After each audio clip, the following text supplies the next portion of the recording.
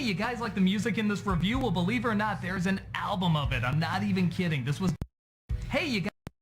Hey, you guys like the music in this review? Well... Hey, you guys like the music in this review? Hey, you guys like the music in this review? Well, believe it or not, there's an album of it. I'm not even kidding. This was done by Rob Scallon, who... Hey, you guys like the music in this review? Well, believe it or not, there's an album of it. I'm not even kidding. This was done by Rob Scallon, who appears in the review. He has his own YouTube channel. He's just this incredible talent, and I really think he outdid himself with this because this is just such a love letter to Pink Floyd's music and The Wall. This is just such a love letter. This is just such a love letter. This is just such a love letter to Pink Floyd's music and The Wall. And you can download the album in the link below. There's even songs and music that isn't in the review. It's only for the album, and it's really fantastic stuff. So go check it out, man.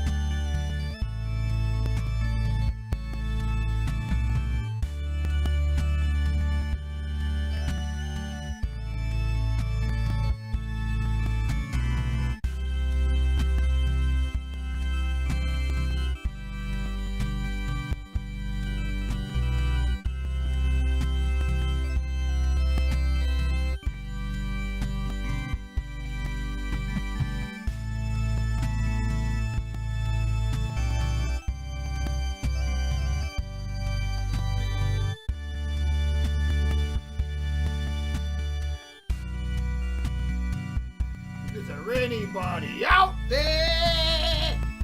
Just laugh if you can hear me. Is there anybody home? Hey out there!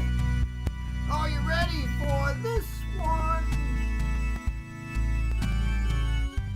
We're doing it one more time. Hopefully it's the last. No pain.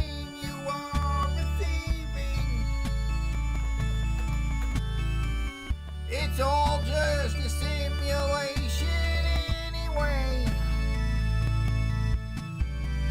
This is not real, you cannot feel.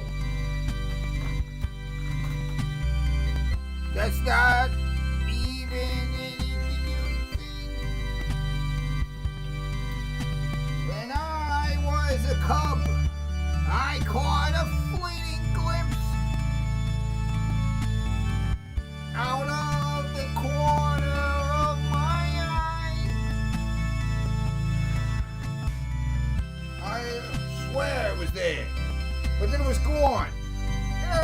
happened?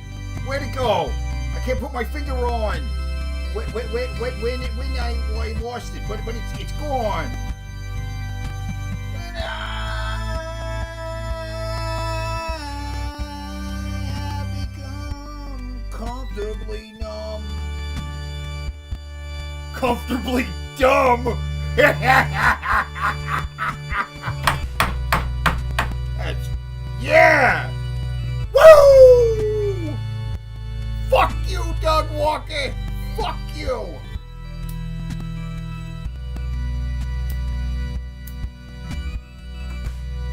Woo! Motherfucking bitch.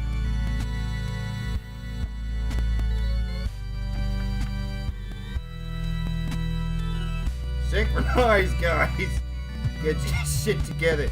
What the hell, man? Where the fuck you guys at?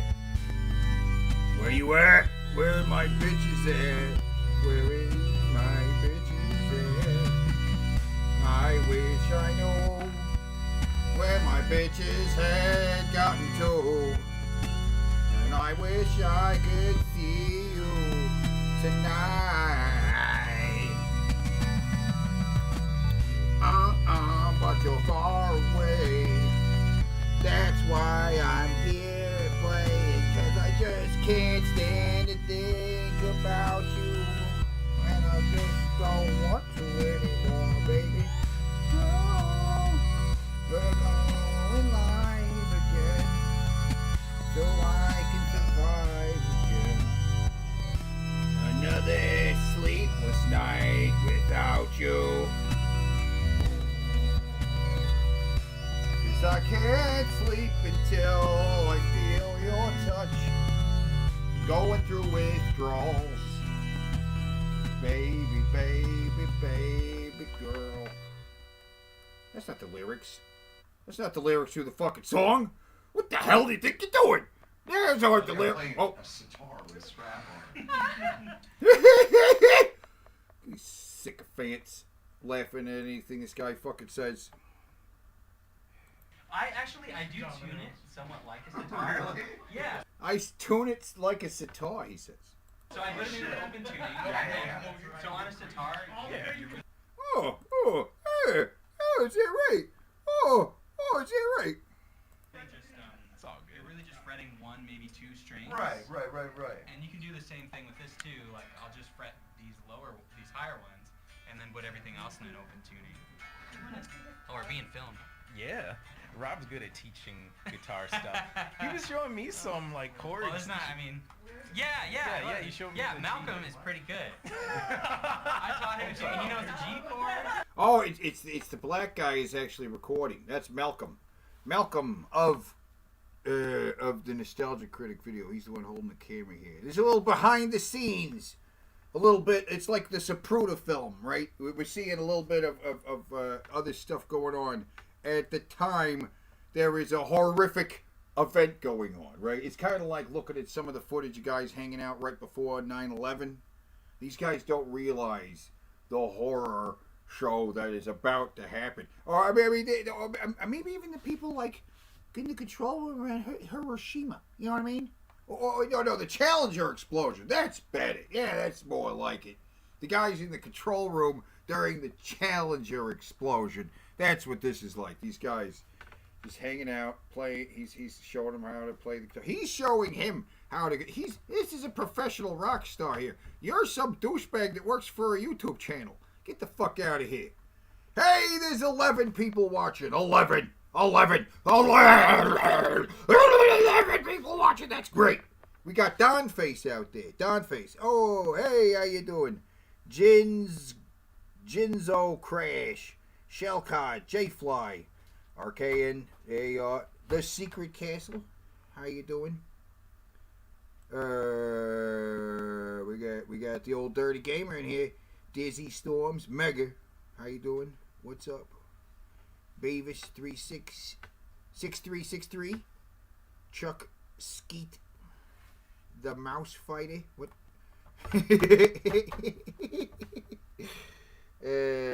You will love me some Bloody Mary but I gotta use gin though. You gotta use gin. It's all right to use gin. You can use gin. It's usually a vodka drink, but you can use whatever you want to. Personally, I say vodka martinis all the way. But one of the biggest martini drinkers ever was a gin martini drinker. You know what I'm saying?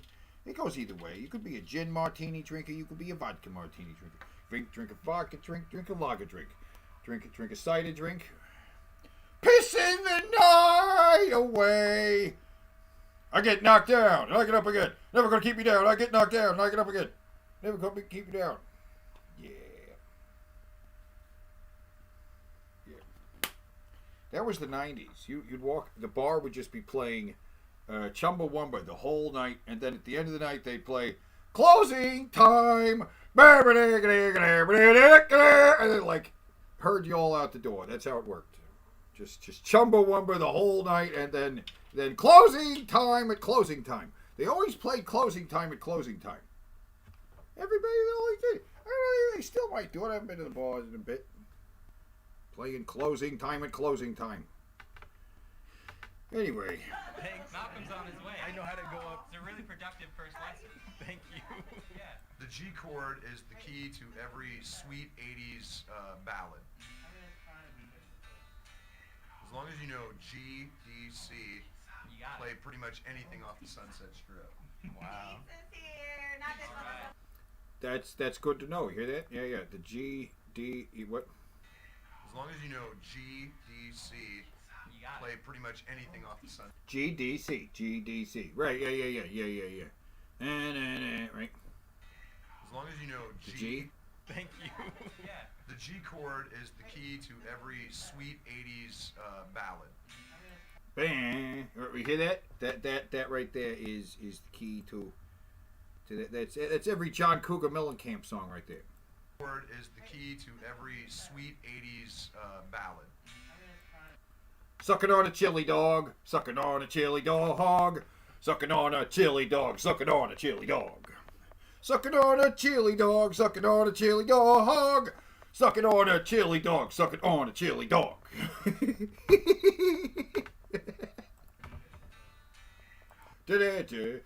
Sucking on a chili dog, sucking on a chili dog. As long as you know G, D, C, You got play it. pretty much anything off the Sunset. Yeah, that's out in the great wide open, right? Under them skies of blue, right? Under the great wide open, a rebel without a G.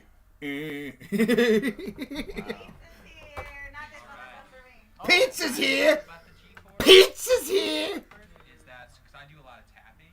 Oh, So yeah. if you do it like if you get rid of this finger and just bring that down to B, Oh, yeah. then you have these three open strings. Right. And just the ability to have that many open strings is like really kind of freeing. Oh, I yeah. love doing like this type of stuff. Oh, yeah, on the octaves. Yep. And that's what I was teaching Malcolm, by the way, to bring Yes. back to brag Oh, about see. Malcolm. See, yeah, there you go. So if you have those open strings, then he would just focus on the high key. Right, And he was right. playing. He was Is he really showing the guy from Slipknot how to play the guitar? Is he really showing the guy from Slipknot how to play the guitar? playing a melody. Now, if you don't recognize this guy, have seen him in a Doug Walker video before. In the I think it's the Superman video where he argues with Angry Joe about Superman. That's Superman right there, the guy in the hat. That's Superman. Well, that's the guy who played Superman in the intro of that thing. That yeah. Really pretty melody. He's never played guitar before. Yeah. Nice. I want to learn G's bass. the way to start. Yeah, totally. Thanks, Rob. You got it.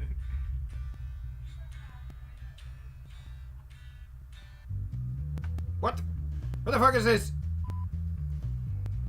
Filming nostalgia critics Pink Floyd's The Wall. Oh, okay. So the 1, 2, 3, you shouldn't have that in the middle of the fucking thing. I don't care. It's not part of the intro. It's not an intro. You can't do that. That is deleted. We call that a leader. You know what I'm saying? We call it a leader. You know why it is? Because It's a little bit, because back in the days of film, you had a little bit of film that you'd actually have to feed through the projector, right? And that little bit of film that you feed through, you don't want your movie to start right away, because you need a bit of film to feed through the projector, right? And that stuff that gets fed through the projector might get chewed up. You don't know. It might goes and goes, and like, oh shit, oh no, it would eat up your movie. So you have to have a long bit of lead in, just in case, you know, feed it into the camera, it gets all fucked up, and it has to go through the projector, and then you gotta wind it around the first reel, and then start the film. You know what I'm saying? It's what we call a lead in. And the 1, 2, 3 was just to let you know that it was like, and it went with a beep, beep, right? Was just to let you set your levels. And then you'd stop the projector. There it is. You know what I'm saying? That's where you start the film. You know what I'm saying? So you don't show the 1, 2, 3. Anyway, fuck.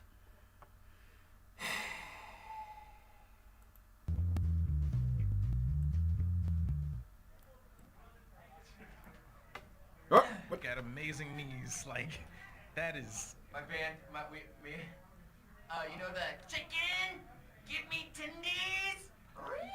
And he has a gun pointed at a chicken. Yeah. So me and my band have some inside joke of that. So they'll just go, Griffin, give me knees! Do that. And it tickles. And I'm just like, ah! They'll be like in the car. They'll be in the car. We're going out to like Burrito Bandit. Just like. See, this kid is just geeking out. That he's so excited to be hanging out with the Nostalgia Critic and the Channel Awesome guys. He's quoting him. He's like, chicken! He loves Dollar Tree Kid Rock. That is the son of Corey Taylor. That's Corey Taylor's kid. And apparently Corey Taylor's kid is a huge fan of Nostalgia Critic. He's watched all the videos, and so he's a big fan. So I get it. That's part of the reason this video exists, is because, well, that's the reason Corey Taylor's in it anyway. It's probably not why it exists exactly, but that's why Corey Taylor's in it, is because Corey Taylor's kid is a big nerd for Nostalgia Critic. He loves Nostalgia Critic, and you know, what are you gonna do? He likes Nostalgia Critic. That's where we're at. Synchronize, guys. Synchronize. I am smoking weed. Fine dispensary cannabis. That is 100% legal recreational marijuana picked up at the dispensary. It's quite nice. It does the job. That's for sure. That's for damn sure. Yeah, synchronize, guys. Synchronize.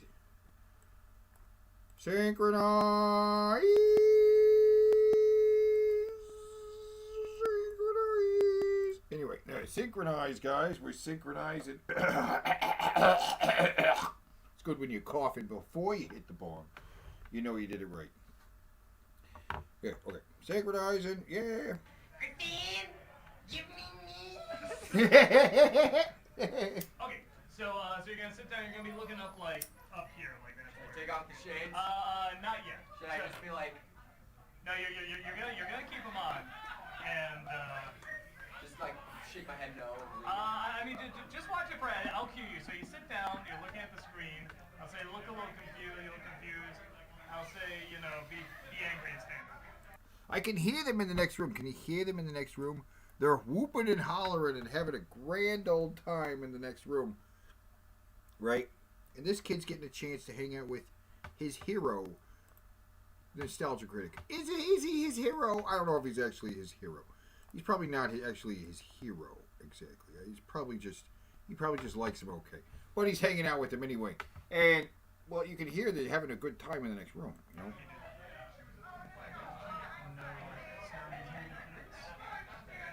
Okay, go ahead, stand up. We're gonna have you sit down to this again. Be angry and stand up. And he's fucking around with this camera. This camera, which is a little tiny dinky thing. Right? It's a little tiny, little thing. But this is a high-tech piece of shit. This is some, like, multiple $1,000 thing, right? This is a very expensive high-tech camera right here. I mean, it is just a little thing. It's just a little thing. Right, but it's a high tech thing. See, the microphone is huge. The tripod's massive. See. Okay, go ahead, stand up. We're gonna have you sit down to this. So he's nostalgia critic, hell of a director. He really knows how to deal with people. Being a good director is, yeah. Oh. Your knees okay? Oh yeah. These are what I wear for my band.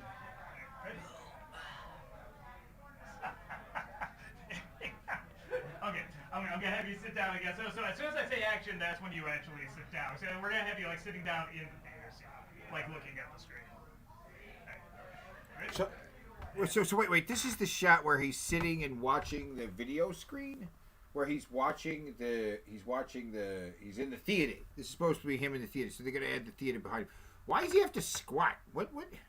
Action.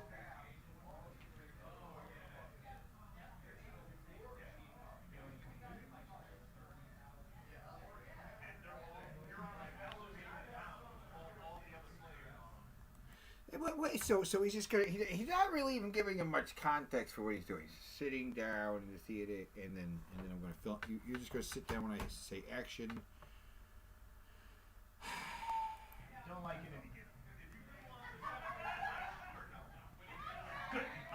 We'll do one more. When you get up, just stand straight up, because we're gonna get a shot of you standing in the frame. All right.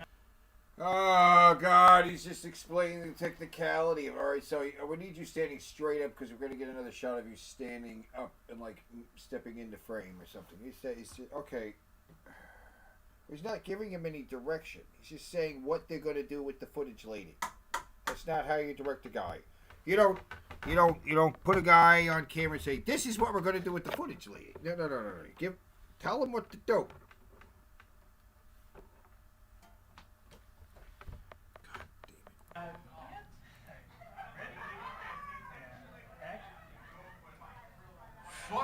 Oh, it's a good thing it's soft. He hopped right back up. Yeah. He hopped right back up there. Nimble kid. He's nimble. Shablam. Shablam? Shablam? Shablam? Shablam?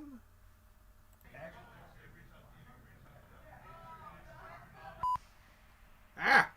Why did it just beep at me? The fuck did it just beep at me for? Oh, hey, look, it's the cinema snob guy, and there's Malcolm, and Tamara, that's her name, Tamara, or Tamara, or Tamara.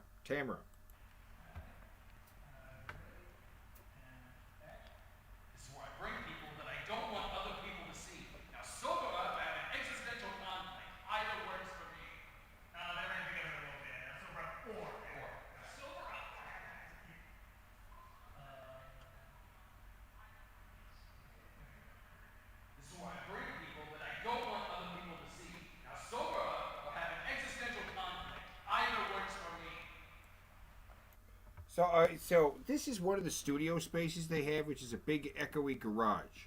It's a big echoey garage, which is an excellent place for shooting movies. But, because everybody wants to shoot in a location that's big and echoey. Makes a movie better if it's in a big echoey room. Of course it does. It always sounds better in a big echoey room, right? Right? It's always better in a big echoey room. Right?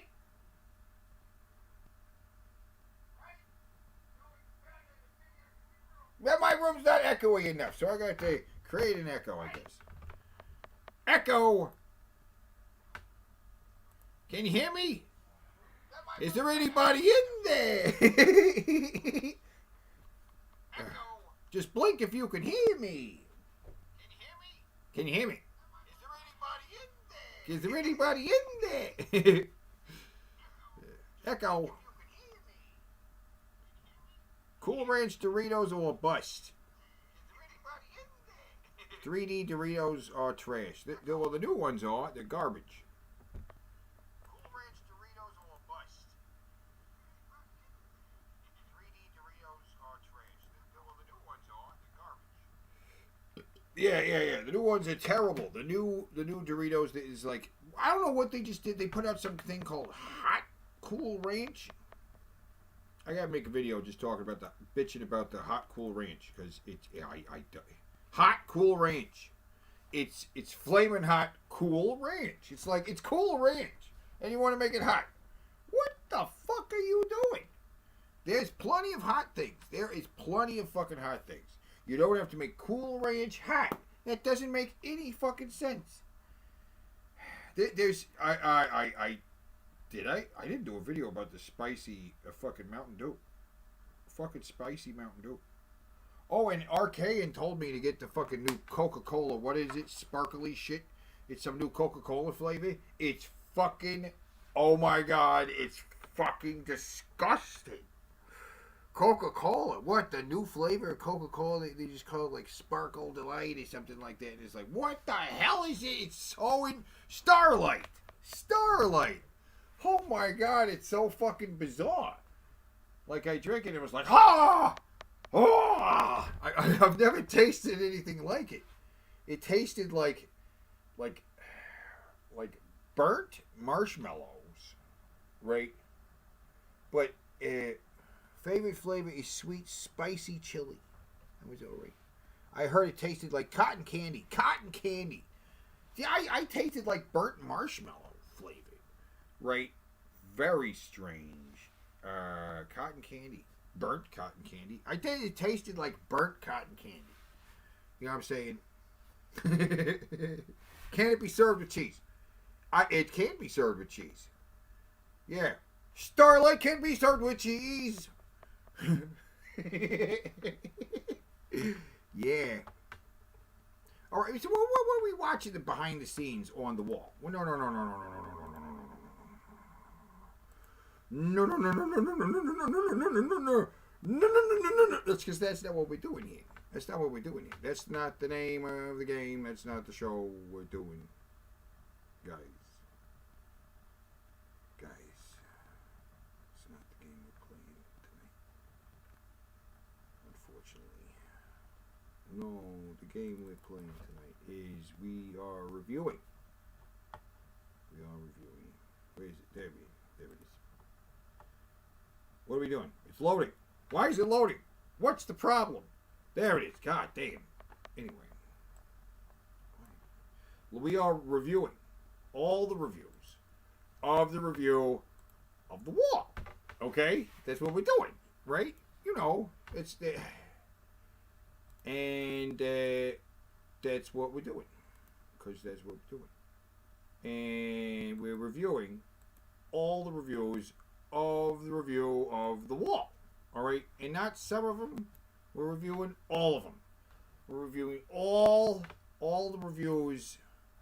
Reviewing all the reviews of the review of the wall. Alright? Of Doug Walker's. Because it's absolutely unprecedented.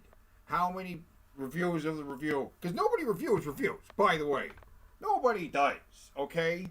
There really isn't anybody who reviews like anybody, even like somebody like the Angry Video Game Nerd. Maybe there should be somebody who's like, hey, Angry Video Game Reviewer did another video and I'm going to tear it apart because I hate him and we're going to just tear apart all of Angry Video Game Nerd's videos, right?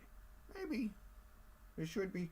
But people were drawn to this video of Doug Walker's weird review of the wall because it's a thing itself, and so people watched it, and everybody has the same reaction.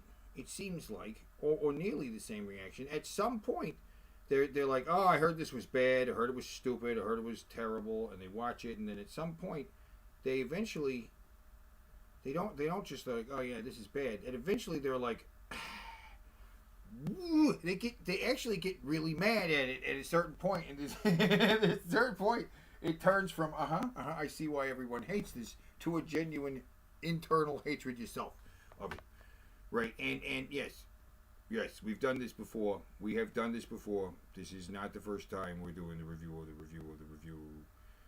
We have done. This is part 6. That's right. This is review of the review of the review of the review of the review of the review. Part 6, guys. Okay, we've done this 5 times before. 5 times. Okay, we've done it. We did it. We did it 4 times before my channel got shut down. I did 4-hour live streams. That's 16 hours of reviews of the review, and that was fresh. That was all back in 2019, man. 2020 was basically the downfall of the channel. It is now 2022. It's like 3 years later. 3 years later. And there's still fucking people talking about this review. Last time we talked about a channel called Folding Ideas that broke down his review of the review. And it was such an epic takedown of not just Doug Walker as a person, man. It's a teardown of fucking Doug Walker as a fucking person. Yeah, part 5. This one is part 6. In fact, you have part 3. But we're not watching that right now. Fact is that somebody just did a video talking about Doug Walker's The Wall.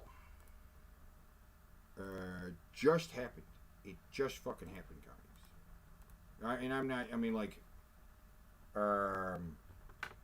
when did it happen? When did this fucking happen? Well, this video just came out. It's literally just came out.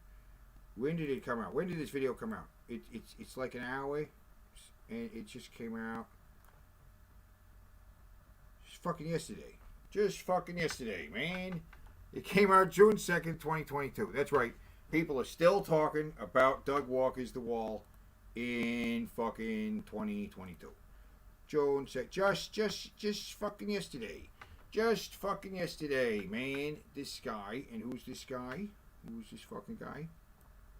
He is Renegade Media Group. Right? Renegade Media Group. I don't know this guy. I really don't know this guy like at all. But, you know, this guy. This guy, yes, this guy, he talks about The Wall. Oh, wait. Yes, just wait. Just wait. Don't. I love Windows. Anyway, so yeah, he's new to this. He doesn't know what this is. Shut up. Come on, just do it. Don't be a bitch. Don't be a bitch. Don't be a bitch. Don't be a bitch. But there we go. What? What? Here I am. Yeah, there you are. There you are. Into it solo. Yep, you're going to do it solo. He's going. God damn it. Doug and the people at Channel Awesome think about this album. Yeah. Or the movie, because I think he's just going to be talking about the movie. Yep. And I guess let's see what Doug has to say. Yep. Anyway. Let's see what Doug has to say. Good Lord. What the fuck is happening?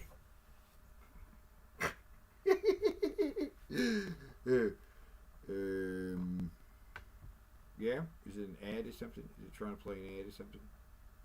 I think it's trying to play an ad. Never really liked how the Nostalgia Critic would make dumb jokes off the movie. This is And The Wall by the Nostalgia Critic. that's right. He's watching. He's not. This isn't just a review either. This is a breakdown. This guy is just watching it and reacting to it. You know what I'm saying? Never really liked how the Nostalgia Critic would make dumb jokes off the movie and making jokes that really don't make sense. Thank you, Cringe Defender. You're the defender of cringe. Okay. Doofus Doug. Yeah, he sucks. Okay, All right. Oh my God. You find extra Jesus hard, Christ! You need one of these. Jesus Christ! I do not need that. What the hell is that? What is that? I don't need that. What is that?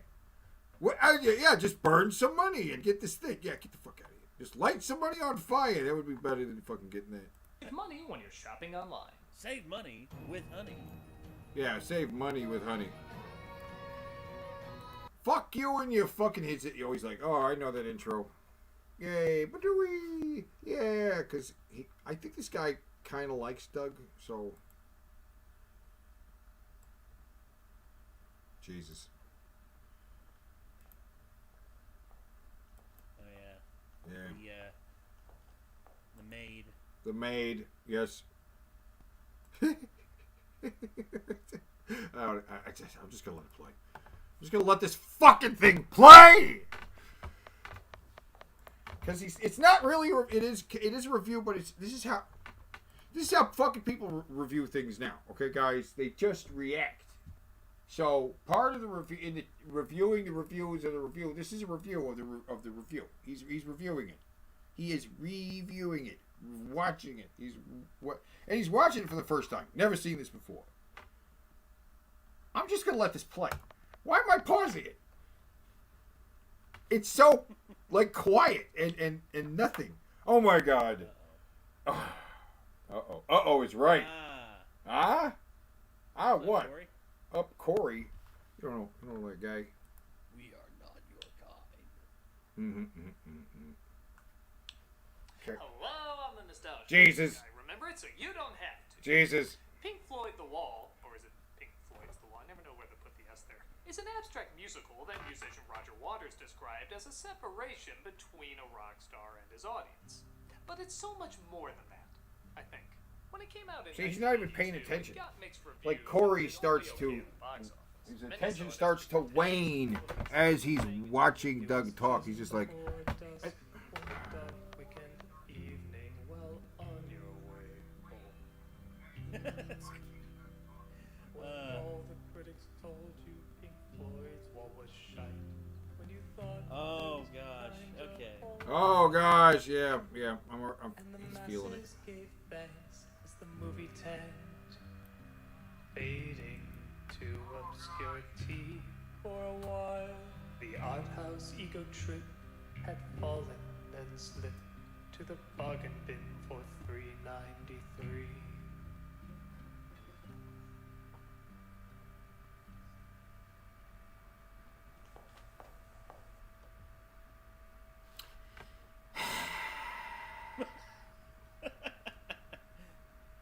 That's a ridiculous cigarette. It's this. It was a cigarette ash from the movie. I don't know. It. Ah! Ah! Ah! Ah!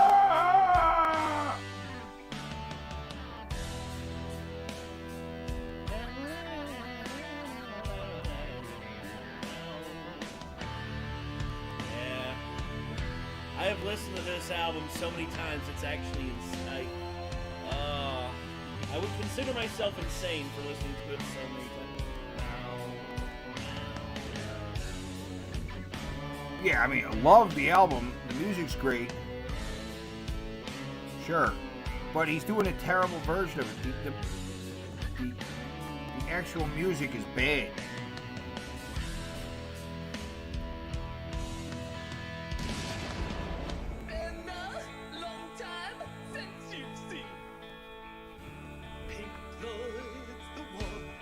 Wow, and then Doug starts singing.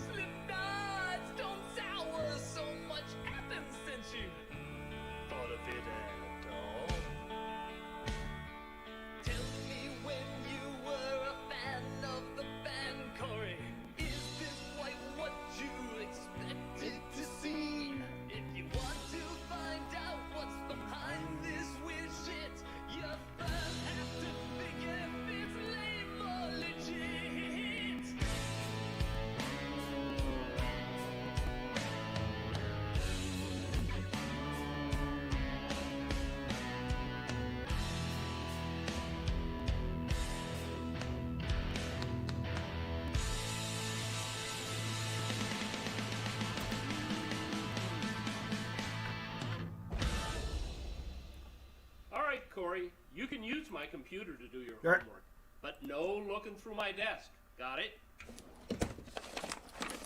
First thing he does.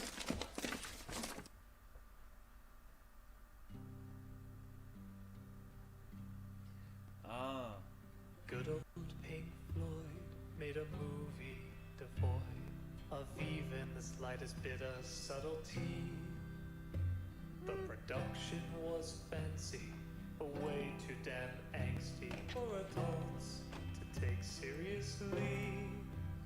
At the time, yeah, that's what a lot of people One thought. day, behind Dad's .0 stack. See, he's like, that's kind of, that's kind of, he's trying to agree with Doug. He's trying his best to agree with Doug, right? So far, he doesn't hate it. So far, he's just kind of watching it, and he doesn't hate it. So far, he's trying to agree with Doug. He's like, yeah, okay. The movie did flop when it came out, and a lot of people didn't like it very much. Hidden away. He's laughing at Doug's jokes about the movie being behind his dad's porno mags. And my eyes still grew big at the feelings he felt. I discovered I felt the same thing. Kids' emotions are flawed, but they're nevertheless raw. Felt when the wall broke free.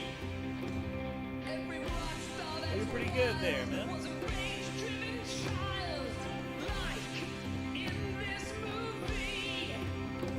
They all dream just like Floyd, most of them falling into the void. That's why I watch, despite it being so whiny. You see? Man. Okay. Oh my God. Oh no.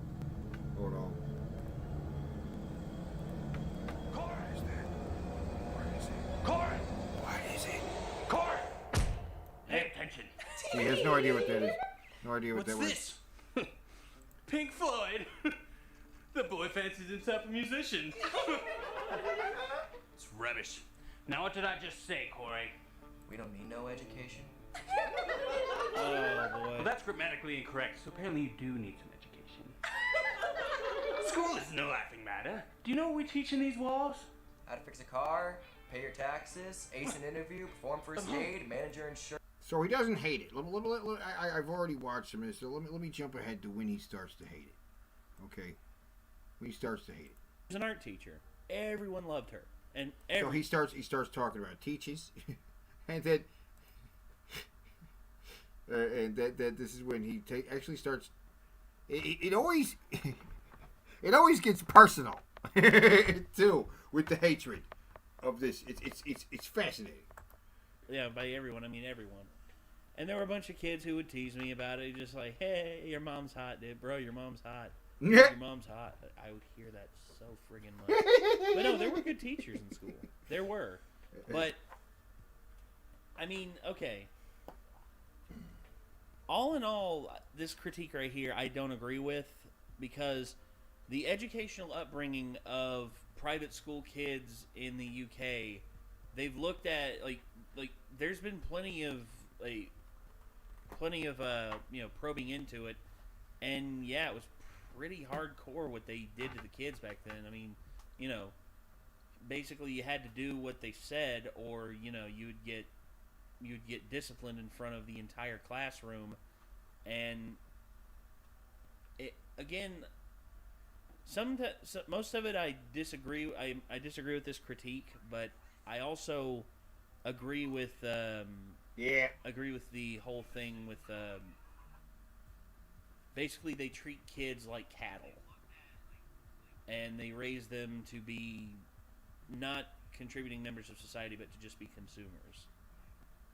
And I think the whole thing with Doug's interpretation here, I don't agree with it. But well. We need more stuff to rebel. We don't want to help you. We just want to eat your blood and suck your brains. No more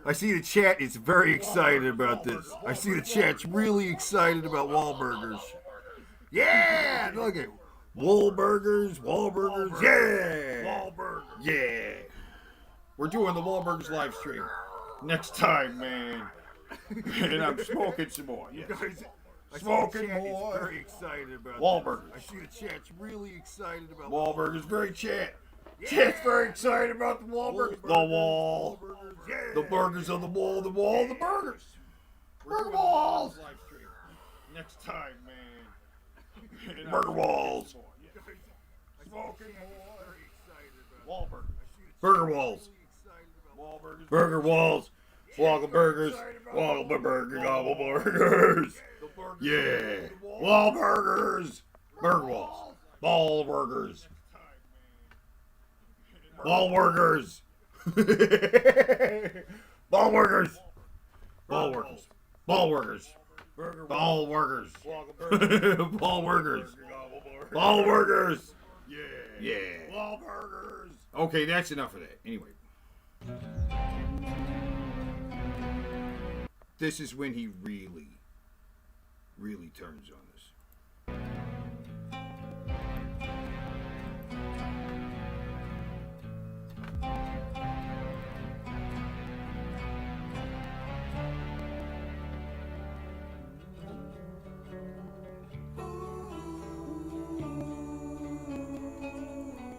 See, his coping mechanism is that he's trying to sing over it. He's trying to replace what he's hearing in his brain with his memories of the actual album.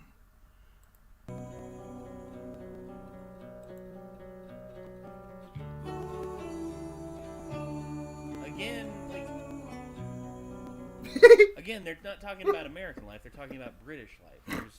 I think this is the biggest thing Doug's missing. They're talking about,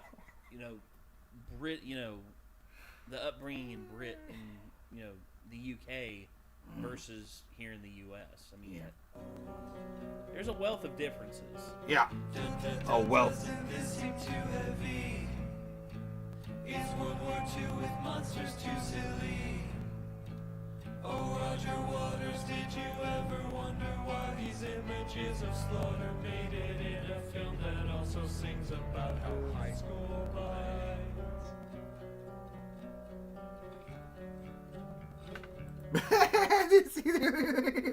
That look on his face, I think, was about the big turning point for his, right there. Right there. Look on his face. Oh, the pity flowers. The pity flowers are pretty much where also people start to be like, pity flowers, really? Pity flowers?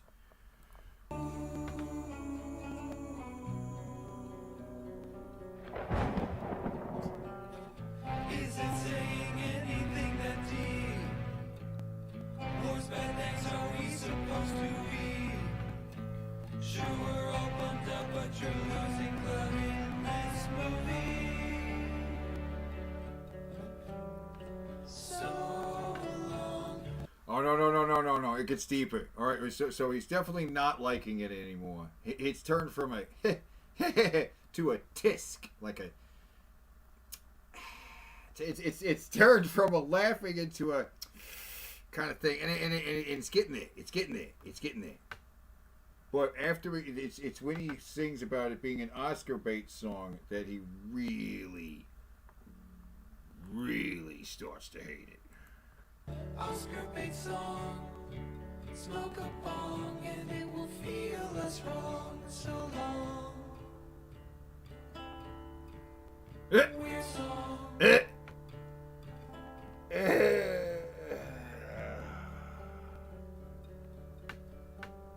There. Now he genuinely. Now it's just the furrowed brow.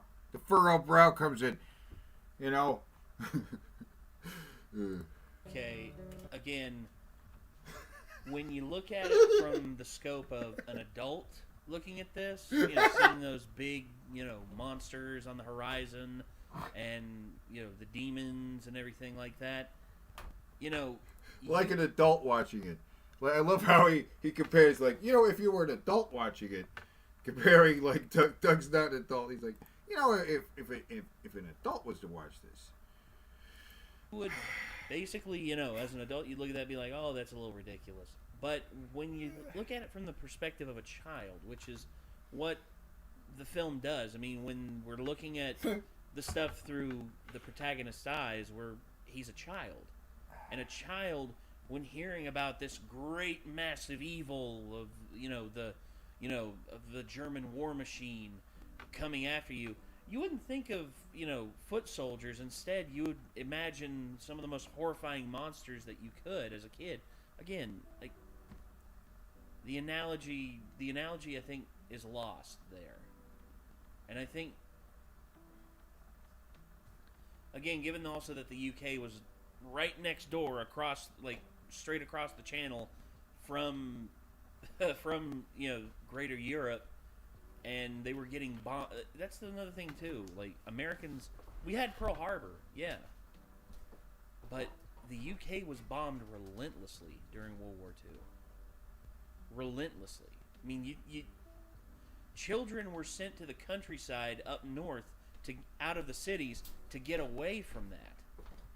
Like being displaced, and again, Can we turn this up? You guys can't. Is a horrible thing that Can happens. you hear him? Okay. And it happened to a lot of kids back then. Let me turn him up a bit. Again, I just think there's so You many can't hear him. things that are lost. There you go. Can you hear him now? On the analogy of this, that I don't think Doug was seeing. There you go. I don't know. Anyway. Is that better? Dude, I don't know what to think while watching that. Good. That means we're brilliant. Now I'm gonna go do a slow mopey song. Haven't we had enough of those? Yeah, but we have had several of them back to back, so that'll really mix things up. Yeah. Watch now how I do a sad song about being cheated on. So, you're going from World War II, one of the worst things to ever happen, to bitching about your girlfriend cheating on you? Hey, it doesn't matter how I'm pained, as long as I'm torturously pained. Sounds pretty douchey, man. Yeah, pretty douchey. Hey, if someone doesn't like my artistic dive into madness caused by an affair... You mean like The Room? No. Yes. Shut up. They can just skip the scene. Yeah, fair enough. Thank you. I think this could have, like, that little repartee right there, if it was with almost anything else, could have actually been funny, but right here where they're talking about the wall, I don't know. I think this is, again, stream of consciousness when it comes to a musician expressing themselves. I mean, again, I don't know. Because when I deep dove into the research of Pink Floyd's The Wall, because, okay, fuck it, I'll go out and say it. I wrote a stage musical version of The Wall. Like 100% from beginning to end. Wow. I wrote a stage musical based on Pink Floyd's The Wall. Oh my god. Okay. I thought it was good. I did back when I was younger. And doing research on it, I did a lot of the research and came up with a lot of imagery that evoked the time in which the protagonist, I think Pink, was growing up. Which, wartime and like post-wartime England was a very tumultuous time in terms of the UK's history, and also the fact that in the story Pink's father dies. I mean, a war, but basically, I heard, I forget who said it, but I always heard someone say you can always excuse a bastard by saying that his pop died in the war. That's the other thing too, just looking at everything the way Doug is and they're perceiving through the scope is, to me, I don't know. I just don't like it. What's that person I could never see betraying me? You're betraying me? Oh. I got a lot more drawn out angst than that. Hey, so you invited me up here. What you want to do? Just watch TV. You invited me. Actually, in terms of it, again, she wasn't invited up. She was a groupie that found her way up. Her and her friends basically coerced their way into the building, and she found him, and she was trying to get him to engage with her. And again, some things are missing on this. Okay. Me up here to literally watch TV. I'm a successful musician with millions. How can you expect me to be happy? This is gonna be another one of those slow Moby songs, isn't it? Yes. I know that. Don't worry, I have a slow Moby song here too. Hey you. Oh my God! Doesn't this remind you of Jesus? Oh my God. I'm like Jesus. I'm Jesus. Feel sorry for me. I'm Jesus. Jesus Christ. Jesus fucking Christ. Yeah. This movie crushes you. The Wall, watching The Wall just crushes you, man. Not Pink Floyd's The Wall. I mean, Pink Floyd's The Wall has some heavy themes. But then those heavy themes filter through Doug Walker, like, shitting all over them, will crush you. It'll break your heart. It'll crush your soul. And he's in the middle of it, right? This guy, he looks pretty miserable now. He's only stuck his foot in. We've only just gotten started. This poor motherfucker.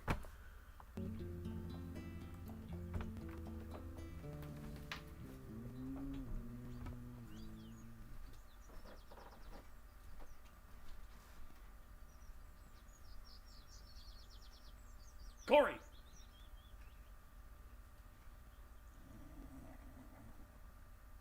Is there anybody who cares?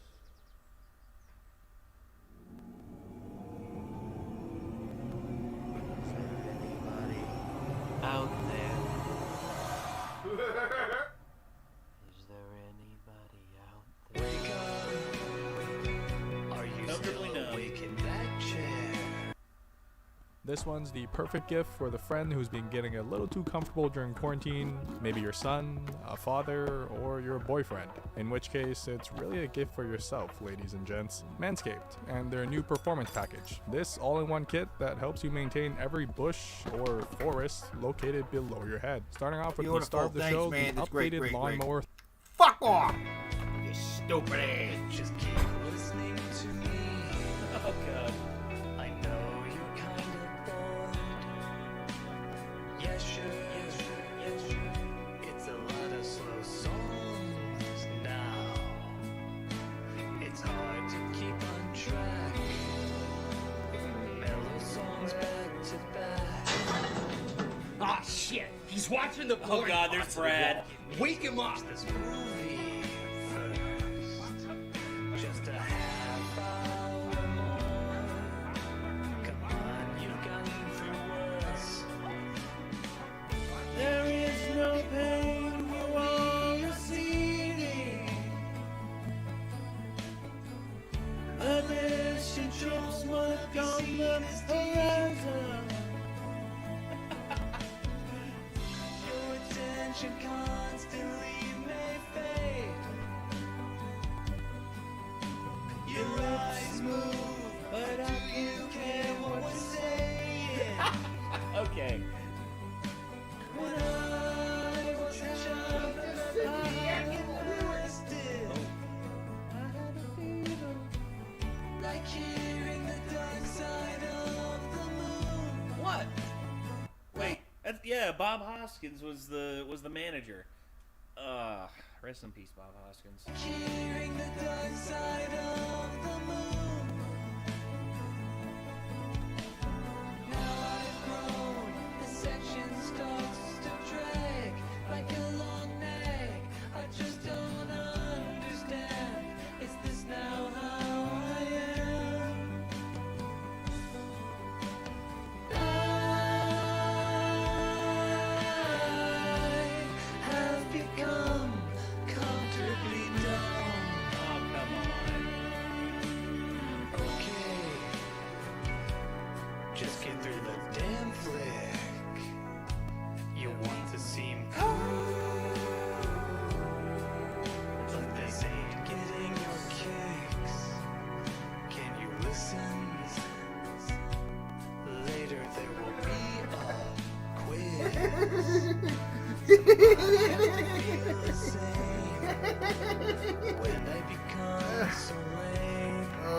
part right here.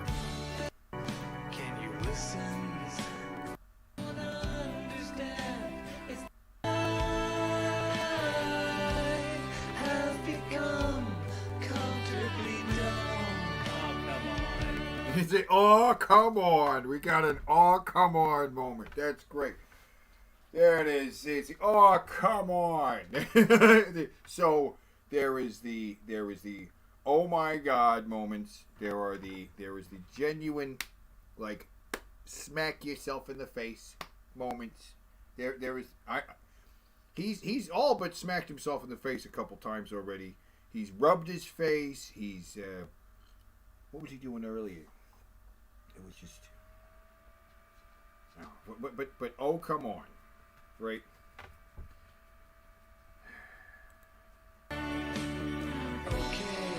Oh, come on, because it's comfortably dumb. And he's just like comfortably dumb, and he's like, oh, come on. That's great. Understand? Is this now how I am? I have become comfortably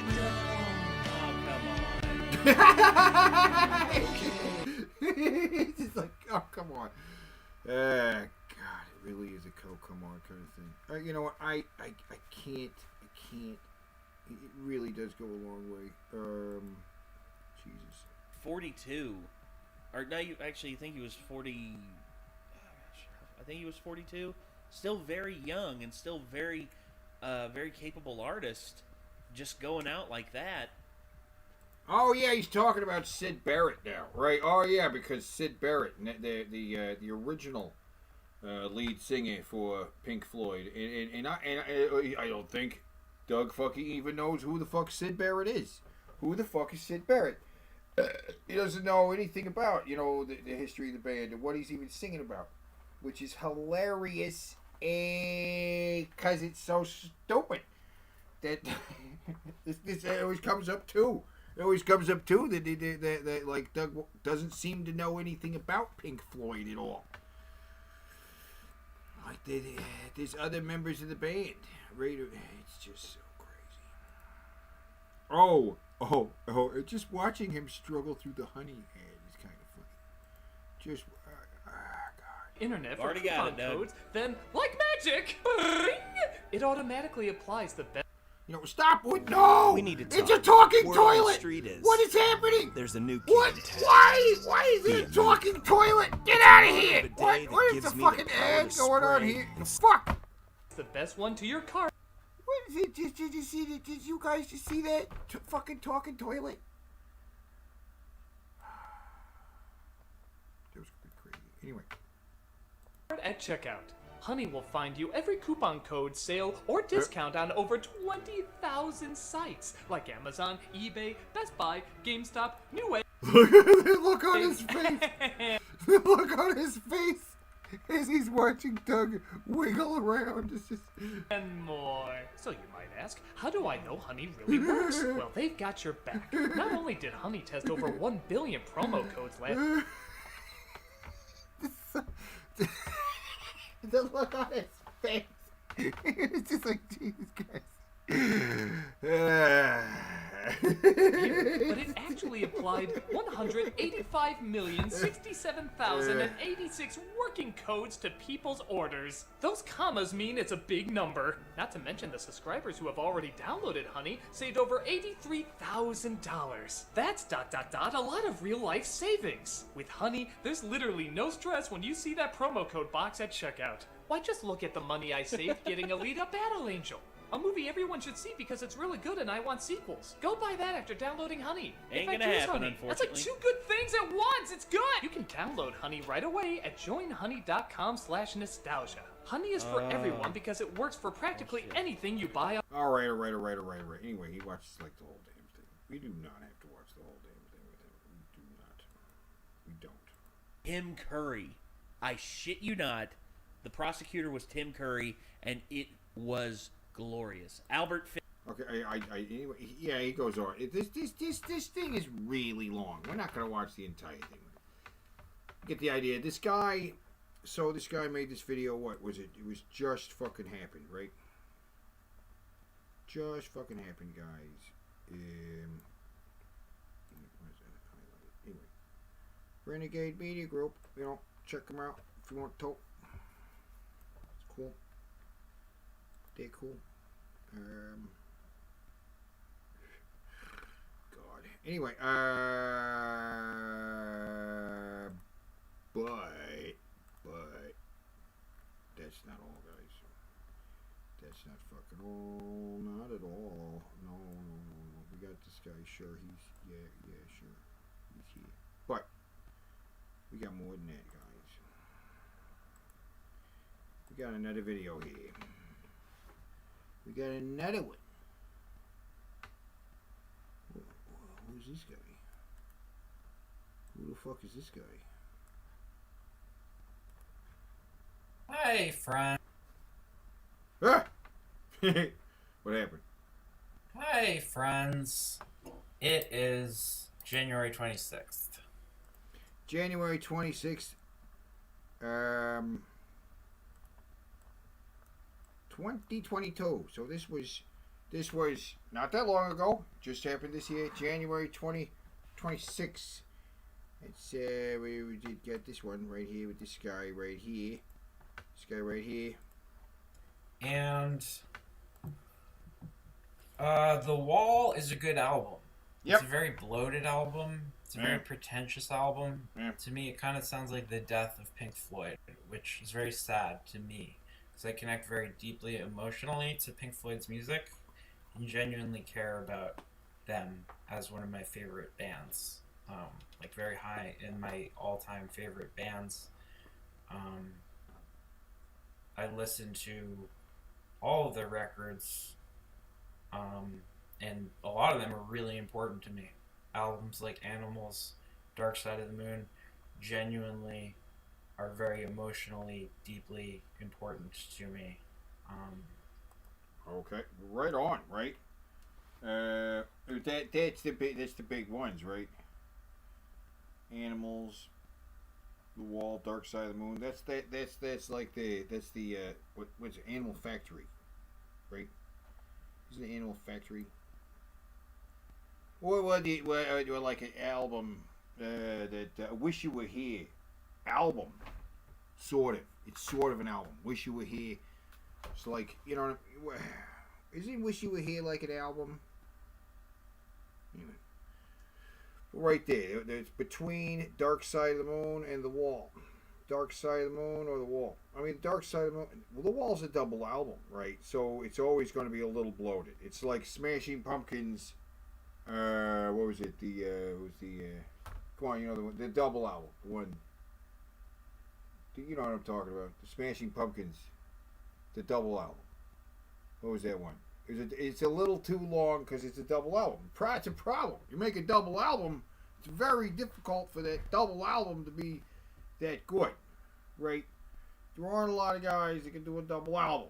You know what I'm saying? So, Wish You Were Here was their 75 album. Right, it's a whole album, right? Yeah. Is that between Dark Side of the Moon and The Wall? Anyway. Yep. All I Wish You Were Here. I could go through. Yeah, there you go. The Dave Tens, the Uma Guma, Adam Hart, Mother Piper, The Gates of Dawn. I love this band. They're one of my. They're a great band, but you know, you only go back so far, right? And then you're like, it starts to be like, I don't. All right, yeah. In fact, the Syd Barrett age, the age when Syd Barrett was like the founding group, with the way they sounded when Syd Barrett was like with the group. It's kind of how I like feel about the early days of the Beatles, right? The way I say about the early days, like I love the Beatles. I love the White Album. I love Sgt. Pepper. I love, but you know, but the early music, I'm like, yeah. It's what I say about that. You know what I'm saying? The early stuff. I mean, just take the yeah. My favorite bands. The Wall is the death of a certain type of music. It's the death of Pink Floyd as this kind of beautiful, progressive, psychedelic space where there's freedom and beauty, and it's kind of codifying it and turning it into this political, yelling at you political Orwellian propaganda,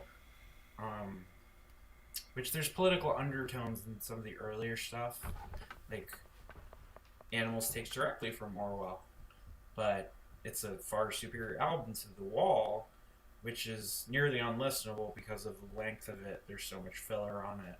There's like 3 good songs on it. More than that, but there are some songs where the guy's like intentionally kind of going, yeah, it's kind of his voice is not all that pleasant or something like that. It's not. He's not going for the most pleasant sounding of the singing voices. He gets it kind of screechy and it's kind of unpleasant. If I'm being honest, he gets a little unpleasant in the singing style. If I'm going to be complete, I'm going to be honest. And compared to the other Pink Floyd records, it's not very good. It's kind of Roger Waters taking over Pink Floyd and making it his solo band, and it's kind of not really Pink Floyd anymore. And if you really genuinely love Pink Floyd, care about Pink Floyd, then that is actually something that's important to you. That's actually not unironically, like,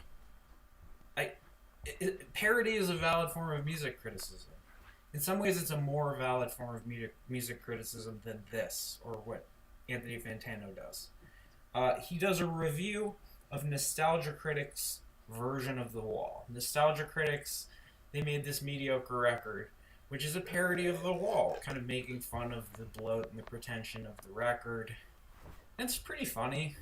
It's like not as good as most Weird Al records. I love Weird Al records. I love parody music. I create parody music sometimes. It's a fun way to... He creates parody music sometimes. This guy creates parody music sometimes. Right? I mean, I create parody music sometimes. I do. I create parody music sometimes. Have you heard my I do the lyrics for I do parody songs where I do the lyrics to like movie themes, right? Like I got it's Jurassic Park. It's Jurassic Park. It's Jurassic Park. It's Jurassic Park. It's Jurassic Park. It's Jurassic Park. Right? You know what I mean? Also got one for Indiana Jones. Indiana Jones. Indiana Jones. Right. What? I've been working on that one. Been working on that. Interact with and interpret and do criticism. Put criticism in quotes like Fantano does, right? Because it's not real criticism if you're doing a parody, apparently. So yeah, he opens his Nostalgia Critics, The Wall Not Good. This is poverty. I'm showing you my iPhone and my thing. I don't know how to do the things with the separate screens and stuff. Hopefully this works. I fast forwarded through the first 2 minutes of this review because the first 2 minutes are him doing the exact thing that the album is. Which in and of itself proves he has such disdain for his own profession. It's hilarious. Wonder if you have a soul. Hope you made it rain. Like as if doing a music criticism thing is purely to get money. Like he's getting tons of money to make a Wall parody in 2016 or whatever. Like his assumptions, his suspicion of this guy for simply making a parody record is insane. He says, you don't have a soul? Why? Because he doesn't like this record? I dislike this record, and Pink Floyd is in my all-time favorite bands. Maybe you don't care about music as much as other people. Maybe you superficially posture and don't show vulnerability in all of your reviews because you want to be this emotionally detached expert that's just objectively giving you information. But anyway, the way you started this review is you did exactly what Nostalgia Critics does, and then what you continue to do with your review is do exactly what Nostalgia Critics does. Here's your review. It's not good. Not even a rating. Not even a number. It's not even a 1. This? I don't know. Maybe music Why does criticism? this exist? Because you exist. Of Pink Floyd's The Wall, that is essentially a critique of the movie, but also the music, I guess just the Wall franchise in general. And not that you have to like The Wall. You don't. No, you do actually. You don't have a soul if you dislike The Wall, according to you. And I guess one upside to this project is that it gives me insight to what The Wall sounds like to people who hate The Wall. Not that I worry about or run into a whole lot of people who hate The Wall. I don't hate The but Wall. I guess this is how bad it sounds to someone who doesn't like it. And it No, certainly sounds somebody bad. who This actually sounds bad. cares about This music is more terrible. than you. The singing is shit. The only listenable quality about it is the fact that the man, Mr. Rob Scallon, did a pretty faithful reinterpretation. Really just a... So you're impressed by the fact that he replicated the instrumental track of The Wall. That's what you're rating? Not the lyrical content at all. Sounds like it wasn't... Oh, it's cheap sounding. I thought it was good sounding. That was the one good quality. Now it's cheap sounding. All right. God damn it. What's happening here with this video? He's just holding up a phone. It's Anthony Fantano. So he's reviewing Anthony Fantano. Oh my God, this is review Inception. I didn't realize that he was reviewing... He's not reviewing Doug Walker's review of The Wall.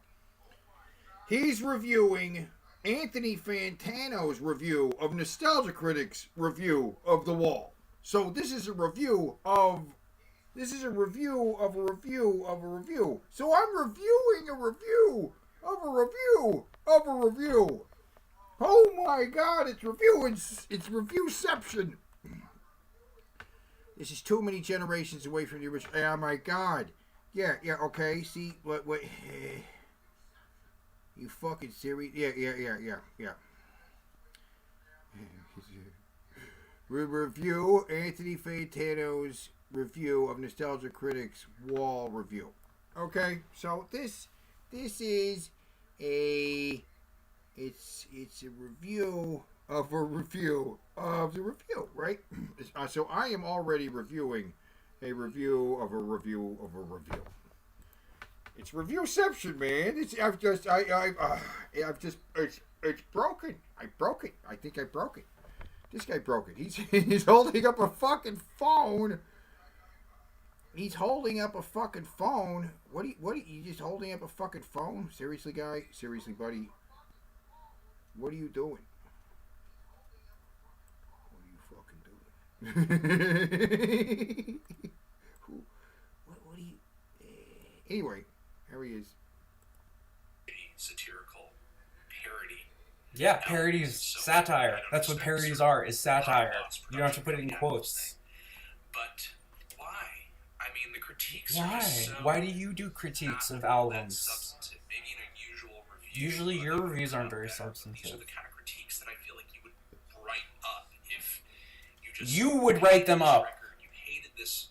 You do write them up. Inexplicable reason, like, I don't know, there was a kid in school with a Dark Side of the Moon shirt who used to beat you up for your lunch money, or... All right, I don't know. For some reason, he's really pissed off that this guy didn't like The Wall, even though he. I don't know. Anyway, that's not all. We got more. This is not the only one. Okay. We got another one. That's a little weird. That's weird. I was watching a review of a review of the review. No, because the guy, I was watching his review of the guy's review of the review. Because I just thought we were watching reviews of reviews. A review of the review. But we're watching reviews of the review of the review. Oh my dear God. You realize this? Oh my God. You see what this is? You see this right down here? Can you see it? Can you see it? Terrifying. Yeah.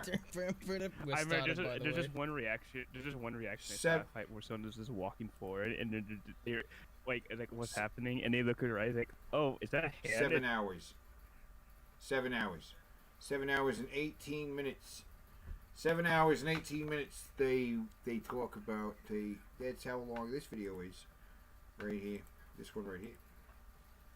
7 hours, 18 minutes. He just up furious. It's like, what the fuck? He's like, saw the hand first. It's like, wait, what? And then it started jump scare.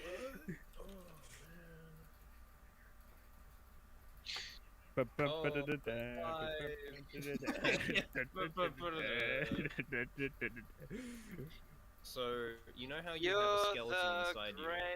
Imagine if that skeleton escaped. Fuck.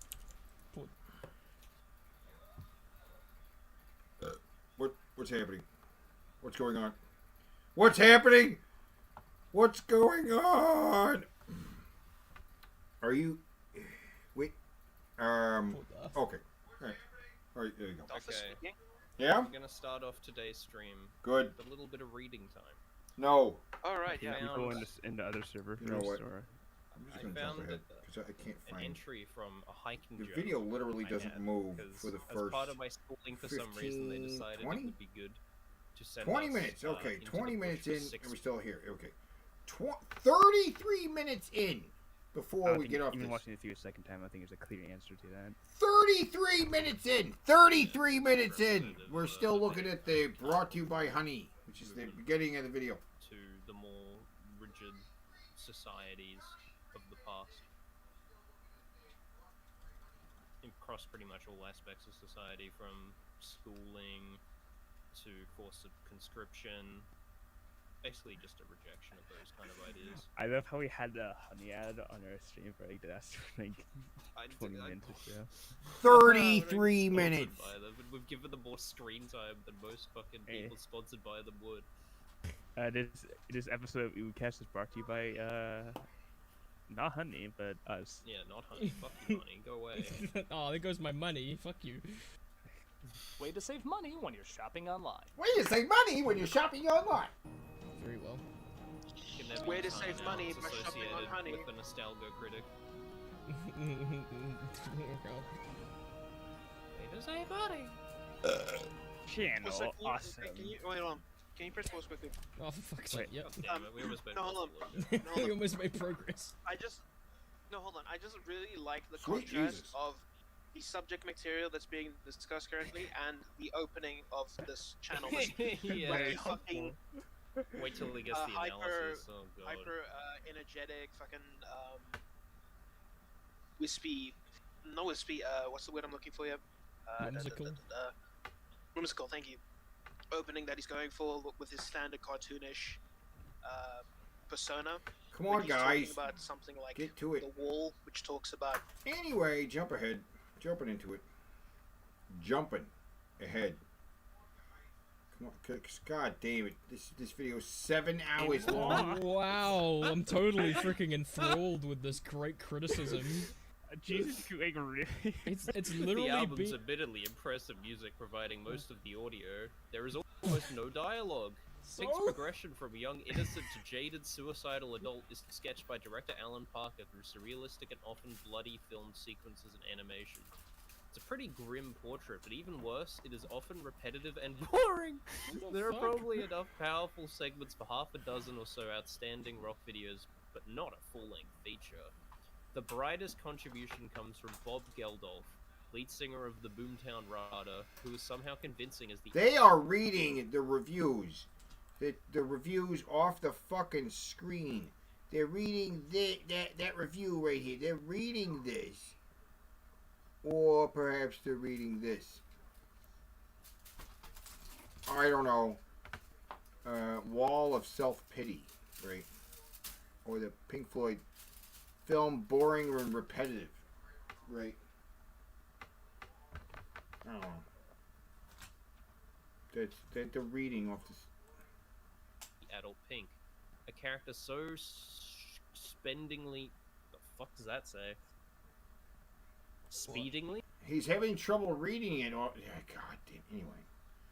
So, God damn. Just jumping ahead, guys. Jumping ahead, guys. Ace an interview, perform first aid, manage your insurance, cook healthy meals, or do household repairs? Preposterous. We pay other people to do those things. We teach important things you need to know in life, like algebra.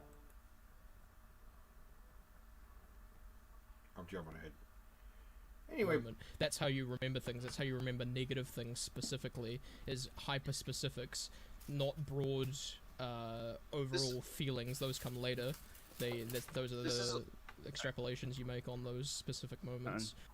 Before Shenny says what he's about to say, I want to point out that Ivan Sergin chatted a VUM today. VUM today! We've got another VUM today. Get Yes! out of here! Everybody's VUMing! Sorry, go on, Shandy. No, I was just gonna say, we're also just forgetting the part that this is a story focusing on trauma, and with trauma comes triggers, and clearly something that was a trigger for this person's trauma, Pink, was his teachers. And I mean, like, the entire movie, he's incredibly depressed, he's sitting in his room, he's fucking breaking shit, he almost threatens a girl by throwing her with a bottle of wine, you know, he's clearly not in, like, the best headspace, so why would he be thinking positive thoughts, like, maybe teachers that he liked or something, when he's dealing with trauma? Yeah, that's what I mean. He remembers for every 10 times he was, every time he had 10. Yeah, so we got 4 guys over here, basically reviews this thing for 7 fucking hours. They talk about this fucking movie. Breaking it down for goddamn 7 fucking hours. It's fucking crazy. Now, I really have barely looked at any of this right here, but let's get this part. Everyone, the part that pretty much turns everybody against it. Wow, we're equivocating like the show like the movie makers like ego to fucking Nazism. Is that what you're doing? Wow. Is he saying ego in the sense of arrogance, or is he saying ego in the sense of like Freud's ideas? Is he trying to say that this part of the movie is egotistical and pretentious or something? Why does yeah, you know what? I'm looking too far into it. It's probably just like, oh, this is the director's why does his ego destroy the depth of peace? What does that mean? Yeah, why would the kid children without it? Why would the kid in this movie want this to happen? Why would he want the Nazis to invade? I don't understand. Such a stupid fucking parallel. Self-content. Video all of a sudden. Content. Who is this representing? Wow, this guy's such a self-insert. I assume that's the doll from. Yeah, that's Pink, but like. Yeah, he's literally. But like. Content. You know what this reminds me of? Those really shitty political cartoons that make their message really obvious. To the point they literally fucking like write on t-shirts what the message is. It's so cringe. Yeah, that's what the content. Self-content. Over tonight, and the Dutch have had like keep doing it. Everyone else. It's like a meme. It just soldier skeleton shit that had people who died on them. Well, what does it mean? Self-content. Everyone's like, everyone who sees this thing, self-content. Self-content? Is that what you mean? What does that mean? Self-content. His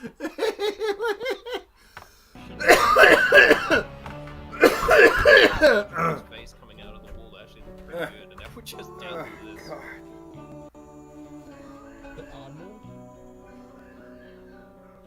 Wow, this is so much less impactful when it's JPEGs. Oh my god! This is high school After Effects collage. What the fuck? I don't know about this. What is this? I was so concerned with trying to figure out what the earwax creature. The fuck it was that I could miss the lyrics. Like, what did he? I don't know. Sorry for talking about me shit. It's just too much. Wow. Doesn't seem too heavy. Does this seem too grow heavy? Up, mate. Sorry, the subject matter is too fucking. I mean, if he's dark. talking about if he's talking about tonal dissonance, then he didn't see the first fucking 20 minutes of the movie. Yeah, I was about to say. But okay. It's just when you talk about World War II. Oh, Roger Waters, did you ever wonder why these images of slaughter made it in a film that also sings about how high school life? Oh my god, get over it! It's not high school, you fucking idiot! Also, like, did you miss? Oh, it gets personal, and they get fucking angry, and this is when it gets serious. This would. The movie? Did you genuinely miss the fucking movie? Only a World War II frames the fucking movie. What is the main message? What the fuck? It's too heavy. Why would the fucking creator Why would the creator wonder about what they put in their own movie? What are you on about? Why is the movie about high school now? There's only a fraction of the movie. What the fuck do you mean? I also don't think it's high school. I'm pretty certain it's like the last year of Yeah, primary. it's elementary, yeah, or primary school. Oh no. We get it. You have issues. My problems. Also, okay. See, these guys haven't got to the part yet where it gets really insulting. Because that was just. It's also very disingenuous. Oh. Like, are we really comparing the visuals of this sequence to like the high school sequence? I mean, I know that like the high school stuff had some very surreal imagery, but this shit is like fucking makes that lighthearted comparison. Like the fucking the bird that would like destroy cities, like the flag of the British flag like breaking down into a cross that becomes bloody, just like skeletons, like soldiers, like really, like yeah. You know what the best part about it is? You know what the best part about it is? It's all supposed to be him during the Blitz, right? During the World War II invasion of Britain by the Nazis. And it's drawn in a style of fucking child would. It's drawn in animated style. It's how he would see the war. And it fucking, in the background, the lyrical content is literally him talking about the bombs falling and why everything's so fucked up in the world. Like, how do you scalp all of the freaking content out of this? How do you fucking misinterpret something so poorly? I don't understand. I'm having the same feeling watching this video as I am to the shared reaction that we got for our take on Arcane, because it genuinely makes me feel like I'm watching different pieces of content to everyone else, including fucking Nostalgia Critic, because how the fuck do you come away with this take after watching that movie? How the fuck is that possible? He's always had, like, I guess, problems with pieces of media and doesn't understand why other people like them. Like, he doesn't like The Big Lebowski for some reason. He just doesn't get it. Yeah, he just doesn't. He doesn't like The Big Lebowski? I didn't know that. Really? Get it. And I get the feeling if he did a review on The Big Lebowski, it would be like this, where he just misses everything. But he doesn't have the fucking. He just doesn't have the internal mental fortitude. Or just to like try and revise his opinion. Strange movie comparison. Strange movie comparison, but still. It's a fucking political cartoon. What? Wow. Wow. Imagine a piece of media set from a certain person's perspective about their problems. Imagine that. Oh He's talking about society-wide problems. How is this only his problem? I like how Critic also says this, even though he's kind of like being like, "Oh, your problems are dumb." LOL. Yeah, grow some balls. Yeah. No, it's not deep at all. It's clearly just a couple of rain clouds with words on them. Hey, he literally did the thing we were talking about, where he just puts on the fucking concept he's talking about. Good job. You're less creative. Yeah. Congratulations. Is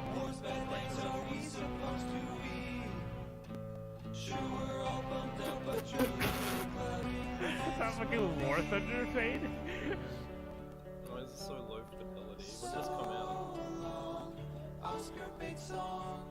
Wow.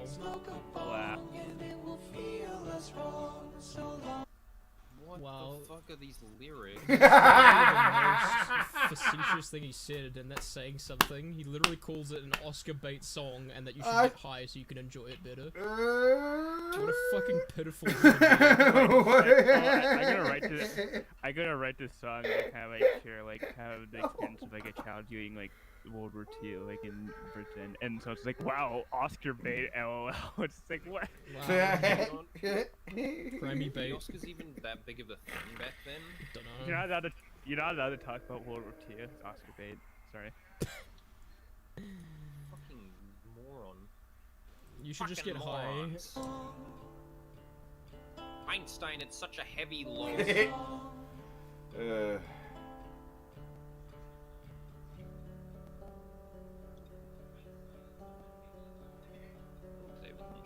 Is that better? Dude, I don't know what to think while watching that. Good. That means we're brilliant. Now I'm gonna go do a slow mopey song. What? It's not even like that So hard that's to not like already figure a out. mopey song? Alright, cool. Like it's not that hard to know what like it's trying to be. Like it really isn't. I'm sorry. Again, as Uwe said, one of the most popular bands of all time. I don't think they would be that popular if people didn't understand what the fuck the songs were about. Wait a minute. Are we missing the part with the train? Or did that happen earlier? Wait. That's just really stupid. Is it really stupid? For a while in pop culture, is that there is actually usually something pretty deep at the center. Haven't we had enough of those? Yeah, but we have had several of them back to back, so that'll really mix things up.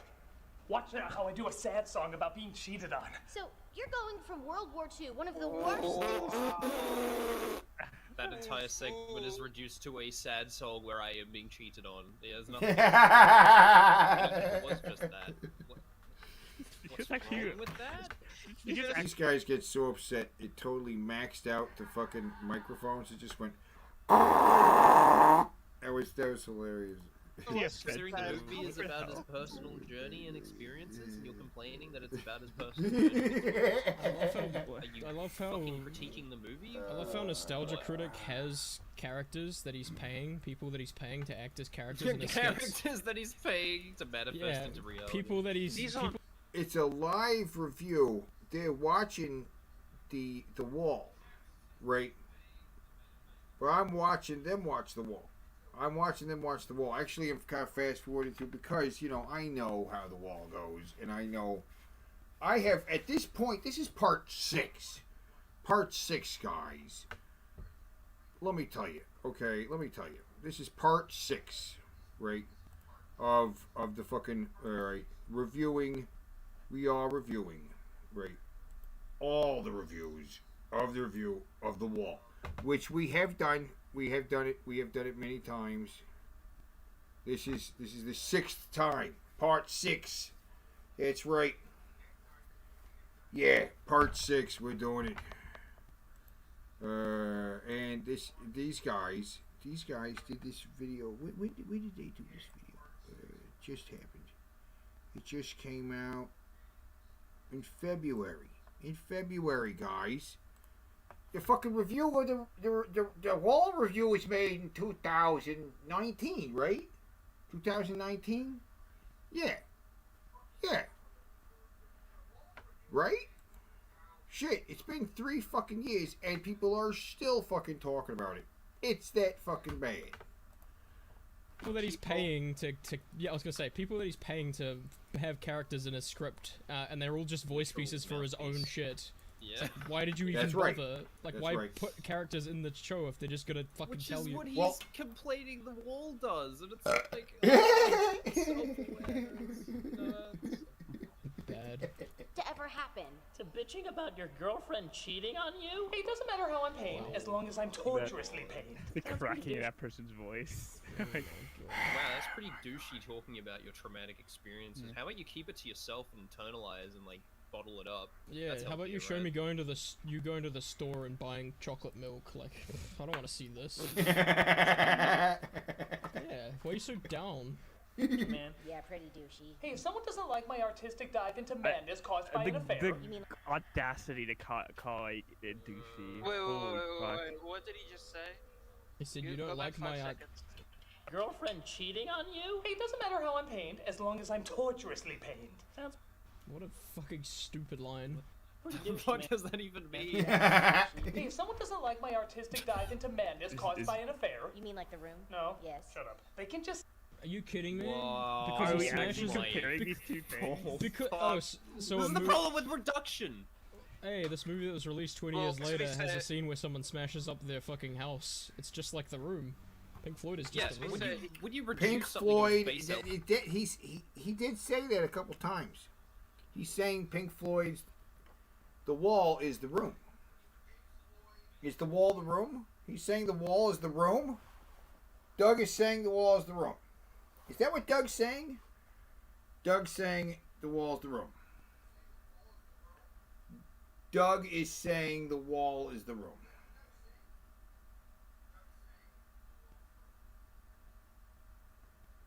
He said it a couple times. I didn't catch it. I didn't catch it. He said the wall's the room. He said the wall's the room. Elements like this. This is what you fucking end up with, saying that the wall is like the room. The wall. His interpretation of the wall is like this video. What I was gonna say is he's Oh my god. To be fair to him, he's added fuck. You know what? Just move on. I forgot what I wanted to skip. It just fucked his brain. It fucked his brain. Wait, who are you talking about? Who are we talking about? Why? What? Is it the point that he wasn't paying attention to her, which is why she left? Was Nostalgia Critic playing attention to the movie? No. I hate Slipknot again. I'm more agreed, drawn out agreed. than that. Hey, so you invited me up here. Wait, so he literally just skipped it. Cool. You know what? I think we're better off. I It's think not we're a good better match for the woman in the movie, I'll just say that much. Oh, Jarrett She's was a that. dirty woman. So he's gonna both skip that not scene even and blonde. Dirty Woman and just cut straight to fucking the song. Alright, cool. He's gonna... Yeah. Also, is Cool. anyone gonna comment on the sheer virgin energy of... That's right. I'm reviewing all the reviews. That's right. That's what we're doing. I am reviewing all the reviews of the review of the wall.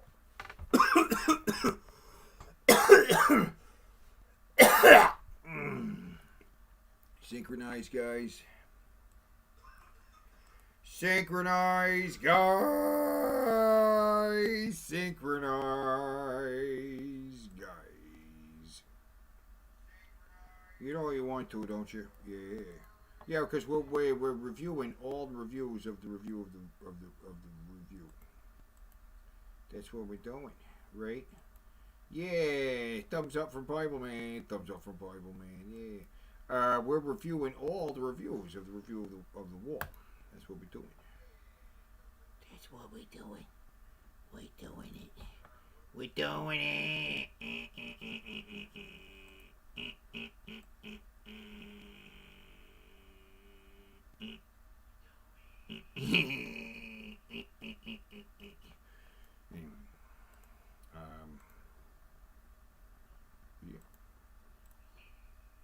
This guy just referring to a person going through heartache as just A douche? fucking angsty.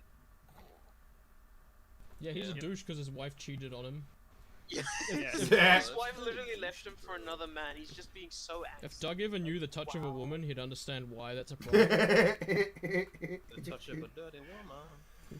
They cut out Dirty Woman because who needs context? Who needs, like, I'm gonna nuance? just listen to all of Pink Floyd's music after this. Good idea. What you wanted? No, we gotta watch the just Boldy rewatch thing. the wall after this. Just watch TV.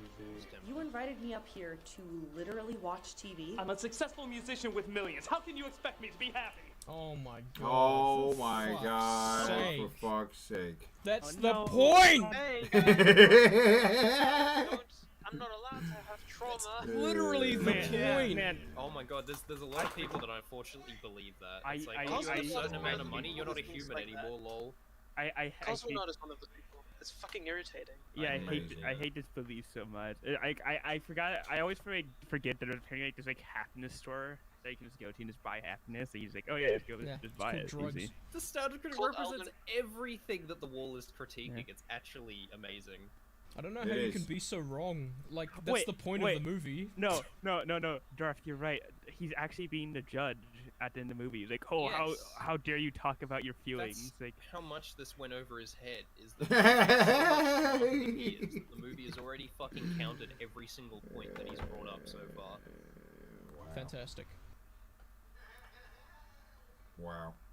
The Just amazing. movie itself. Phenomenal. Also, yeah, what Albedo It's, said. it's true. It's true. The movie itself has already countered every one of his arguments so far. That's right. That's incredible. Doug is the judge. Doug is the judge at the end, right? That's amazing. Ah, yes, Phantom Menace is a rip-off of Fern Gully because both have a scene where machines invade a forest lol. Yeah, exactly. Fucking That's forgot right. about this. It's gonna So be another one annoying of in those slow discussion. Moby songs, isn't it? Yes. Did you miss the song or like? Slow mopey song. It literally has him Get fucking the fuck start out. throwing shit at her to massively overdriven guitars, but alright. Yeah, what slow mopey song? What are you talking about? Don't worry, I have a slow Moby song. So you skipped it? That's So you skipped it? I thought he was gonna have some nuance there and go, oh cool, it actually turns into a thing, you know, under his own fucking rule set. But nah, he just skipped it because he's retarded. That's the misrepresentation of the content critique. yeah, ooh. yeah. I can hear his eyebrows furrowing. This is probably one the of most the most- angry I've heard Uwu. It's one of the most telling parts of the whole movie when he literally recreates the cycle he had with his wife before and doesn't realize it. Then he snaps and fucking throws a bunch of shit at her. And then he ends it screaming at the street with his hand lacerated. Oh, mopey song. Slow mopey song. You're a fucking slow mopey idiot. This isn't in this. Oh. What happened? What happened? Hey you, press The play. song isn't even in the fucking movie. Or is this the joke? Because if that's a joke, I'm gonna give him 1 point. You only Oh, get for one. fuck's sake! Oh, This no. remind you of Jesus. Where's nipples? He's like a titan. Oh no. Hey, you isn't even in the fucking movie. What are you on Just about? say, hey, does this remind you of Jesus? Wait, does that mean he's a Pink Floyd fan then? No, it means he's retarded. I don't even know how he did this. How would he know about Hey You then? He probably just looked at the album fucking shit on the. Okay, I gotta let you know this Oh, now. yeah, true. The way he described his Oh, video God, was actually, that's a point. the way he described his video was as a love letter to this film. That's the way he described it. Man, no wonder he has no Okay. bitches. He probably is a Pink Floyd fan then. Oh god. Makes A this even love more letter twisted. to this film. Does he? Oh, that actually, to be fair, considering what I've seen of this video, that makes sense. No wonder he has no bitches. Which imitation, you know, is form of flattery. Nothing about this thing is flat. Can I murder? I know, but I just think he's very fucking misguided. I can believe that this was meant to be a love letter. I can't. He probably Yeah, has it the really doesn't come across as that. perspective That's of why like, that's how he this is described it. just a scathing parody, all done in good fun. I don't. believe I that's honestly what he don't thinks. because he's trying to put like actual critical thought into it and he's missing every mark he can. Well, yeah, the critical part is still present, or attempted rather. But I do believe every the lyric in intent this is meant to be critical. benevolent, even if the result is absolutely not. Every lyric misrepresents the film. I don't. Well, these guys know what they're talking about. Who the fuck are these guys? These guys are. Well, there's 4 different guys. This is the.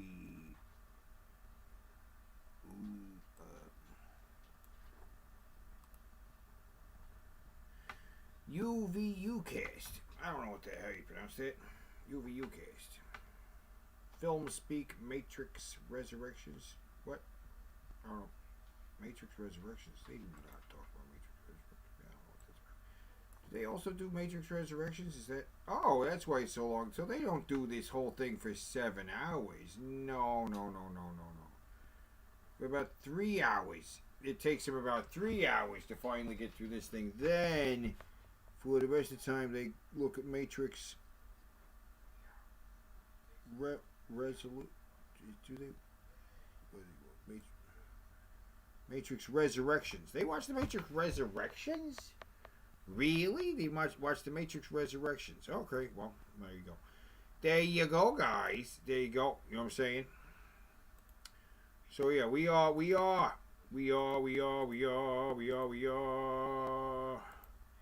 reviewing all the reviews of the review of The Wall. That's what we're doing. That's what we're doing. We're reviewing all of the reviews of the review of The Wall. We did them all. So far, because this is part 6. Part 6, guys. Motherfucking part 6. You know what I'm saying? Part 6, guys. Part 6.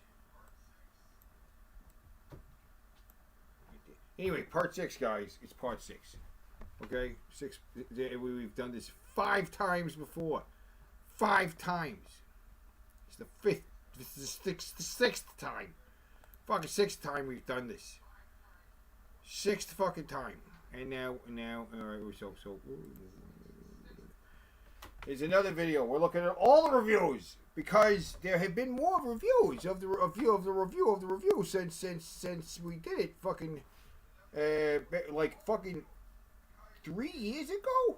Is it 3 years? Is it 3 years since since The Wall came out? It is. It's fucking like almost around. It's like around 3 years, something like that. It's 2019, guys. So today, wait, what's this? Who is this guy? Alex. Oh, okay. Alex watches the Nostalgia Critics The Wall. Alex.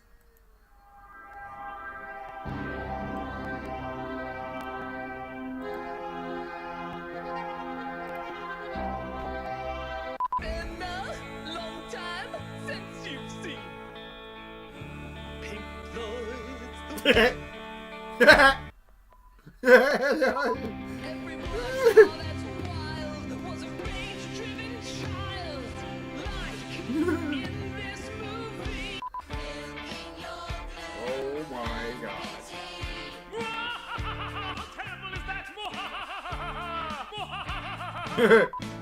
It's hard to keep on track. Mellow songs back to back. Ah, shit! He's watching the boring parts of The Wall. Wake him up! This movie. Among those who hate me, I need their attention. Love me or hate me, just look at me more. Is there a code? Oh! Oh, that's that weird creature I've seen looming around. Yes. And when I heard you were reviewing the much to be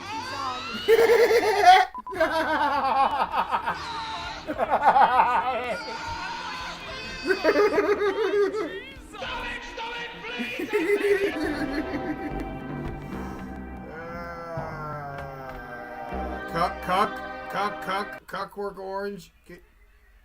Cockwork Orange. Cockwork Orange, guys. Cockwork Orange. Come on, guys. Cockwork Orange, that's not even, no. Cockwork Orange. No. That's not cool. That's not cool at all. Nope. Don't like that at all. That's not funny, guys. That's not funny at all. Alright, so what's this? I don't even know what this is. Gunna Marta. Gunna Marta's Dad also said, what? What just happened? Oh my god. It's, whoa! Oh my god, what? Oh my god, what is going on? Oh my god. I'm scared. Okay. What's happening?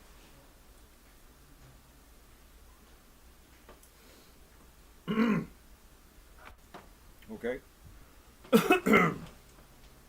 I'm scared. Okay, let's talk about The Wall. The Wall is a multimedia project by the 80s band Pink Floyd, considered an 1880s album, and 9 albums from 1980, 91, 1992, from the metal film, and then adapted the tour, and a 15 concert film, and a 2016 opera. The plot of the opera, the center of star, Pink, struggles with addiction and executive abuse. In the midst of an emotional spiral, Pink recognized that today's activist life led him to this point, including vivid fabrications of his father in World War II, the memories of the Blitz, his relationship with his mother, creative section, the gay marriage, and a job in a music industry that he is treated like gravity abused, all of which form the metaphorical when the emotional wall that Pink uses to separate himself from the world. I want to focus on most of the 1982 film because I did, in my opinion, the Inception that meets most with the concept. I'm invited for the frontman of Roger Waters, directed by Wahlburgers animation from the Floyd. It is, well, it is a heavy film. It can be hard to watch. It comes from a very place. What did you do? Okay, all right, guys. So what she's doing is she is reading verbatim, word for word, this guy's review of The Wall. Okay, understand here. Watch this. Where we go. Originally speaking, a lot of disturbing imagery, made a very angry film. Did you see that? You see, she was literally saying what that guy was saying, so you could see him saying it, right? And in the Inception that meets most with the concept. I'm invited for the frontman of Roger Waters, directed by Wahlburgers animation from the Floyd. It is, well, it is a heavy film. It can be hard to watch. It comes from a very place, originally speaking, a lot of disturbing imagery, made a very angry film. When we grew up and went to school, there were certain children who would hurt the children any way they could. It's very abstract in its presentation and really highlighted. She just sang the lyrics from the song from the clip of the movie that they showed in the movie of the clip. I don't know how to categorize this. She is just reading a review. So it's her reading of a guy's review of Doug Walker's review of The Wall. You get what this is? So there is a review of Doug Walker's review of The Wall. So there's a review of the review happening, but this is a reading of a review. This is a reading of a review of a review. Yes, that's what's going on. This is a reading of a review of a review. Imagery within conventional narrative, and this is by the strength and embeddedness of the move. So Abstraction is very truly very efficient, allowing me to be about a lot of things simultaneously, letting some between the other. Movie pinballs between war, classism, duality, the criminalization of youth culture, Thatcherism, generational trauma, commodification, homegrown fashion missions that bring about being the parties, and is able to do this very relevantly. There is, to the form, often incoherent, struggling, vocalize, manifest, exactive of the subject. Falling back on abstract imagery to suggest emotional truth where literalism is insufficient. This allows the film to create a really powerful moments, a running motif in the word expressed as a seething rage of the identification and survives them. Roger Waterfather was an detour during the war. World War II, the pacifist who drove ambulances during the Blitz. In 1943, however, he changed his mind and was the commissioner independent in September of that year. He was dead 5 minutes later. In Goodbye Blue Skies, Union Jack Jetters, the thesis. No. This is a review of a reading, but a reaction to it. No. This is me reacting to a review. This is a reading of a review of a review And I'm reacting to this reading of a review. Okay, I know it's crazy, but this is a reading of a review. So this review exists already. This is a review by Folding Ideas. And she's reading it. It's Barrero Professor. English nationalism is just blood in the gutter. Soldiers sent to war don't die for the war, they just die. The boys beat the Germans but came home just in time to build atom bombs. Symbols shift and merge, break apart, juxtaposed. They have to do it to create injustice in a way that is difficult to do using words. And did she just stutter and then did she not? Is that I don't know. I'm not backing this up. No one specific thing is very the was. There is no singular source of the anxiety that isolates one another, that suppressing us, that brutalizes us, that exploits us. They are all just bricks on the wall. This abstraction, though, can also spread to film. A lot of the film imagery, 400 years later, a lot of juvenile makes you think taloness to it. We went down by variations of the commentary work there, their hammers. And no part, they're actually influenced by the wall. That cheapens the wall simply by association. The lack of concise resolution, lack of intent, it turns some players as if powerful type and a liar closure. Also leaves it go. Well, it's not really a reading. She's hearing the guy say stuff. She's hearing the guy read the thing. I think she's reading it. She's repeating what he's saying, so some of the time it seems like she's slurring what he's saying because she's like repeating what he's saying. You get what I'm saying? Because she's got the headphones in, and so she's repeating what he's saying. Door opens and symbols take counter their intent and attack sign meaning. A centerpiece at the moment is when Pink suffering from members. Various meanings and record in the thing is who image will be dressed and pushed on the stage. In this state, Pink realizes themselves as an alter ego, a fascist dictator who inducted teens primed by the communist educational system into hating violence. Sequence paintings things fast like hell and films including themes of hate crime, sexual violence. The film's imagery of cross hammers invented for the movie as a developed imaging of contemporary fascism and his ability to utilize the banal, the blunt, the simplistic was adopted in 1988 by actual neo-Nazi group Skins. Those factory of provocation who was active in other hate organizations to this day. The potent imagery structured as a condemnation was still adopted by people who saw the violence as horrifying but as aspirational. The character of Pink holds fears and resentment towards women that are emotionally challenging towards the screen and while a mature audience can sparse the difference between characters and reality. The film's lack of reality closer to little guidance on what the audience is supposed to take away from the depictions of him Pink being devoured by a preserved and lighted flower. Part of that is due to the film and emotional rawness, the dark place of the silent, the thoughts and fears of the beliefs are not rational, are deeply potent and extremely present. Pink intellectually understands that her own self-destruction and invasion was drove his wife away, but emotionally he still conceptualizes her as a predator. It doesn't all make sense. Daughters of Chaos because we don't know makes sense. Everyone lives in a code constructed out by brick out of chaos.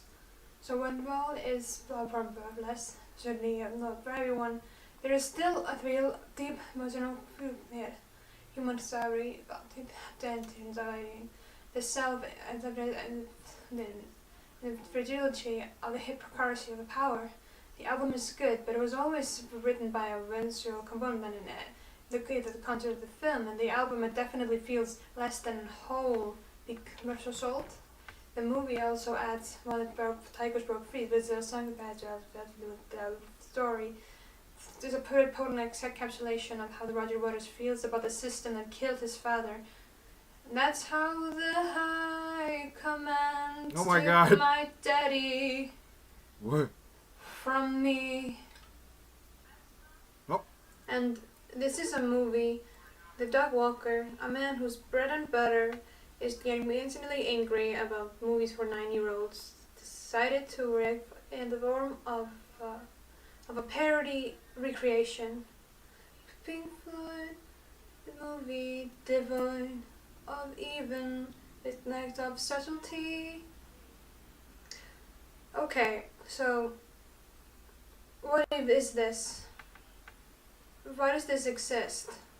About one kind of things. That really no way out around that. Because what is this? Why does this exist? I'm going to say about one kind of things. That really no way out of even its lack of subtlety. What is Okay, this? so What is this? what is this? What is this? Why does this exist? What? Why does this exist? I'm going to say about one kind of things. That really no way out around that. Because why does this exist? Why does this I'm going exist? to Why? even What its is lack of this? subtlety. Okay, so what is this? What is this? Why does this exist? Why does this exist? I'm going to say about one kind of things. That really no way out around. What is this? What is this? What? Why does this exist? What? Why is this? I'm going to say about one. What is this? What is this? Why does this exist? Why is this? Why is I'm this going to exist? say about one. Pink Floyd, what is this? Devoid of even its lack of subtlety. Okay, so what is this? What is this? Why does this exist? Why does this I'm exist? going to say about one kind of things. That why does this exist? What is this? I'm going to say about one kind of things. Of even its lack of subtlety. Why does this exist? Okay, so what is this? What? Why does this exist? I'm going to say about one kind of things. That really no way out around that. Because the practical fact be married to around, I don't know, the high school education. This is pandering as hell.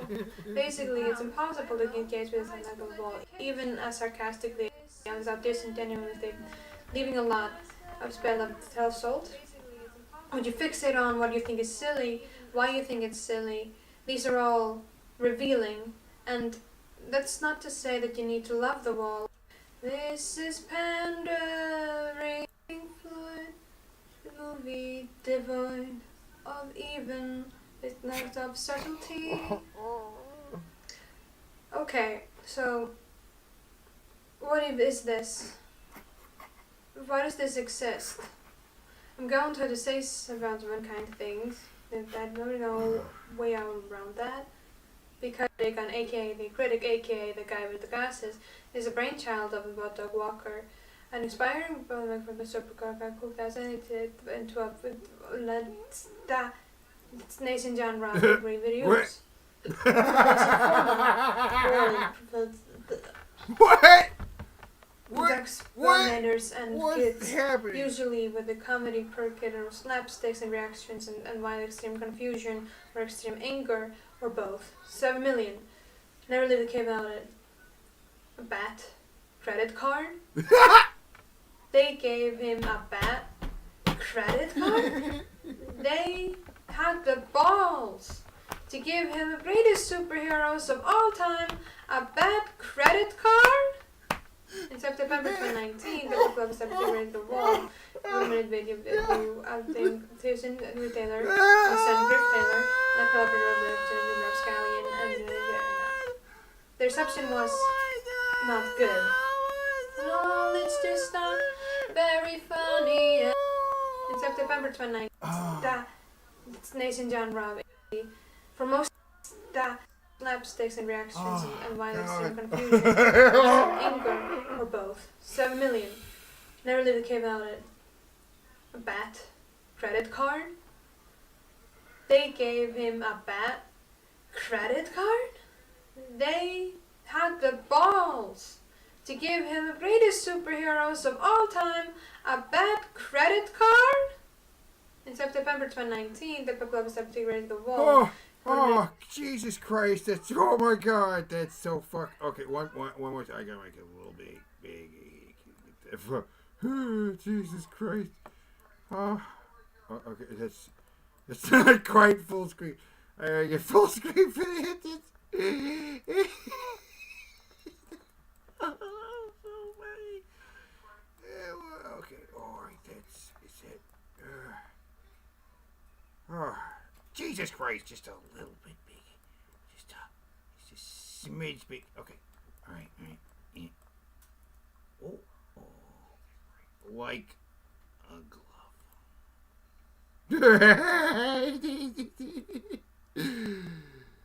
Okay. And kids, usually with the comedy per kid or slapsticks and reactions and violent extreme confusion or extreme anger or both. 7 million. Never leave the cave without it. A bat.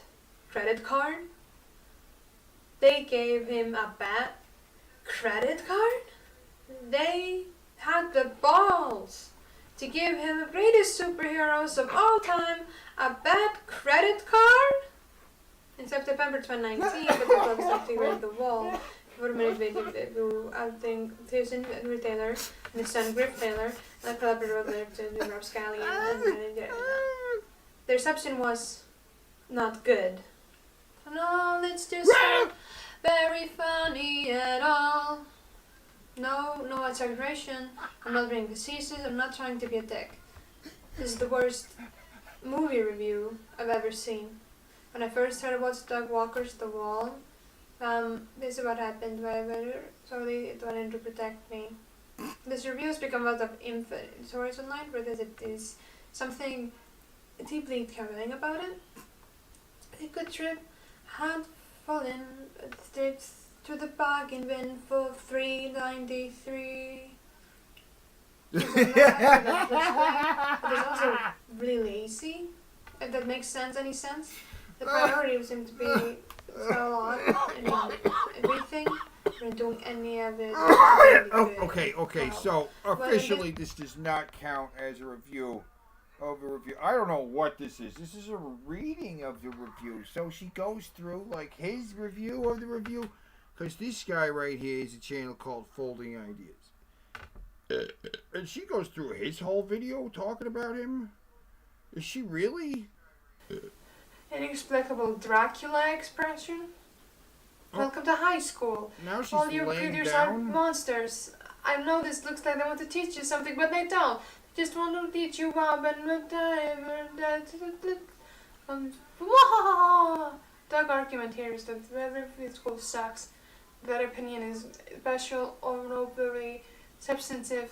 The wall just fell down to school because it's a popular opinion about letters.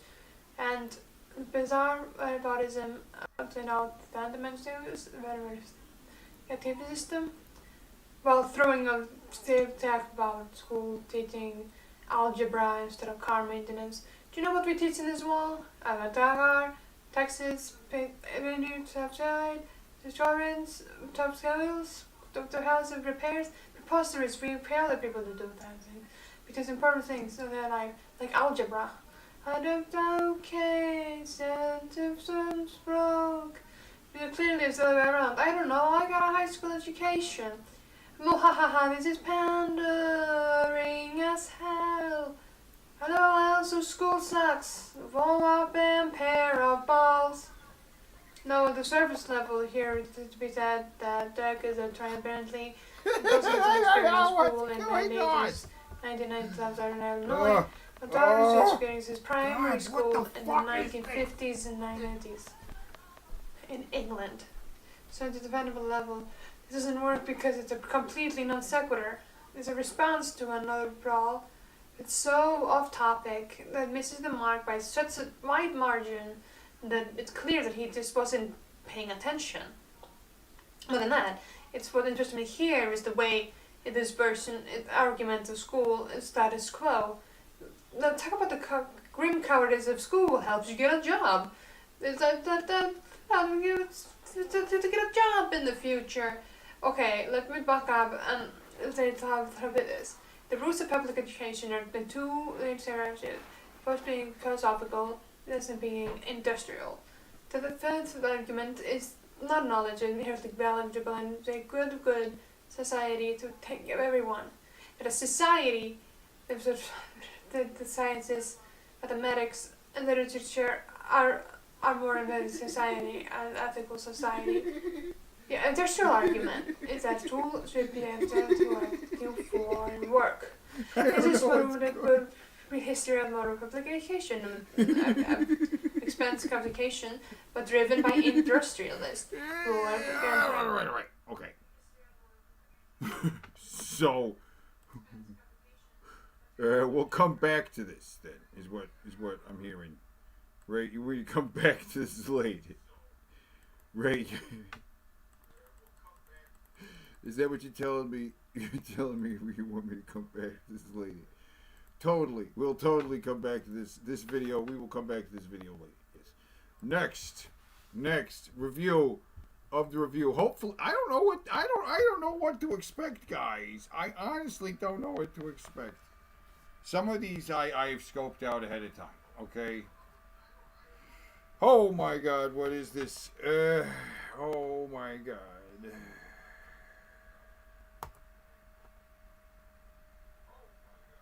Like, Jesus.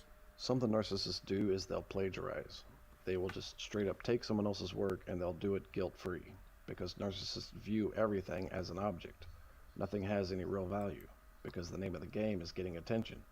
That means both positive and negative attention. So as a narcissist, he won in that he got all of you to talk about how dumb he is.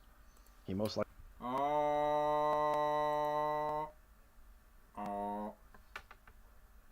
Boom. Yeah, that's right.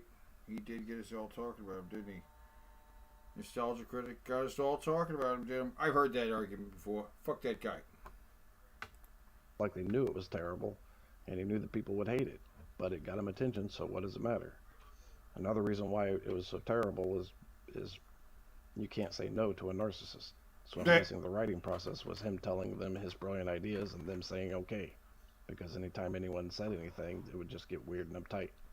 Right. I contend that this... That's true. That's true. And I also, he's going to contend, so do I.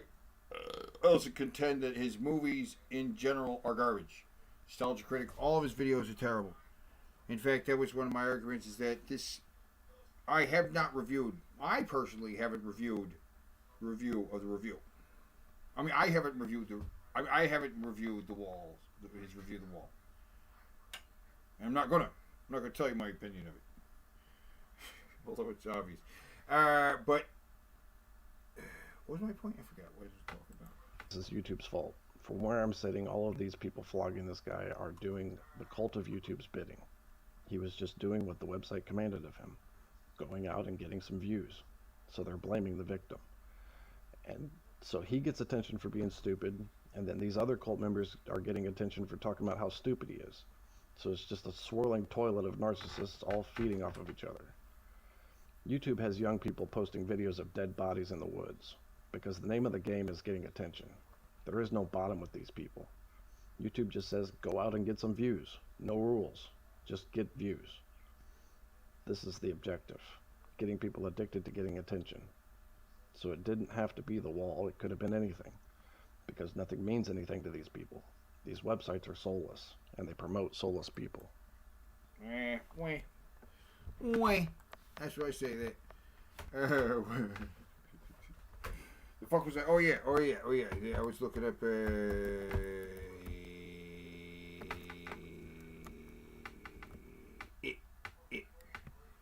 It chapter 2, actually. I believe it's in chapter 2.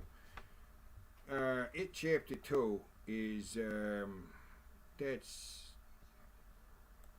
the real one that's bad. This one's real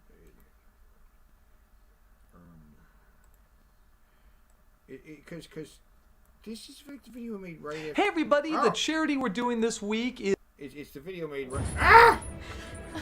Fuck off.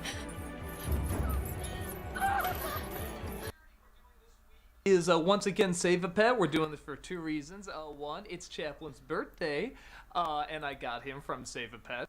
He's got a cute little kitty cat. Kitty cats are cute. Kitty cats are good. It's fine. It was his birthday October 1st. He's now 5 years old. And the second reason is we just had our premiere of It 2 on the big screen. And as I said before, whenever we do pictures at any kind of event, the money we charge for it goes to charity. So it's going to Save a Pet. And whenever I do that, I like to sort of give a shout out to the ones that we did for the What You Can Do videos. And we're going to show a snippet of that at the end of this one. And like I said, this is just a fantastic, wonderful play. So definitely check it out and either volunteer, donate, or get a pet. It's a really great place for that. Like I said, I got Chaplin from there, so thank you guys so much, and check it out. Right on. Oh my God, Save a I'm David Diaz. I'm the development manager for Save a Pet, which is a See,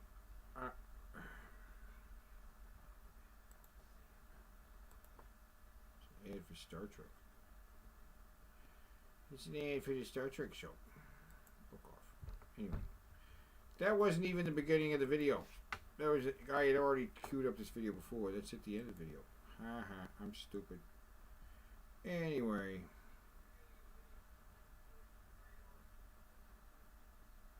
Oh my God. September 8th, 2017. The cinematic version of It is released in theaters. Theater. Back this up a bit. Take back your online privacy. The cinematic version. VPN. Let me just give you the intro so it's like. September 8th, 2017. The cinematic version of It is released in theaters. It broke box office records, was praised by critics and audiences, and made people remember Stephen King can be scary with as little Stephen King involvement as possible. 2 years later, its sequel is released. Will it have the same impact as the first one? Can it actually make a giant spider scary? And will it erase the everlasting awesomeness of a Tim Curry performance? Not to give away any spoilers, but no. I'm Nostalgia Stack, and welcome to Nostalgia Ween.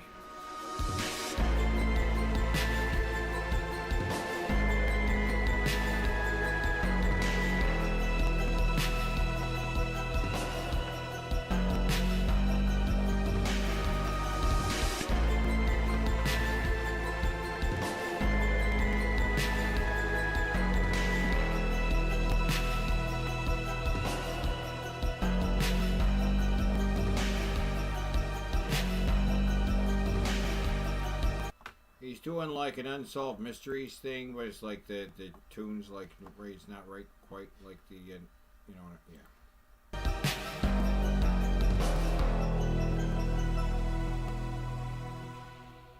It's stupid. I don't know. I just feel like we have enough cast. Oh my, I mean, look at all these Tupperwares over here. He's got Tupperwares and Tupperwares full of costume boxes and stuff. You know what I'm saying? Look at all the boxes. Look at all the boxes. We got all these boxes, Tupperwares. It's like costumes and props and shit, right? Look at all the costumes and props we got. Yeah. Cast members already. The chart says clowns are hot right now. Popularly or sexually? Sure. That's why we need to incorporate this one into the show as much as possible. Alright, I'll try my best to make him feel at home. Hey, just so you know, we'll be filming in 5 minutes. Oh, critic, one more thing. Yeah? When you bring me out, can you introduce me as Joker? No.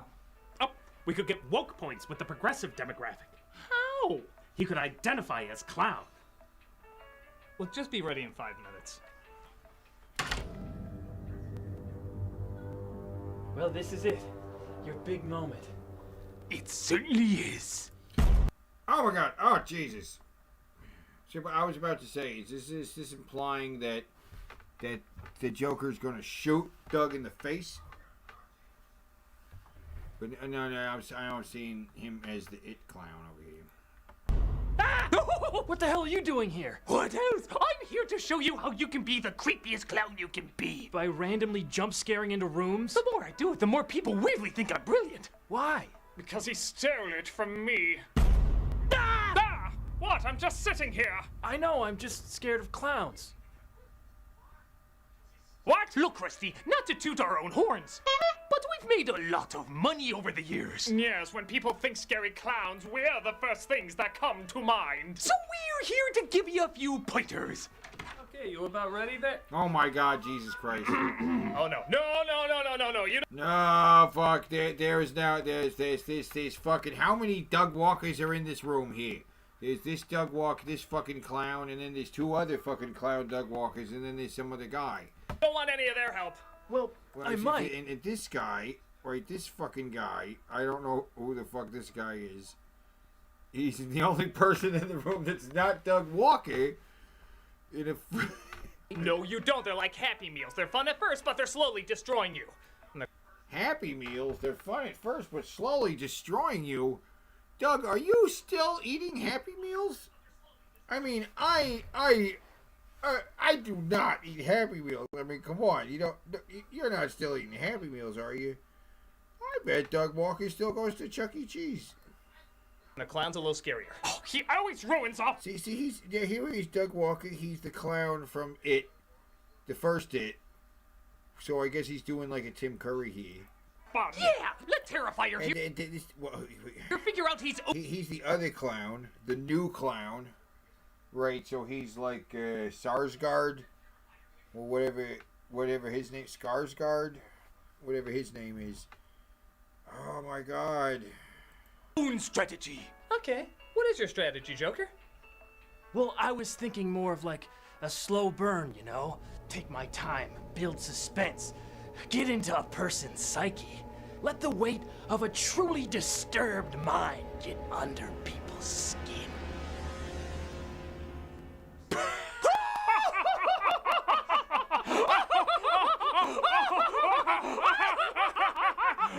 God, see, this is just as bad, if not as bad as the fucking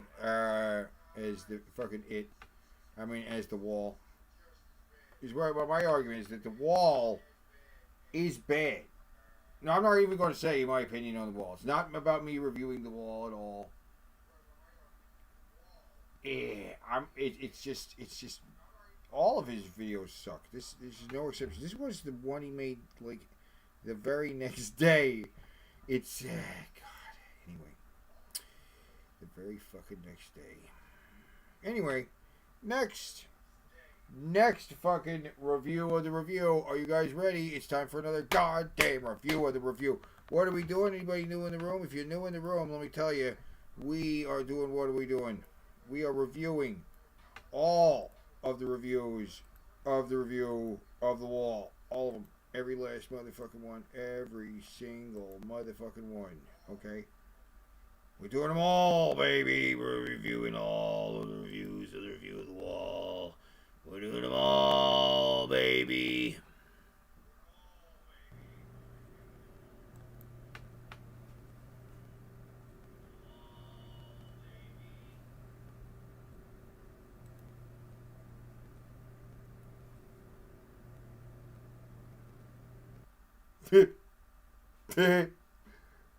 Whoa, what's happening? Oh, okay. Jesus. Seriously? How long is this?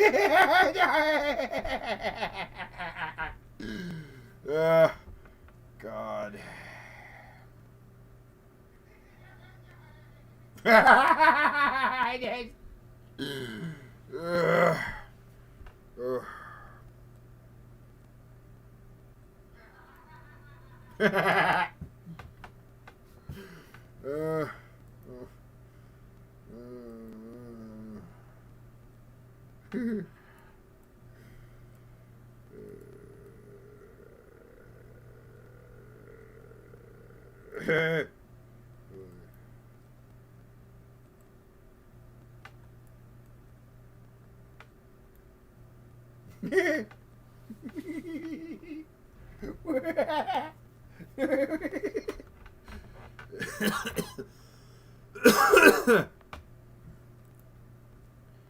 Oh, dude, guys, we gotta watch the Wahlburgers. You wanna see the Wahlburgers?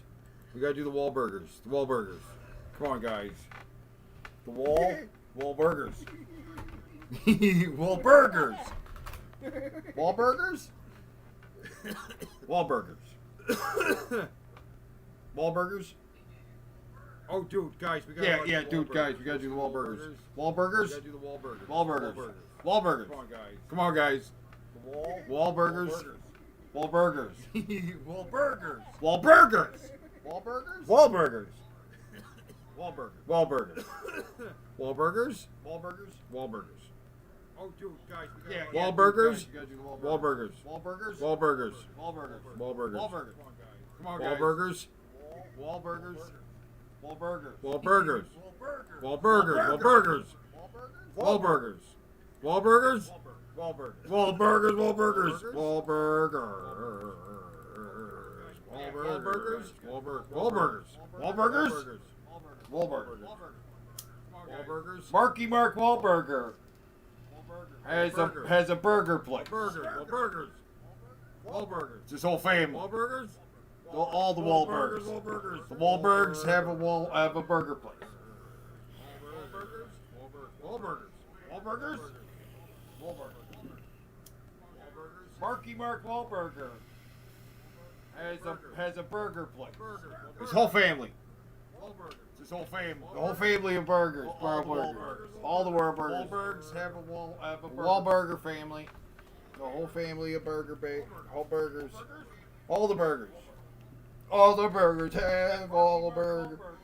All burger. We are gonna watch some Wahlburgers. His whole family. We will watch some Wahlburgers. But right now we are watching the reviews of all the reviews. Oh my God! Does this just keep going? Oh my God! Does this keep going? How long does this go? All the burgers. All the burgers have all the burgers. This is really all burger. We are gonna watch some Wahlburgers. His whole family. We will watch Wahlburgers. Right now we are watching the reviews of all the reviews. Oh my God! Does this just keep going? Today was going to be the day that they're going to throw it back to you. By now, you should have somehow realized what you got to do. I don't believe that anybody feels the way I do about you now. Wahlburgers. And all the roads that lead us there will find you. Today was going to be the day that they're going to throw it back to you. Wahlburgers. You should have somehow realized what you got to do. I believe that anybody feels the way I do about you now. You are my Wahlburger. Set in all the roads. Please, they will blind. Fuck, I forget. Something about it was going to be a joke about the Wahlburgers. Except Wonderwall? Oh, that's Wonderwall Burgers. Wonderwall Burgers. Fucked it up. Wahlburgers. Yeah, for real. Anyway, something about it was going to be a joke about the Wahlburgers. We'll come back to this. We will definitely come back to this video. Anyway, next, what's our next video in the what we're doing here? Whatever it is that we're fucking doing here. What are we fucking doing here? How you guys doing? What are we doing here, guys? Oh shit.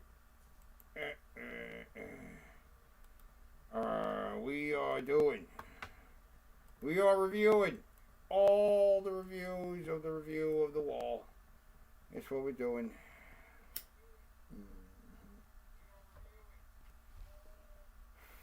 All of them. Every fucking last one that ever was or ever will be. Right? And this is actually part 6. That's right. Part 6. We have done this fucking 5 times before. This is the 6th time. The 6th fucking time we're fucking doing this. And it's fucking crazy. I cannot believe there's still people talking about Doug Walker's review of The fucking Wall. Fucking all these years later. How many years has it been? I gotta queue up that. But here we go. Where are we at? This is Joke Heroes. for real. Yes. Remember a time when the internet wasn't a cesspool? When Nickel... Oh my God, what's happening? God damn it. Remember a time when the internet wasn't a cesspool? When Nickelback was not the lazy comedian's punchline? When The Last Jedi or Ghostbusters didn't ruin anyone's childhood? We do.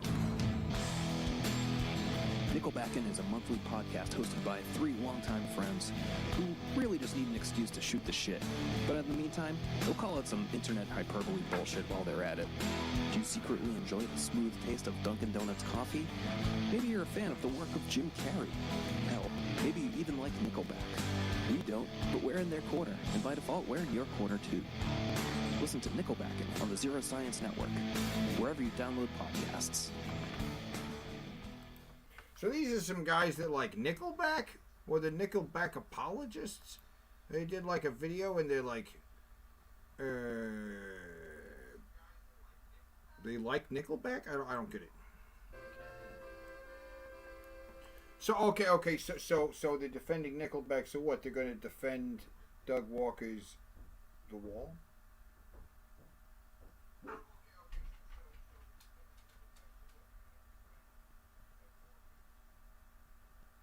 Because I'm not even...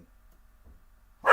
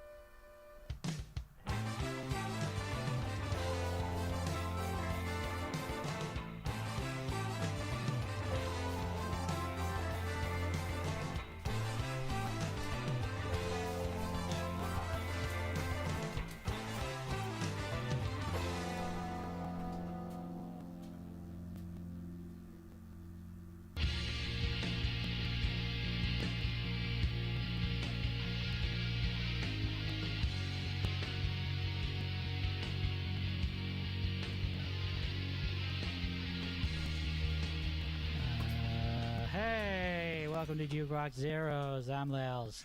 And I'm Patrick. We're back. Yeah, we're back from hibernation.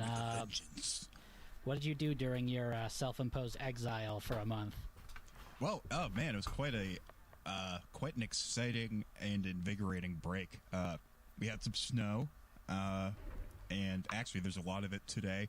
You don't say. We had some snow. We did, yeah. It snowed a lot. We had a Christmas. We had a New Year's. We had a Christmas and a New Year's. The devil, you say? We did.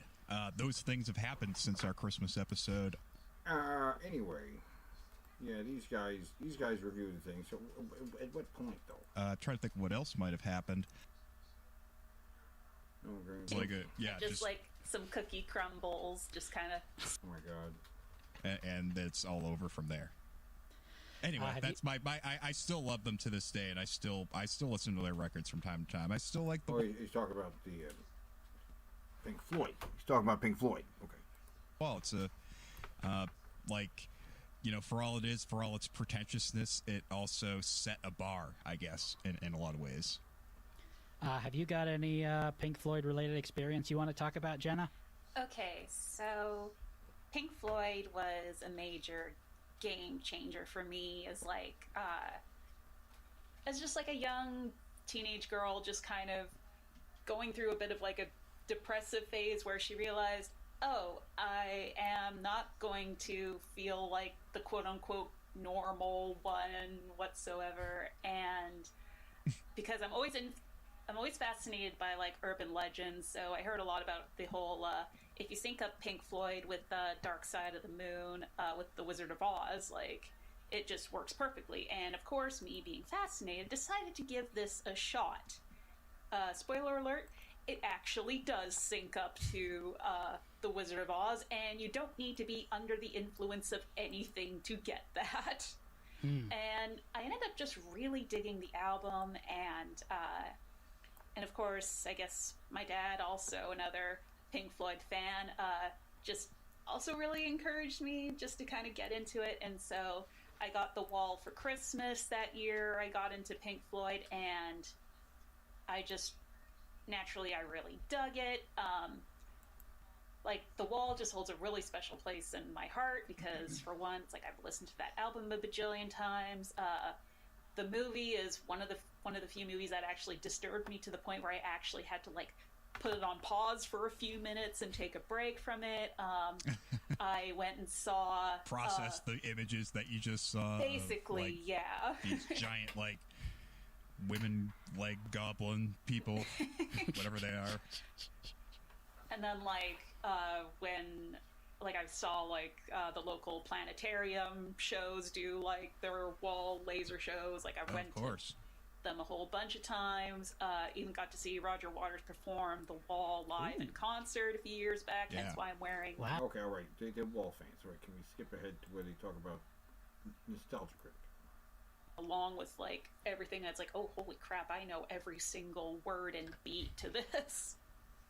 Yeah, and it's not a short record either, or a double album. Exactly. 80 minutes long. 80 minutes. Minutes. So I have actually, I'd never heard of the Nostalgia Critic before. Excuse me, Cricket. Okay, before we're talking about actually before we're talking about it. Yeah, the Wall thing came out, whenever it was. It's funny that there's not really any Wikipedia information on his version of The Wall specifically. Just like one page here. When did it come out? Was it November? It was around September of 2019. It was that long ago. Shit, I for some reason thought it was last year.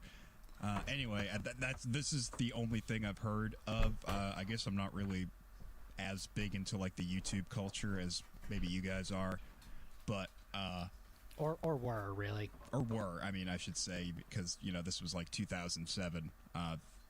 Definitely a different era for the YouTube crowd. So yeah, I'm not really familiar with what this guy does. This was the I watched the episode, the video as well, in anticipation for this, and was just like, cool. I watched it as well, and I watched it as well, and let me tell you, it is so much worse than just listening to the soundtrack. I almost considered watching it for the sake of this podcast, but after listening to the album, like, I was just like, I don't know if I can take it.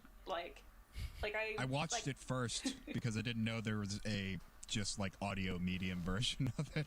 So I just like looked it up and watched it before actually listening to the version on Spotify, which could have been simply figured out if I typed it in. Well, there was a version of the album up on Bandcamp for a while, but they took it down very quickly. Good. They unfortunately could not do the same for all the distribution services, so it's still up on like Amazon Music, Apple Music, Spotify, YouTube, which was where I listened to it. Yep, I got it onto Spotify. Sadly, it is now worked into my daily mix rotations, and even though I deleted it from my search history, so now it's going to be floating around in there. Thanks, Spotify. Thank you.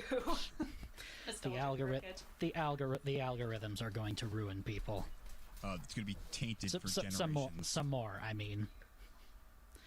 Oh, boy. You got to burn those algorithms. They're no good no more. You got to burn them. Take them out back and shoot them like old Yeller. Come on, old algae. Old algae. Go. Nope, you done served your purpose. We're going to turn you into glue and pot roast. Flowers for algorithm, Oh, good gosh. I love that. The day the algorithm died. Should we get into it at this point? I feel like we're just we're just wasting time at this point. Gotta rip off the Band-Aid. What is there to get I guess into? so. This album, clearly. The album, right? Yes. Asterisks. Let's continue. Yes, the Asterisk album, because it's been caught doing drugs. It's been caught taking performance-enhancing drugs. I mean, if it was, I didn't see it. Oh, that's being generous. Well, I didn't say it worked. Sometimes it backfires. All right, let's get into it with track number 1, titled In the Floyd. Been a long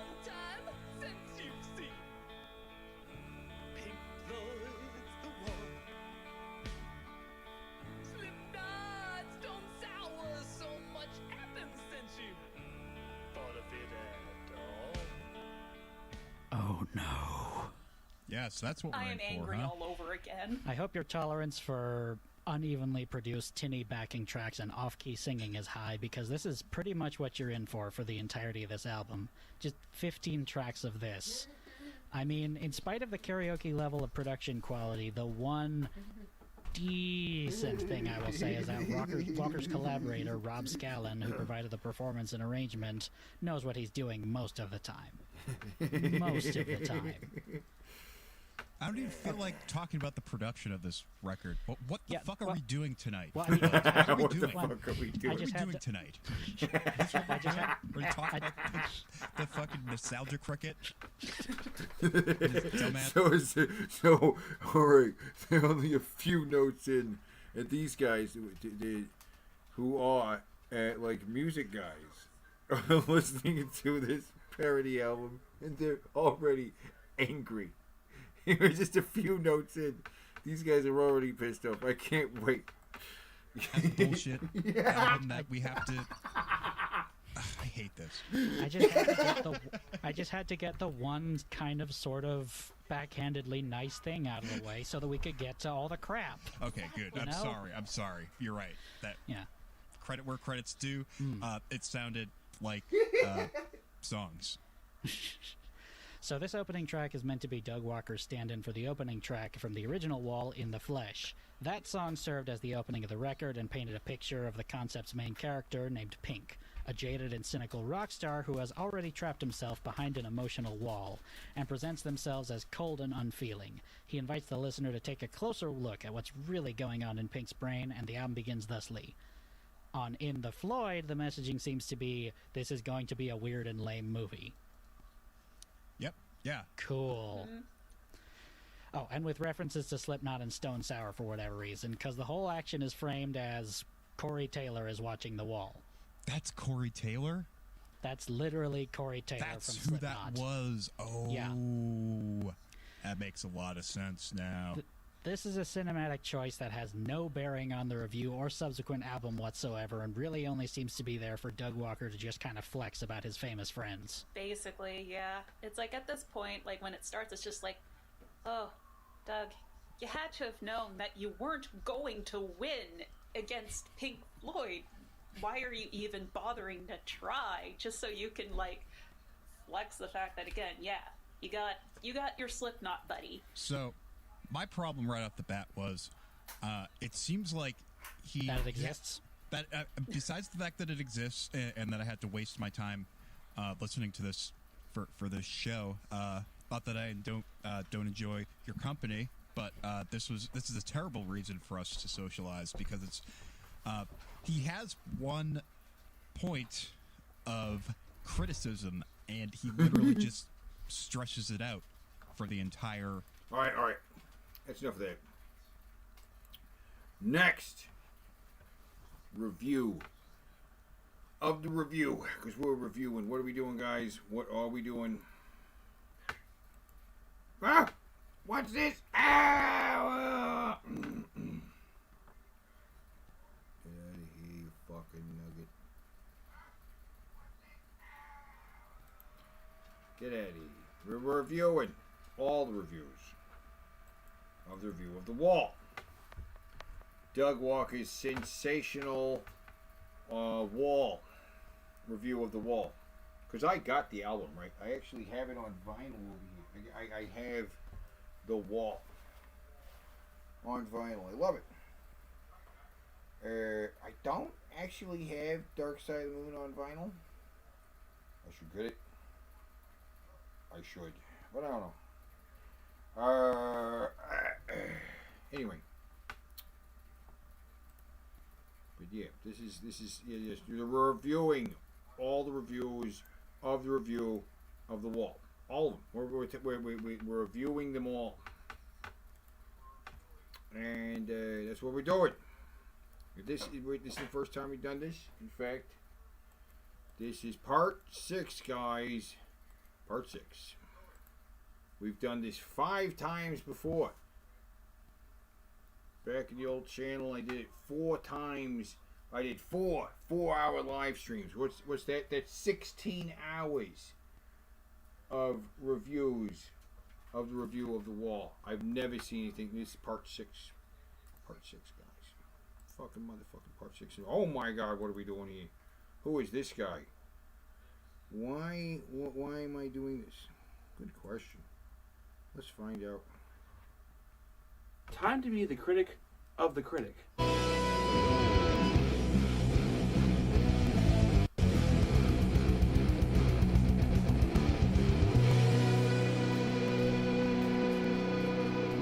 I was scrolling through my homepage and saw a suggested video for a review from Anthony, which I somehow missed. I missed him dropping the needle on the parody from the Nostalgia Critic on The Wall. I'm subbed to the critic. I missed when it came out. I'm subbed to Anthony. I missed his review. And I've been following Rob Scallon forever, and I never remembered him mentioning it. I mean, it has Rob playing on it. How bad can it be? Well, everything I mentioned here piqued my curiosity into checking it out. Alright. Okay.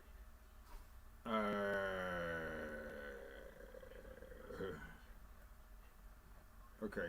So he's a fan of Rob Scallon. He's a fan of Rob Scallon, the guy who did the music on it. And he says, as far he never doesn't remember Rob Scallon ever mentioning it. Like he's embarrassed about it. That sounds about right. It goes without saying, I love Pink Floyd, and they are one of those bands I wish I could go back in time and check them out in their prime. I came pretty close, though, when I went and checked out the cover band Brit Floyd. If you ever have a chance to see them, I highly recommend you go and check them out. But without any more delay, let's get into this. And here we go. Something close. He saw a cover band. You say his cover band was pretty close? I don't know. He says a cover band's pretty close to actually seeing Pink Floyd. Okay. Look, I love Rob, but it really does not feel like he adjusted his tones to match the tones of the music. The distorted tones, for the rhythms at least. The solos and clean sections actually sound pretty great, minus when it gets to the lower bits. Speaking of solos, I 100% understand this album is satire. At least I hope so. But don't disrespect my man by putting your shitty ass vocals over his solo in your victimization song. What this album feels like is a piss poor attempt at being Ninja Sex Party while doing a parody of The Wall. It's a shame, as the music here is actually pretty pleasant, and then you remember, the music is just straight up Pink Floyd's just replayed. The rest of it is complete trash, to which I think is the point. Do you honestly think they made this to sound good? God, I hope not. People took this thing way too seriously. This is Doug just having fun. It isn't meant to be some musical masterpiece. Again, I hope. Is this insulting to Pink Floyd and Rob's talents? Yes, of course it is. Some people think that Pink Floyd is one of those untouchable bands that should never be mocked. Newsflash, they hate each other. Roger and crew would give two shits about this, I'd imagine. If they even know this exists, I'd actually be intrigued to hear their thoughts about it. Frankly, I wouldn't be surprised if they got a kick out of it. Trying to stop somebody from having fun, doing what they want, enjoy poking people of what they hold so high, kinda goes against what The Wall was about in the first place, doesn't it? I don't know what the hell. This guy's all over the map here. He's not showing any clips. He's not talking about... I'm not even sure if he's talking about the album of The Wall, the parody of the album The Wall, or if he's talking about his actual review. Shit. My rating for this is definitely going to be, time to go play Frisbee, because I certainly never want to hear this again. But I don't despise it. So many people have sticks shoved so far up their ass, you'd think they'd have a tree growing out of their mouth by now.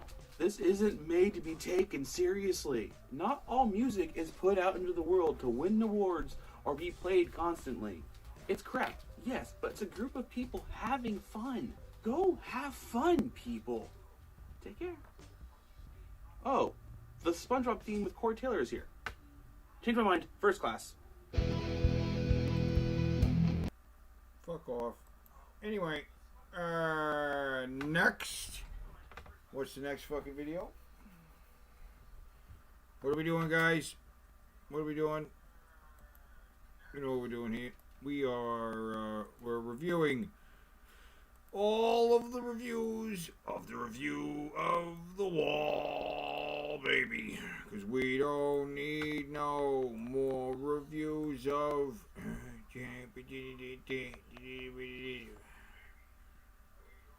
Right? We don't need any more reviews of Doug Walker's The Wall, no. But maybe you see a little bit more of the behind the scenes on the travesty here. Right? Here they are walking around the set of the where they're shooting The Wall, right?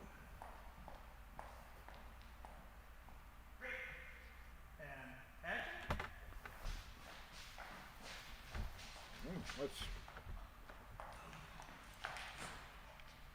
This is why I bring people that I don't want other people to see. Now sober up or have an existential conflict. Either works for me.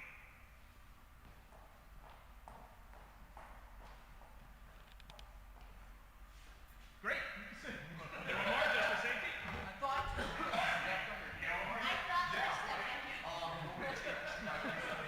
That was great. He played it. He played a dead guy nice. He just laid there. That was fantastic. Found a perch. His perch is home. I need a sniper and a gilly.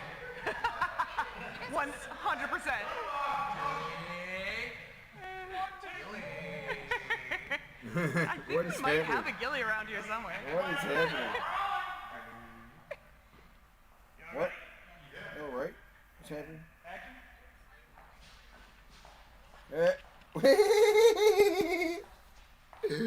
Oh, they had to do another take. This is why I bring people that I don't want other people to see. Now sober up or have an existential conflict. Either works for me.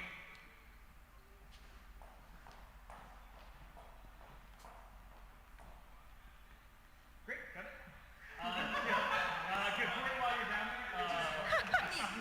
Good. Corey, while you're down there. Corey, while you're down there.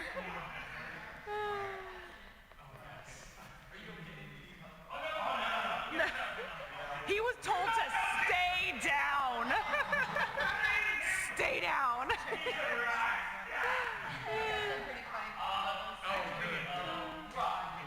I just. Hey. You got higher up there now. He's higher. Still needs that ghillie suit and a sniper. What is going on here, man? I mean, seriously, what is happening? Jesus, that is quite a shelf of fucking Tupperware. The props behind him are just insane. Do you see how high these shelves are of fucking Tupperware full of costumes? So that fucking Doug Walker can dress as all different kinds of fucking clowns. So many different kinds of clowns that he could dress up as. It's amazing. He dresses up as a purple fucking clown, or a blue fucking clown, or a red fucking clown, or a shit fucking colored clown. Anyone concerned for my castmates? Yes, okay. If they're face down on concrete, I want to make sure they're okay. Wait, you... He ran over to see if they was okay. He did that. He ran over to see if he was okay, which is... I need a sniper and a gilly. Down on concrete. Oh, good. Down. You're down there. Great, got it. Good. Corey, while you're down there. Corey, while you're down there.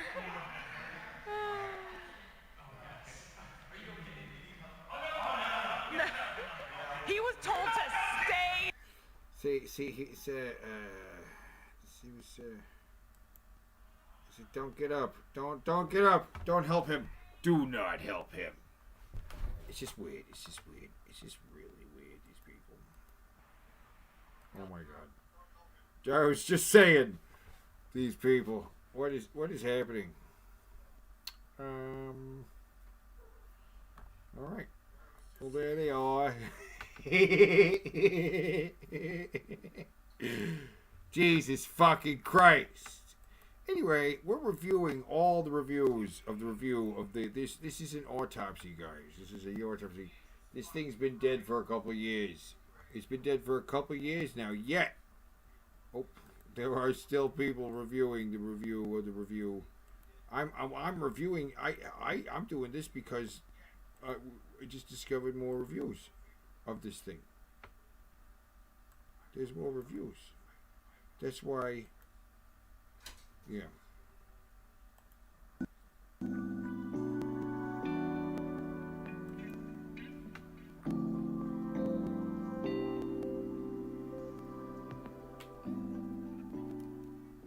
You don't have to follow suit. You don't have to be 1080p with me. Let's just see if we can endure it. Here we go. This episode brought to you by Honey, the easiest way to save money when you're shopping online. Hey, that's cool. Start off with the sponsorship. Jesus Christ. I'm sure they're not gonna regret being sponsored. Honey? They're really proud of it. They had the whole intro, dude. Oh my god. They're really proud of this. It seems like they put a lot of effort just from the CGI cat. It seems like they had a lot of effort into this. I'm expecting great things. Good luck with that.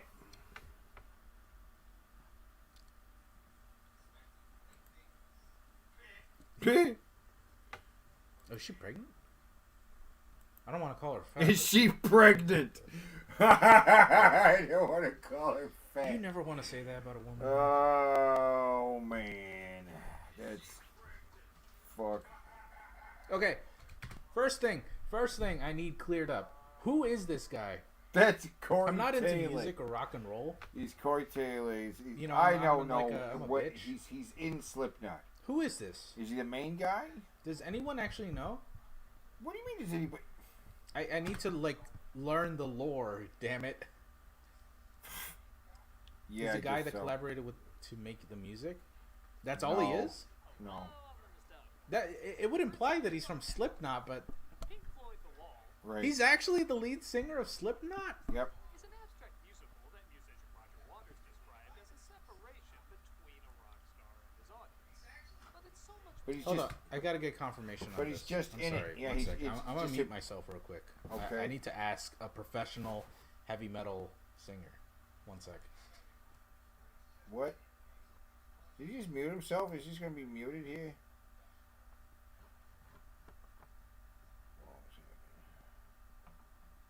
Apparently. A single set piece ever. He's just relied on his green screen for like 12 fucking years. He thinks green screen looks good. It doesn't, man. It looks bad.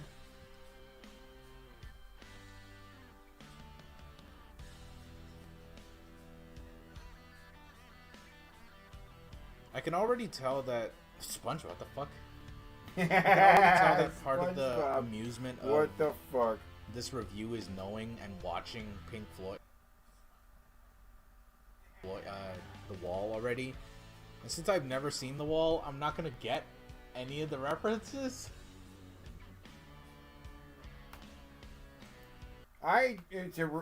Yeah, guys. Where we go off doing this again. We are reviewing all the reviews of the review of The Wall. Because there's a review, Doug Walker's review of The Wall is so epically bad, so incredibly terrible that we're still talking about it 3 years later. Right? And before, I did 4 reviews of the review. Can you fucking believe it? I can't fucking believe it. It's crazy. But yeah, we're reviewing all the reviews of the review of the Wall. And sometimes, occasionally, a review of a review of a review of the review. Yes, sometimes, because that one guy was actually reviewing a review of the review. Right? That one guy, there was a video. Is that still up? Did I close that one? No, I closed it. Yeah, then there's this thing, okay, which I can't really even explain what this is. Can somebody else try and explain what the fuck's going on here? Because,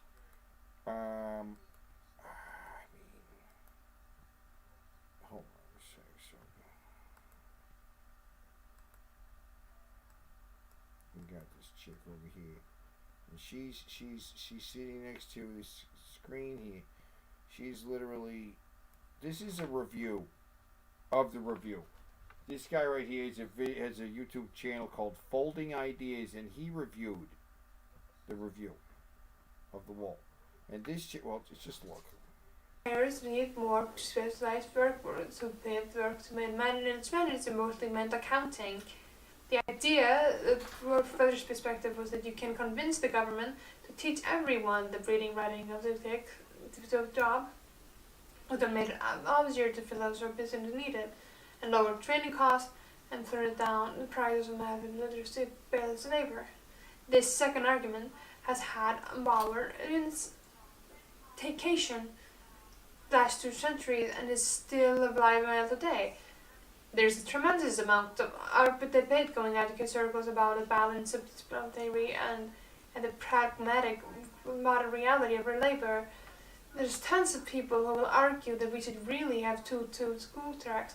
Students who don't get interested in math or Shakespeare think algebra is useless can go WhatsApp. You understand what I'm saying? I don't even know what this is. What is this? What's going on here? I don't even know what this is. I can't tell you what this is. I don't know what this is. I have no. She's laying in a bed, and she's just saying what this guy's saying. It's like a reading of a review of a review, right? So I don't even know.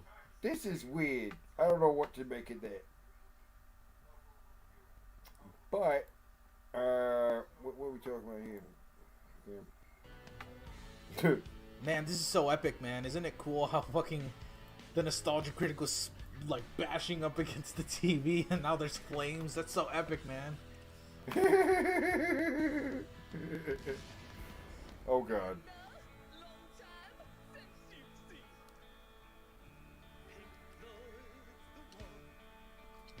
God damn it.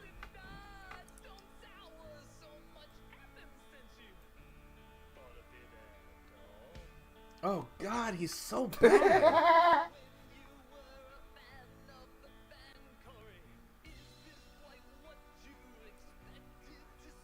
Oh god damn. Does he think he's good? Like he's singing with confidence that make it seem like he's actually good. Oh my god. See, this is the part where I stop watching the video because I'm legit. Oh no. I'm so confused. Like these visuals are fucking with me. I got a migraine when I first saw this. Oh, of course, fucking Corey's right in front of a green screen. Oh, and an ad. Yeah, I got that problem too. Oh boy. That's him. That's him having an ad pop up in the video. I hope this isn't self-masturbatory. That's funny. That is hilarious.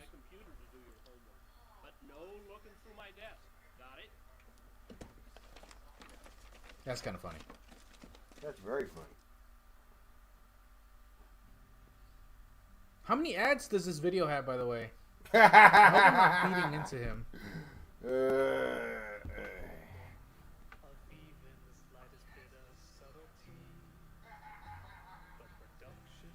1,000.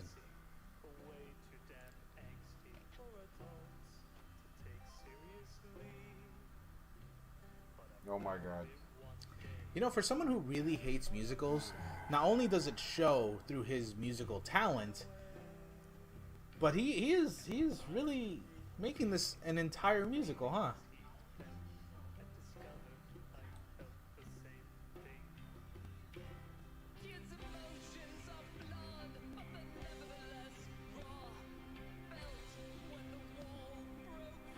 Should I put on subtitles? I can barely fucking understand this. Music. Oh, what that? That's debatable. I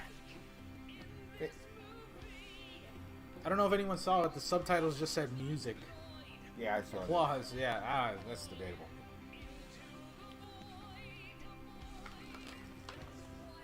I'm just gonna bite into my beef jerky.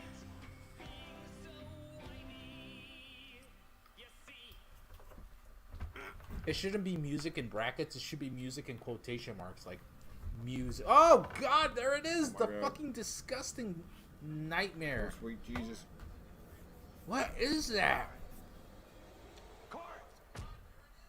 How much do I know about Pink Floyd? Fucking nothing. I know they got an album that was like a try. Yeah, guys. Yeah, guys. We're reviewing all the reviews of the review. Right. We're doing it. I don't know, you guys. This is part 6. Part 6, guys. We're doing it part 6. Can you fucking believe it? Goddamn part 6. Part 6, guys. Part 6, guys. Part 6 is part 6. Part 6, part 6, part 6, part 6, part 6, part 6, part 6, guys. Part 6, part 6, part 6, part 6, part 6, part 6, part 6. Yeah. 6 is part 6. Part 6, part 6, part 6. Yeah, I know. There's too many reviews of the review. Part 6 is part 6 because we've done 5 of these so far. This is the 6th one. The motherfucking 6th one. Oh yeah, oh yeah. Oh yeah, oh yeah. Part 6. Part 6. Part 6. Part 6. We've done 5 of these so far. This is the 6th one. Part 6. Part 6. Part 6. Part 6. Part 6.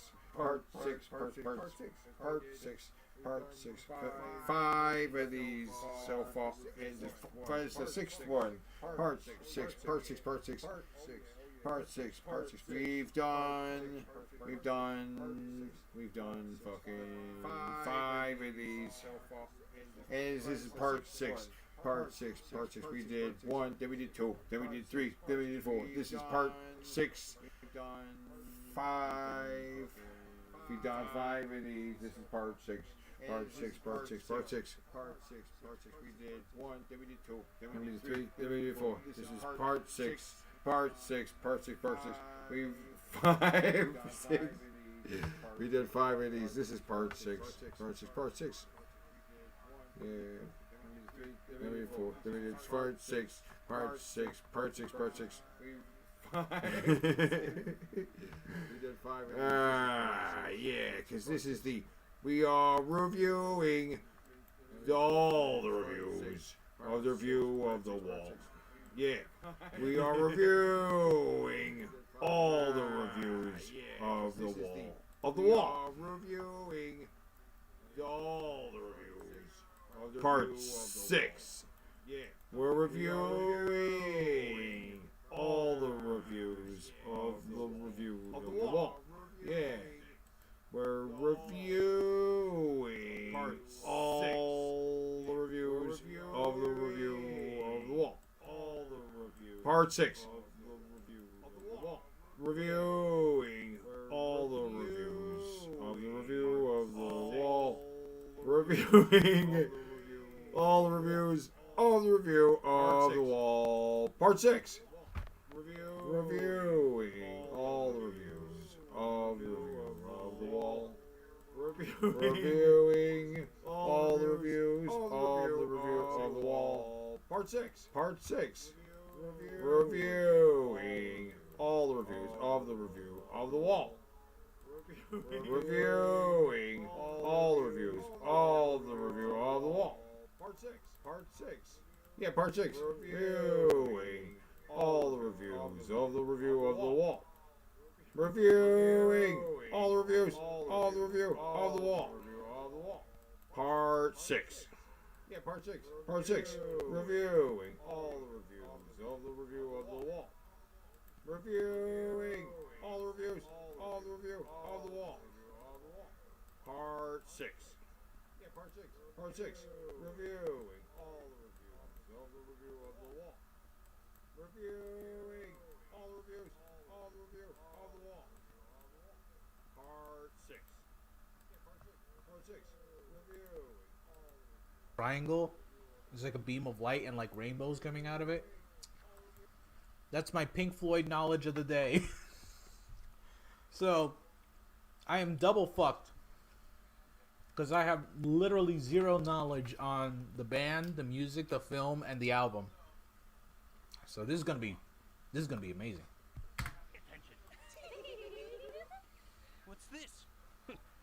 Pink Floyd. Wait a minute. Yo, is that?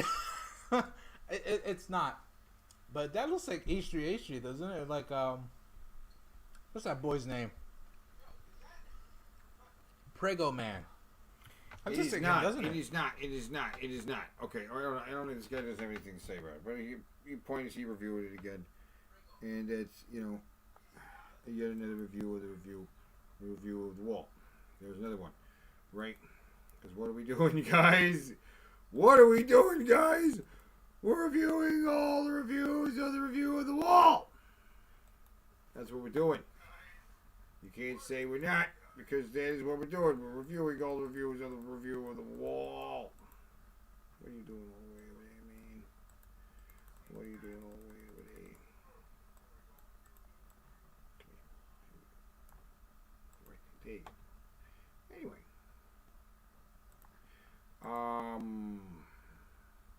What we got coming up next? I honestly have no idea what we got coming up next. Because I've kind of surprised myself. I have actually opened up a bunch of reviews of the review of the wall. Right. I went to YouTube and I looked up reviews of the wall. Right. And I looked up a bunch that had happened since I did the fucking video last time. And just like before, I found a bunch more. And that's what we've been watching.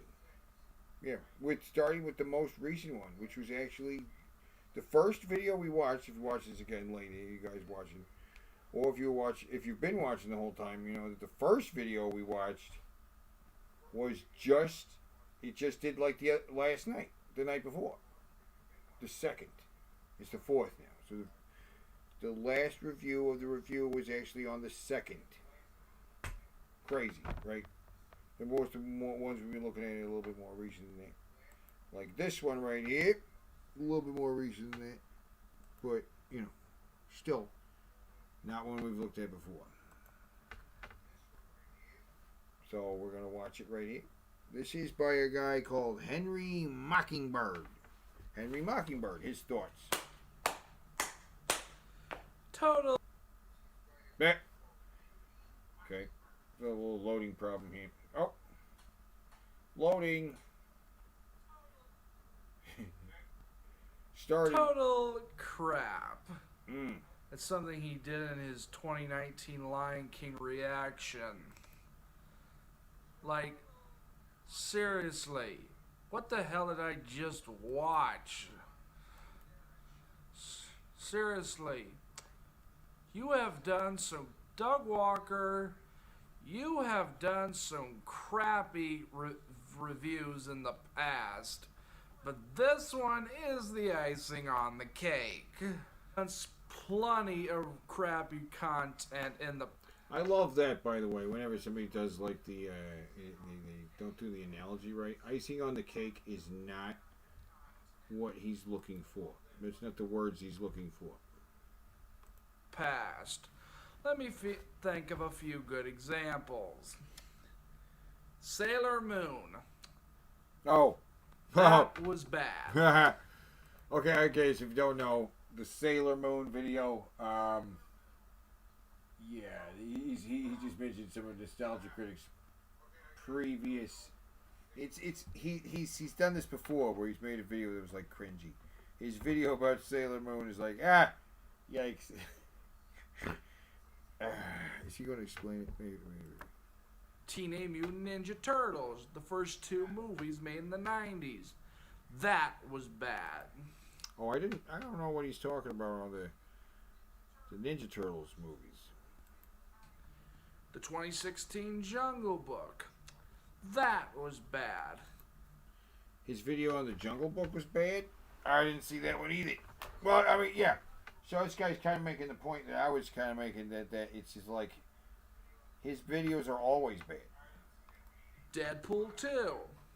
Oh my God, I can't even imagine. I kind of feel like I want to see his Deadpool 2 video now. That was awful. Oh. But this review is in a category all by itself. Okay.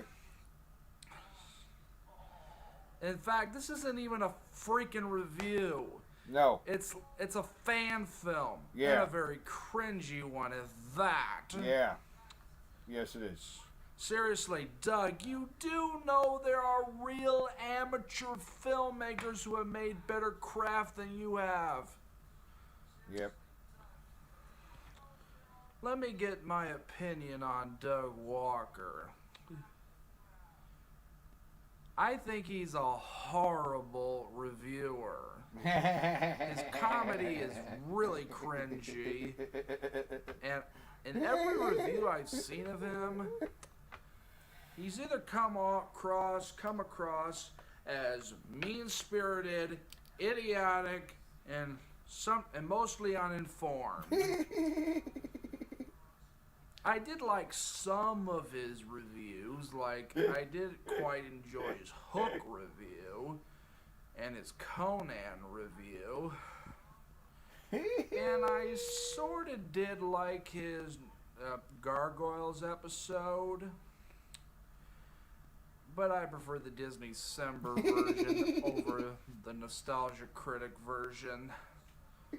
And I did like his Disney December episode of Atlantis, the Lost Empire, which was a movie I actually grew up watching as a kid and fondly remember renting it from the local video store.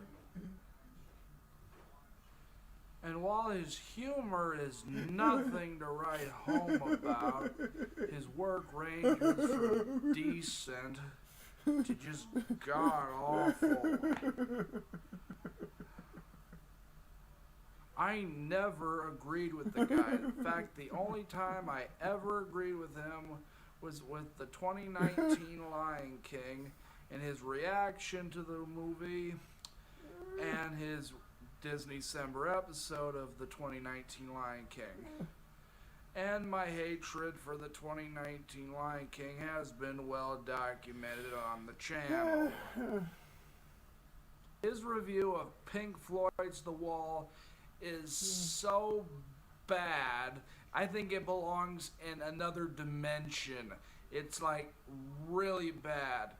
It's really trippy. It's so trippy, it makes Fear Loathing in Las Vegas feel like a sunny day in Spain. And this review has acting that would give Troll 2 a run for its money. And with green screen effects that make my teleportation scene in my Goonies review look convincing.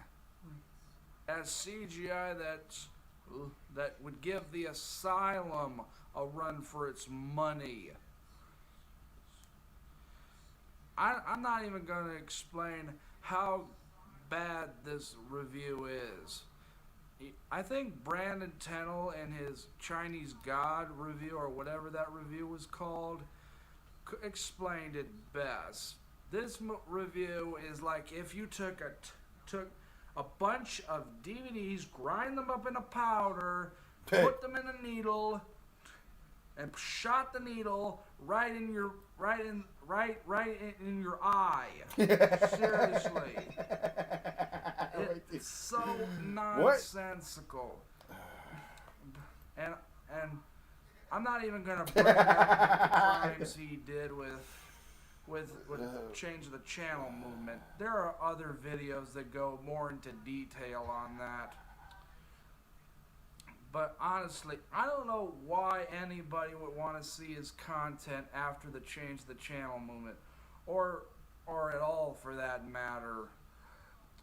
I don't know why the hell anybody would want to watch his crappy reviews. In that case, I would rather sit through an early episode of The Cinema Snob than watch one of his reviews. Okay. Yeah. Honestly, in my opinion, James Ralph is the real nostalgia critic. Yeah. And I'm sticking to that opinion. He has done, James Ralph, outside of Angry Video Game Nerd, has done some great movie reviews with his Cinemassacre reviews and his Monster Madness reviews. Seriously, I don't know why anybody supports this loser. Yeah. This loser Doug Walker is. And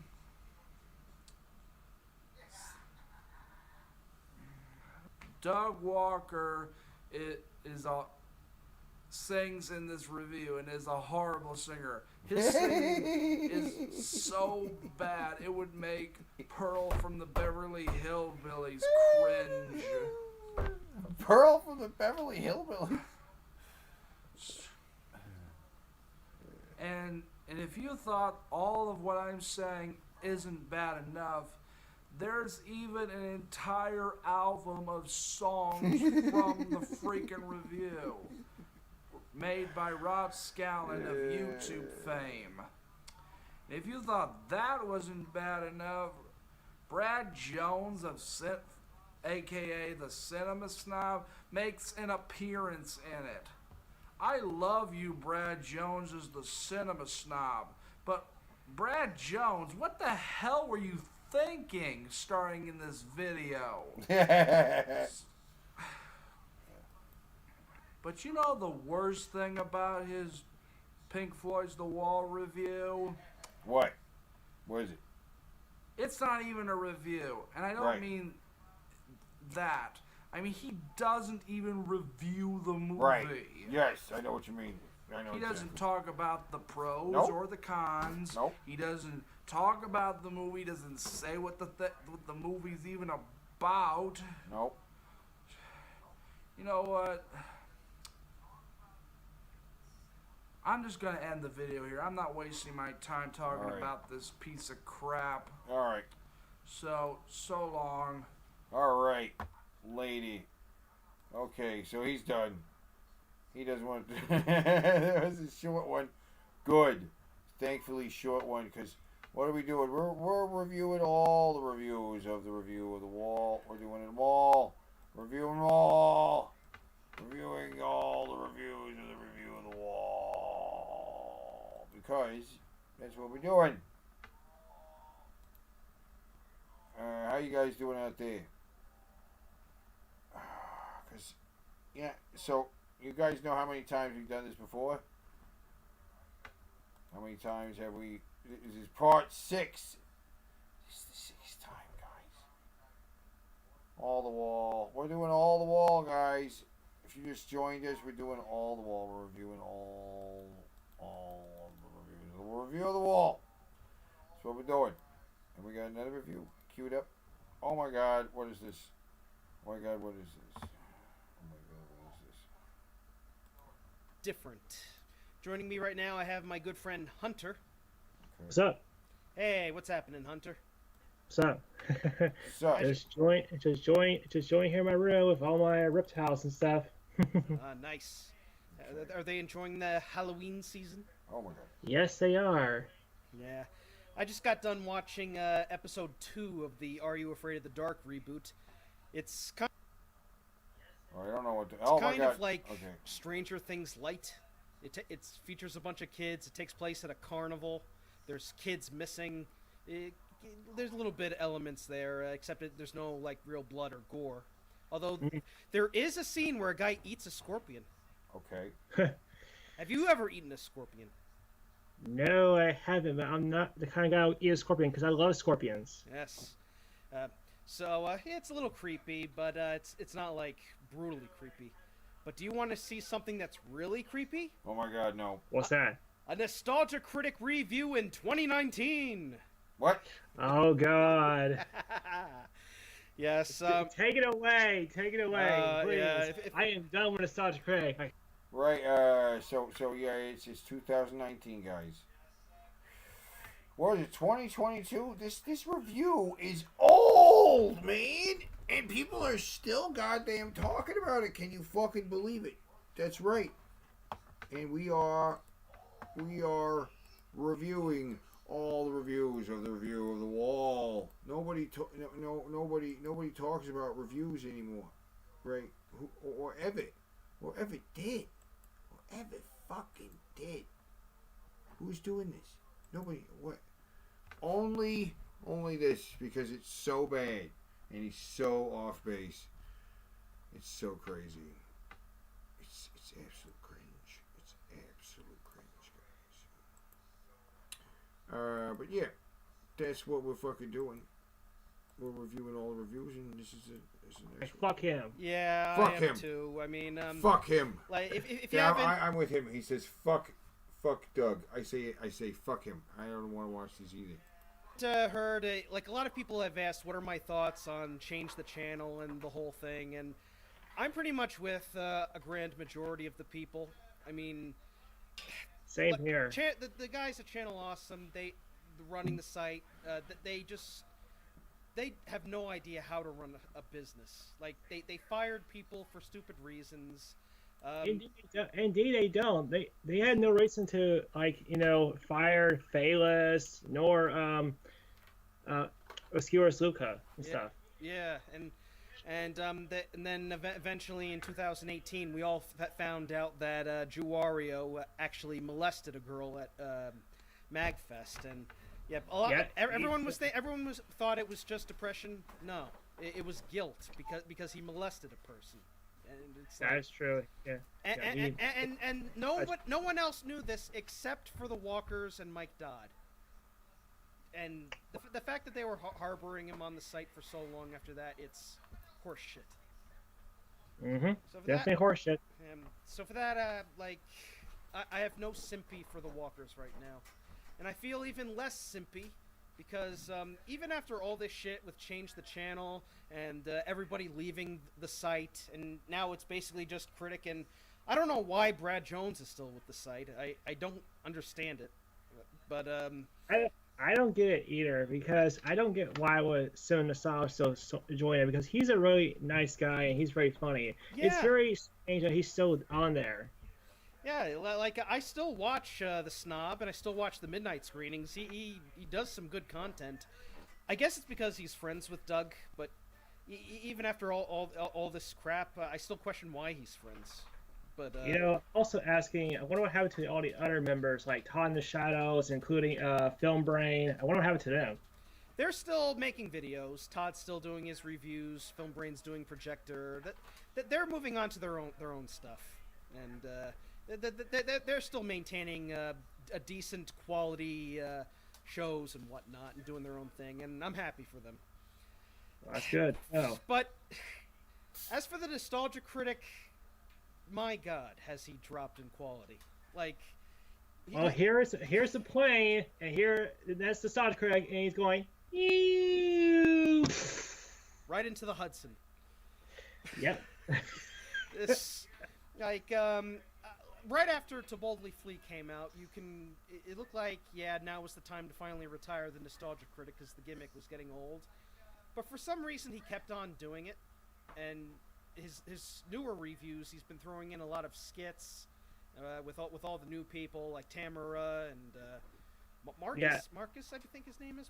What's it's Malcolm because I actually met him in person one time at the Comic-Con. Yeah, I don't have problems with those guys. It's just that they're given really shit material to work with. Well, I've also have heard some backlash from those guys, and I've heard it. They had. All right, he's still talking about this guy. All right, can we move forward? Where does he get talking about the wall? Okay, here we go. No. Angry Video Game Nerd and Urinating Tree. It's kind of just become a lost cause. Now people are just doing like and all kinds of insanity. And talking about the wall. You want to know why the teachers were like that? Why is that? Well, because it was 1950s. Yeah. It was still during, like, almost. Okay, so it was still during time when the war. Finally. Let's do this. All right, let's do 3, it. Jesus, 2, finally. 1, activate. This episode brought to you by Honey. Honey, again with the honey. This way to save money when you're shopping online. He really missed an opportunity to make a money reference there. Honey, it's a crime. That's what his reviews are all about. They're all about money now. Yes, they are. They definitely are. So basically, I'm already looking at the opening. I see Tamara in her maid outfit. So basically, it's just reenacting the entire movie? That's true. That's what it is. It's basically a reenactment of The Wall. That's what it is. Okay, then. Okay, random YouTube clip. Oh, and he's got, there's the guy from Slipknot, and... That's Corey Taylor. Yeah. Before anyone asks, no, I'm not a Slipknot fan, unfortunately. I love Slipknot, but I'm also really shocked on how they're able to get him in the video. Well, he's managed to get, like, Maura Wilson and Dante Bosco and all kinds of people into his videos. Including Don Bluth. I mean, how is he able to get that guy? He's like retired. Connections, yo. Next thing you know, he may try to get Rick Moranis. He's retired. Rick's too good for this. Yeah, he is. He better join James Ralph. Yeah, I'd be fine with that. I mean, James got McCulkin and Gilbert Gottfried in his videos. That review from James Ralph is so hilarious. Call him the pizza guy. Pizzagate. You know why? Because James has better comedic timing and better. He's a better writer than anything Doug's ever written. Okay, should I mention this? Yes. In the review, there's actually some song titles that come up. Yeah, he basically took the songs that were from the opera and just made his own songs. And he calls it the love letter to Pink Floyd. Yeah, love letter my ass. Here's what I'm gonna say about Doug Walker's singing voice. I mean, it's decent. It's very decent. That's all I can say about him. Like sometimes he gets a little too high and too low in some points, but True, that's true. And you should know the music is actually constructed by Rob Scallon. Yeah. Oh. Now Rob fuck. Scallon. What happened? Now Doug is singing the song now. Oh God. Yeah, I was expecting that because when I first saw this video, it's just terrible. It's just ugh. Well, I'm watching the first. We're up to 3 minutes 47 seconds, and I'm at the point where you're like, okay, we get the point. Let's just get to the actual review now, instead of all this goofiness. Spoilers! There's no review. No review. It's just a musical. I warned you, dude.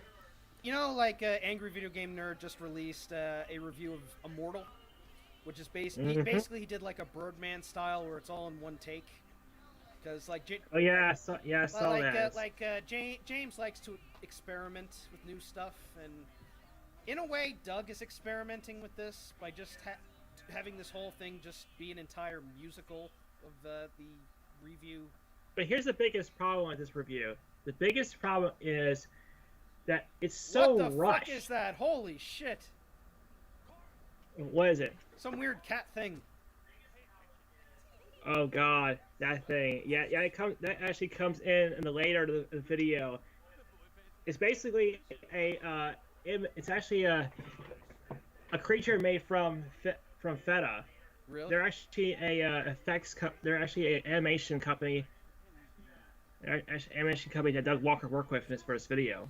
Yeah, because I've seen some animations in some of the stuff. Yeah, I heard that it's a pretty good company, but I'm surprised they went with the soundtrack. It's a shame.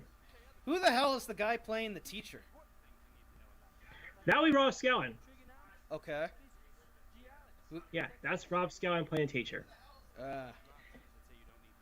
I'm guessing they're doing their imitation of Another Brick in the Wall, aren't they? Imitation, you say? Well, it is a parody, and also I noticed it's not a funny parody. Yeah. Like he's acting nothing like that douchebag teacher, and oh, look at these Jimmy Screamer Kloss effects. These is glorious. Oh God, Jesus. Yeah, I've seen those effects, and they're just terrible looking. I mean, all it's showing is just Rob Scallon smacking the building, but the building's not even crumbling down. It's just there. I guess they couldn't afford to film a train scene either. Yeah. And let me also say something. From James Ralph's effects, he knows how to pig effects that work good for his reviews, but Doug Walker, on the other hand, he just like wasted so much money he has to pay the bad effects. This is brutally annoying. Tell me about it. It's definitely really annoying.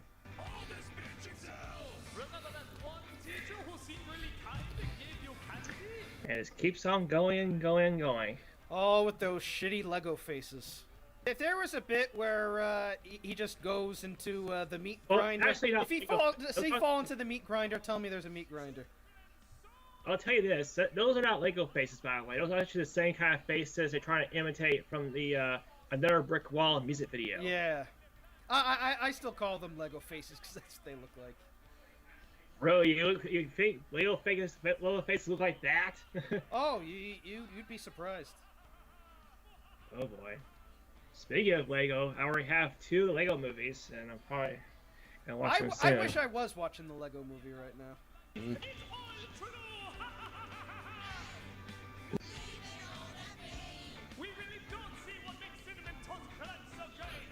He's just making random jokes that don't make sense. Indeed, all he is ever doing in the video is just saying the movie's pretentious, boring, and all that other stuff. That's like The Wall is not an easy movie to review. I could probably talk about the animated segments and how goofy they are, but then the video would probably be like 2 minutes long. The sequences are awesome. They're awesome. They're definitely straight out of Roger Waters' cocaine-filled mind right there. I should mention this. They actually have reasons to be honored in the movie because think about it. Because when you imagine World War II, you do imagine something like monstrous going on. Like. Okay, well, now they're burying Twitter. They're literally burying all the people who shit talk them on like Facebook and Twitter with the change. Seriously, I never got this thing. I never got why they changed the hammers into phones. What the hell is that all about anyway? Oh, look, we get the tunnel at last. I think there's a way to not connect that. Oh, come on, they're just saying school sucks. They're not making... Oh, and this is where this is where his friends do a critique on the movie. They but do an actual critique? In this? Yes. But not the critic. The critic doesn't do it. Only they do it. Only Tamara and Malcolm do it. Now we are up to Goodbye Blue Sky and Black Ego. I think now, I think it's starting to occur to me now. The way this review is being made, you know how Pink is based on Roger Waters? If you can call it a review.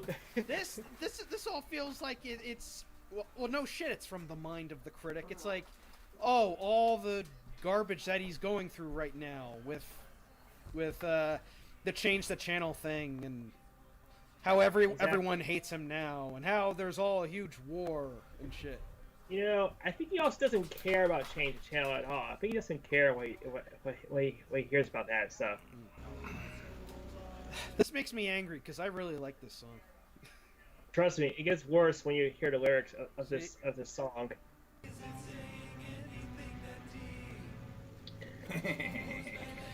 And I can see he's just using still shots, so obviously he couldn't get the copyright for this thing. Nope. That's a question I like to ask Doug Walker if I ever get a chance to meet him in person again. How in the world? Why in the world would he just go out, waste his time to do all this, and instead of just showing clips of the movie and do it in a normal way? Why couldn't he just do that? I don't. Because his fans copyright. I don't know. But his fans been asking him. Right. So we get back to they get angry. They're angry. They're genuinely angry at it, and they ask why. Why? Hey, you guys still in the chat? You guys still hanging on there? Struggling through this? Oh, yeah, I know. Hey, what's going on? It's a shame. Why are people still talking about this? Hey, you got some emojis over here. Wait. Yikes. Oh, snap. Going. Going, gone. All right. Next. Saw enough of this. These guys, they're already past the point. You get pissed. It's always Yeah, just, why couldn't you just get the DVD? It's so easy to get a DVD on Amazon. I don't know. It's on Amazon. I mean, it's on fucking Amazon. On top of that, you can still use a fair use. I don't know. There's no excuse. There's just no excuse. there's no excuse for this. Anyway, next video. What we got coming up next? What's next, guys? Because what are we doing tonight? We are doing part 6 of the reviewing of the review of all the reviews of the review of The Wall of Doug Walker, Nostalgia Critics review of the the Wall. Oh, hey, I'm barely hanging in there. That's right. You misspelled bear. You should have said bear, right? Bear. Barely hanging in there. Good. Glad to hear it. Glad you're struggling with this. Looks like 9 people are watching. Yeah. 9 people watching. What's the next review? Oh my god. It's his face right in my face. Jesus Christ. Motherfucker, I just watched Nostalgia Critics' bullshit parody of The Wall, and fuck, that was just bullshit. I fucking can't put into words how much I shit fucking hangers. Oh my god. Me, man. Fucking. Can you they hear just it? Bitched about the wall being full of itself, and then they poked shit at the wall with no fucking, like, sense of self. Holy fuck. It's just completely Can you hear him moaning and talking? bitching.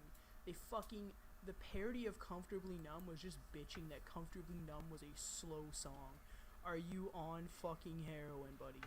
Like, fuck. Fucking, their entire complaint Fucking, he said fucking. about That's great. fucking Another Brick in the Wall Part 2 and Happiest Days of Our Lives, which is bitching, oh, high school's bad. Nah, fuck, man, that was supposed to be a critique on the entire fucking education system, but whatever, smoke your fucking crack, bud. I legit did not think that I could fucking hate something that involved Corey Taylor and Rob Scallon, but I'll be fucking damned. At least the fucking instrumentals done by Rob were fucking good, and yeah, okay, I'm pretty happy that Corey's version of fucking SpongeBob SquarePants is finally put on tape, but fuck. I don't know why anyone would listen to that if they can just listen to the regular version of The Wall. They cut half the fucking album. They made no actual valid points to complain about it. It switched from terrible fucking animation with like green screen to like semi-realistic CG just halfway through, and just in the middle of it, with no context, fucking Nostalgia Critic just plugs a fucking honey and then says, yeah, this is a love letter to The Wall, when they're not parodying it. If it was parody, okay, fair enough. They're just fucking complaining about it. Like, are you fucked, bud? It's just, there's no good points in there's less good points in the movie than in this absolutely retarded ramble about the fucking review, unquote. And then fucking at the end they're like, yeah. This is like probably one of the only legitimate reviews of the review that we actually reviewed tonight. Because he actually is reviewing it. The other videos we saw were like more or less reactions. So this one is a genuine review. It's very quiet. It's very soft. And it's just a picture of his dumb fucking face in my face with Wall bad. Not a big fan of the presentation, but yeah. Yeah, it's a good movie, good music, but it's kind of full of it. So fuck off, man. You bitching about it is you being full of yourself. I guarantee that the fucking thought process, at least for Nostalgia Critic, was I can make a better version. Fucking calling Blue Sky Oscar bait. Are you okay mentally? The fucking movie was supposed to be about fucking Roger Waters growing up and then struggles with addiction. So there's a reason that it talks about war in the movie. It's not just there for fucking shock value. It's talking about him losing his father and shit. Fucking look into it before you make a review. Holy fuck, bud. Oh my god. He got real loud there at the end. Yeah, alright. Okay. Next, we're going to do, what is the next review of a review of a review?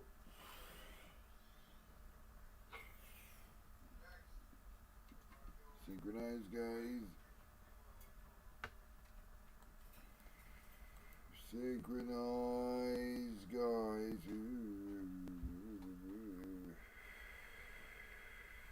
Synchronize. Yeah. Anyway, we are reviewing all the reviews of the review of the wall. What's next? What's this? What am I looking at? I don't see nothing yet. Anyway, what are we doing? We're reviewing all the reviews of the review of the wall. That's what we're doing. Reviewing all the reviews of the review of the wall. That's what we're doing. Synchronize, guys. Synchronize, guys. Synchronize, guys. Synchronize. Yeah. Anyway, we are reviewing all the reviews. Reviewing all part 6. What's this? Of the reviewing all the reviews of the review of the wall. Anyway, what are we doing? We're reviewing all the reviews of the review of the wall. That's what we're doing. Yep, that's what we're doing. Oh, so what we got right here? I'll tell you what we got right here. This is Anthony Fantano. He's the guy who reviewed the wall that the one guy was talking about before at the beginning of the video. Stuffiest music nerd. Ugh. And it's okay, so he's the guy that the one guy. Oh my God, what is happening? Get out of here with this fucking shit. What is this? Get out of my face. Oh my God, oh, food buckets. Get the fuck out of here with your food buckets.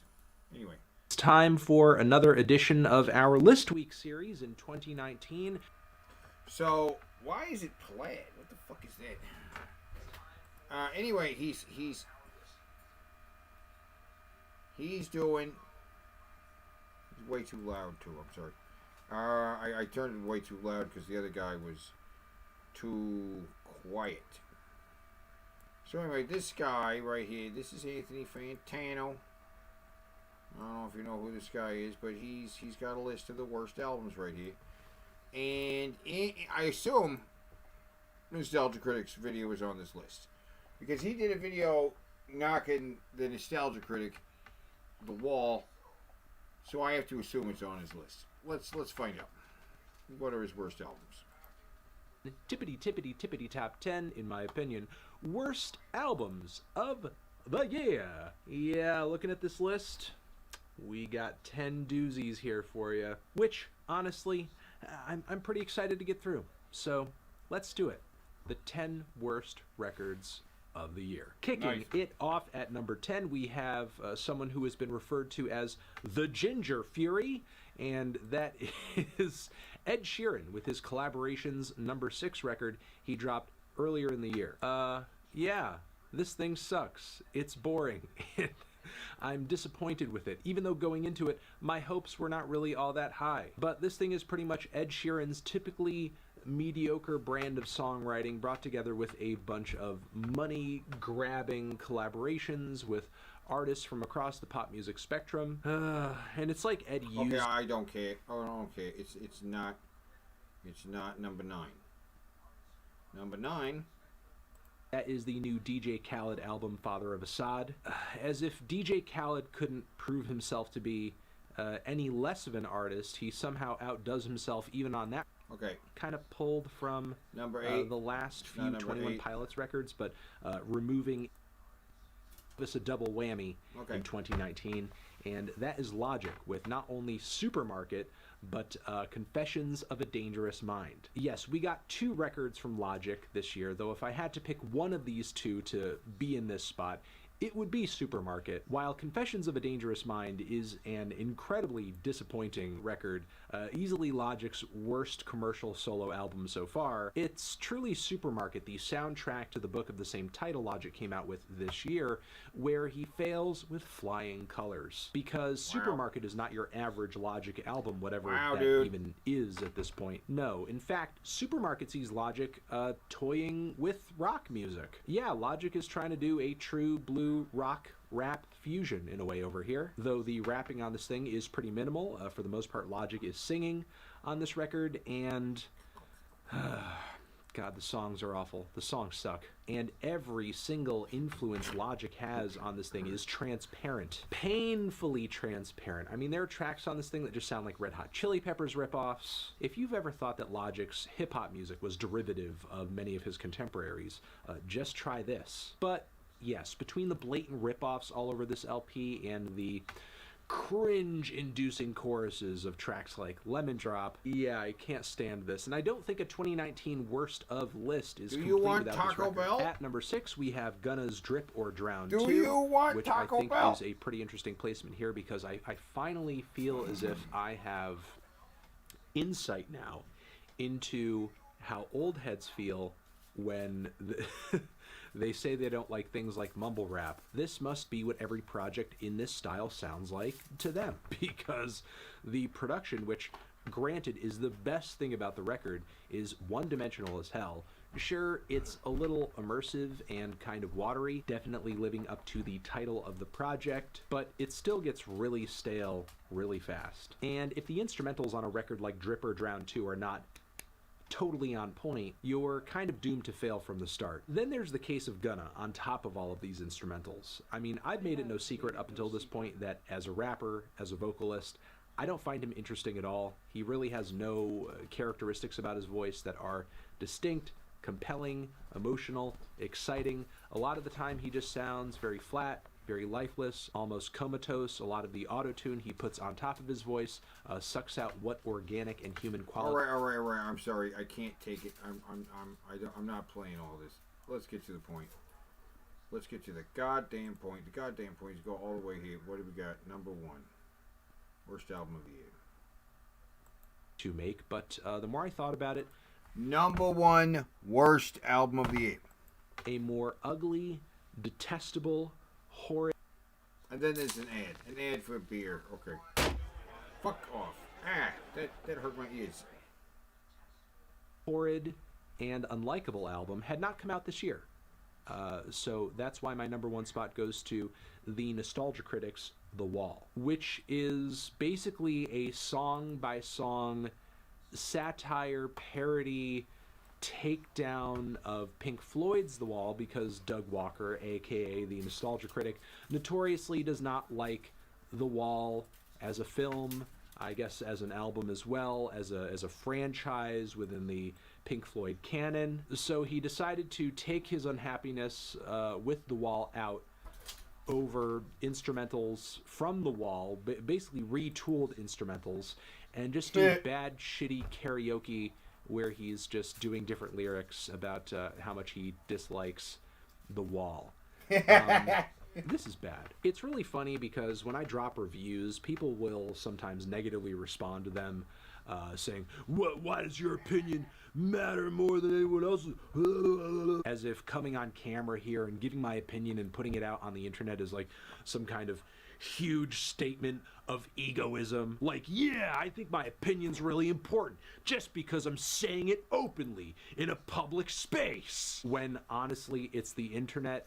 Anybody can say anything on the internet at any time for the most part. But I feel like this record really gives me insight into those emotions though, because I feel like Doug Walker's The Wall here really truly is a statement of egoism, because not only is Doug putting his opinion out there, Doug also had to turn his negative opinion of The Wall into a weird, freaky, annoying, totally unnecessary passion project where he literally has to bring in other people to make all of this possible, not only as an album, but there's a visual component attached to it too. Yeah, to me that says I think very highly of my opinion, and it is so important I need to set it to copyrighted music because it's just really is that valid. And look, at the end of the day, Doug Walker most likely is aware of how negative the backlash is going to be toward a project like this,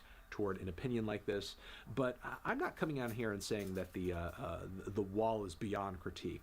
I know that not every Pink Floyd record slaps, and given the diversity of the band's catalog, you're going to have varying opinions over which records are good, which records are not so good. But if you're going to give a negative opinion of a beloved record, which I've done a few times before, I feel like this is maybe the worst possible way you could go about doing that. I can't imagine a worse way. Doug here just comes through with a record that is just so unbearably pompous, I'm just not sure what to say. I'm almost speechless. Speechless beyond this point anyway. And that is going to be it for my list. Those are my Wow. top 10 worst albums of 2019. Top 10 worst albums of 2019. Nostalgia Critic, number 1. The worst album of the year. Well, I mean, because it had the audacity to sell itself as an album. I mean, there it is. There it is. There's the album. With Doug Walker, which, you know, there's the thumbnail, right? It's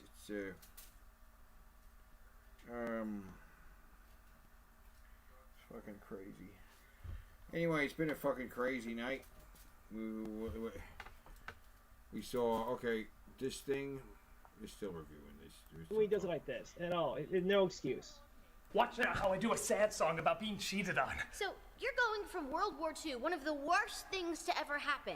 To bitching about your girlfriend cheating on you? Hey, it doesn't matter how I'm pained, as long as I'm torturously pained. Sounds pretty douchey, man. Yeah, pretty douchey. Yeah, it is pretty douchey, making 40 minutes of just non-stop skits instead of actually getting to the point. Exactly. Oh, wait until you get to, these guys still talking about it. They're reviewing the album itself, though, again. Album.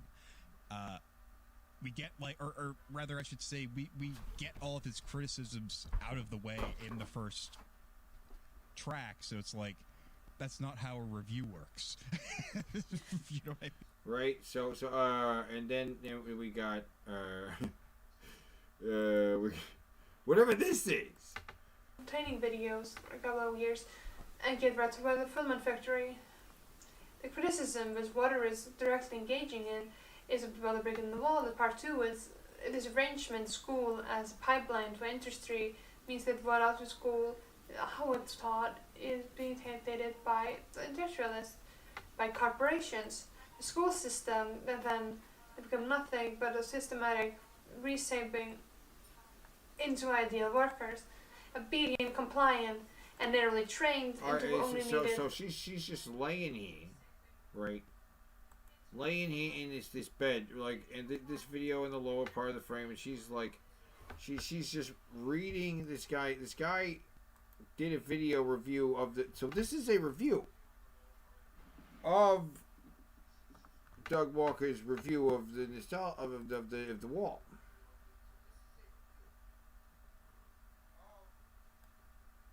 You know what I'm saying? And so here she is watching the review, and she's just reading it. For a job, it's a rejection of people that exploit labor. 2 uniform bricks in the wall. It's critical in the fundamental ordering of society. Why should this institution rampant with corporation so much power over us? Especially should it be so much power over children. This is all part of the multi-layered metaphor, the wall. There is the autobiographical element placed in the principles of the English primary school in 1950-1960, and the way that those water outdoors that he became was then served as the means of subsistence of the instrument itself, because the abuse of gender, the physical violence, and beating children failed were systematized and took place within a system that the best was indifference and the worst was improving. This condition for different things. Do you want? Regardless of whether or not corporal punishment is abolished, and more ideal pedagogy has been railed, institutionalized. School is still as the institution and will never be an unallied good. It will always be an abuse and a manipulation, and the question of whose agenda is served by the construction of the material that must burst the main and ending debate. So yeah, they feel confident in saying the argument here just isn't very well thought. It's not clear.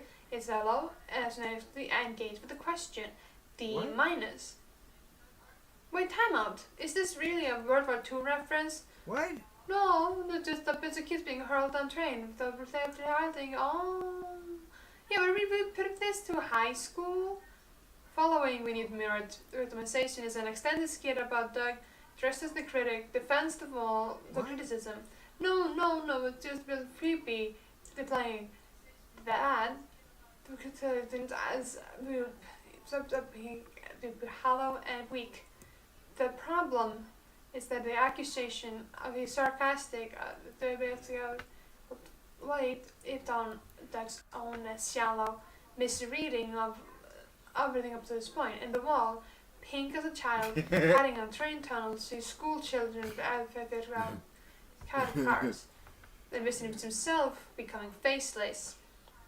This is the beginning of the habit that is effectively entertained back to the part 2, during which the spirit is turned into a meat grinder.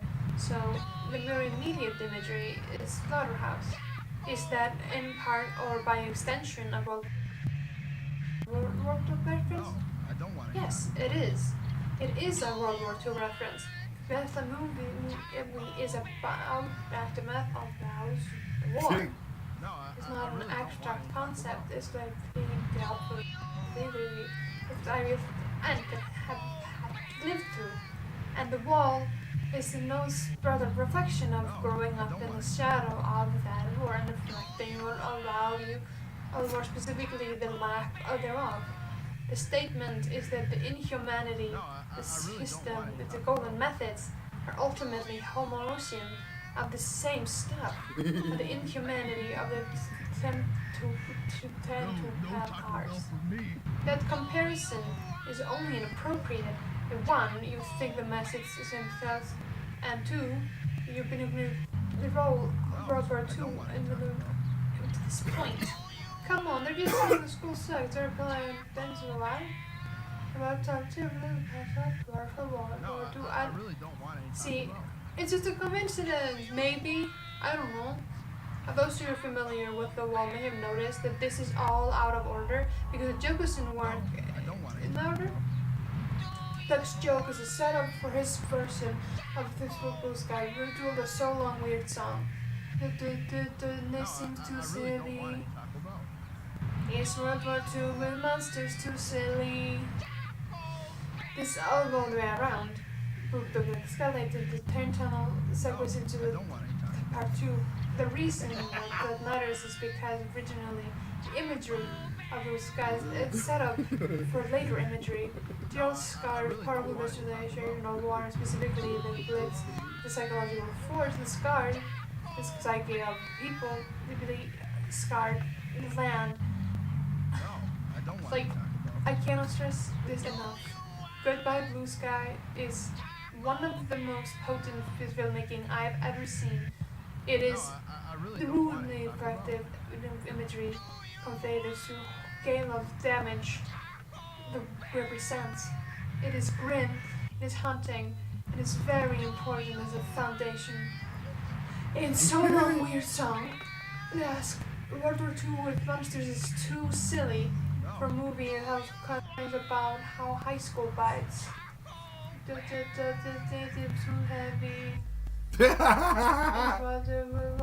It's too silly. The waters that you have to wear the water the beaches wasn't like that and I'm reading that also about how high school bites. Which of course again is predicated on that being Whoa! She fucking set up. She fucking set up, guys. She fucking set up, guys. She set up after she sang a little bit.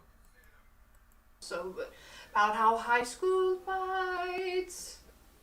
Which of course again is predicated on that being the message. But it isn't. When the indulges in a deeply misplaced by describing the sequence as World War II with monsters, as those with Liquid Radio, the Big Grim sequel. Now, this kind of literalism is literally part of the movie. It is really part for me. It's one thing when it's aimed at a corporate press like of the kids, but just really obviously misses the place and appropriate when replied to a deeply overtly symbolic. I've been a See that she had a lot of trouble saying that. That she was, you know what I'm saying?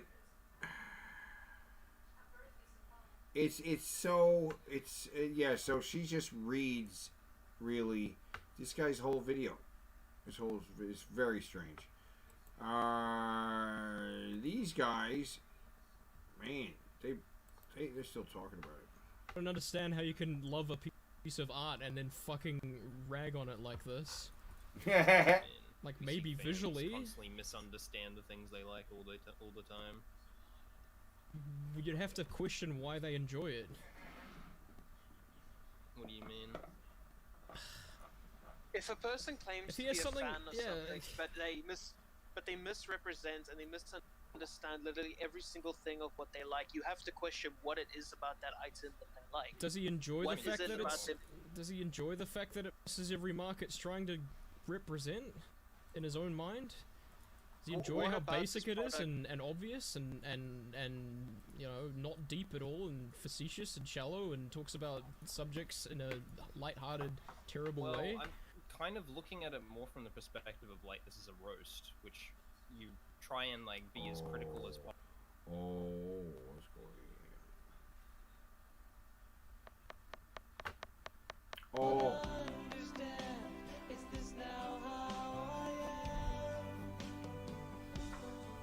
I think it's Farrah. He doesn't know. I hate that the bass sound of the music is so good that I'm like slightly enjoying this just because I can hear the original track. There's no original track here. There is a cover though. That's why I mean, it's like somehow superseding the like parody. Just get through the damn flick. Rob Scallon. You want to seem Damn flick. Didn't even put R in there. That's exciting. Why are these images so low res? Can you listen? Nostalgia Critic always has terrible Later there will be assets. a quiz. Anomaly moment. Somebody has to feel the same when I become so lame. There is only so long I can go.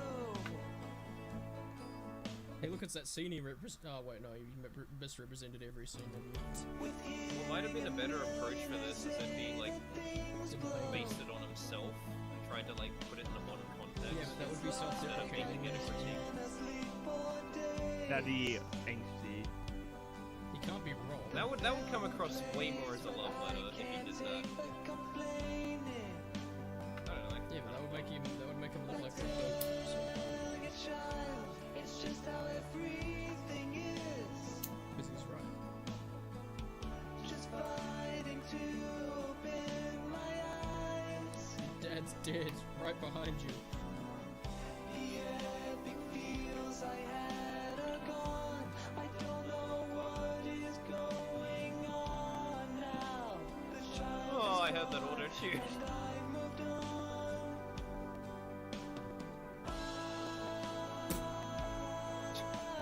I wish those Incredible days cinematography. weren't just a phase. Masterful cinematography.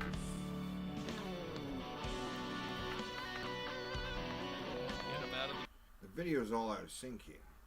The video is totally out of sync. But yeah, guys, we watched this. We watched this fucking thing. We watched this fucking thing with this ladies like fucking. I don't even know. Apologetically symbolic and communicate what this real event happened felt like lived through. He also calls the song Just insane, just absolutely insane. No, let me see right here real quick. We just pulled that video. Which one was it? Was this? You pull that one up. This one. Oh my God, this one right here. I didn't actually finish watching this one right here.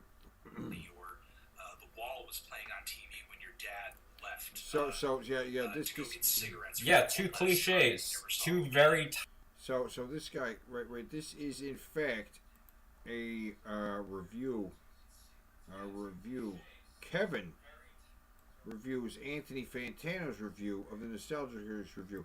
So by reviewing this, we have done a review of the review of a review of the review. Okay, so we have basically it's review bingo I think we've pretty much covered the entire. We've really covered all the bases here today. I think we can finally close the book on this. This was a review of the actual album here. We got this chick. She actually reads another review. Oscar bait, which is funny because it's not wrong. It's not right. Goodbye wasn't eligible to Oscar, but also because it's such a deeply felt that really revealing. So long, Oscar bait song. Smoke a bong and it will feel less wrong. So long. Now I think Doug will literally calling the song Oscar bait, but I don't think he think they were specifically trying to Academy, but he thinks that what is spiritually Oscar bait, which is to say, in sincere. This caption here for me is the placement innovation for just visually awful and cheap in way with Bahar for 2007. And second, this so petty and mean. But this is made me think that that's it. Boom. I love letters to Pink Floyd.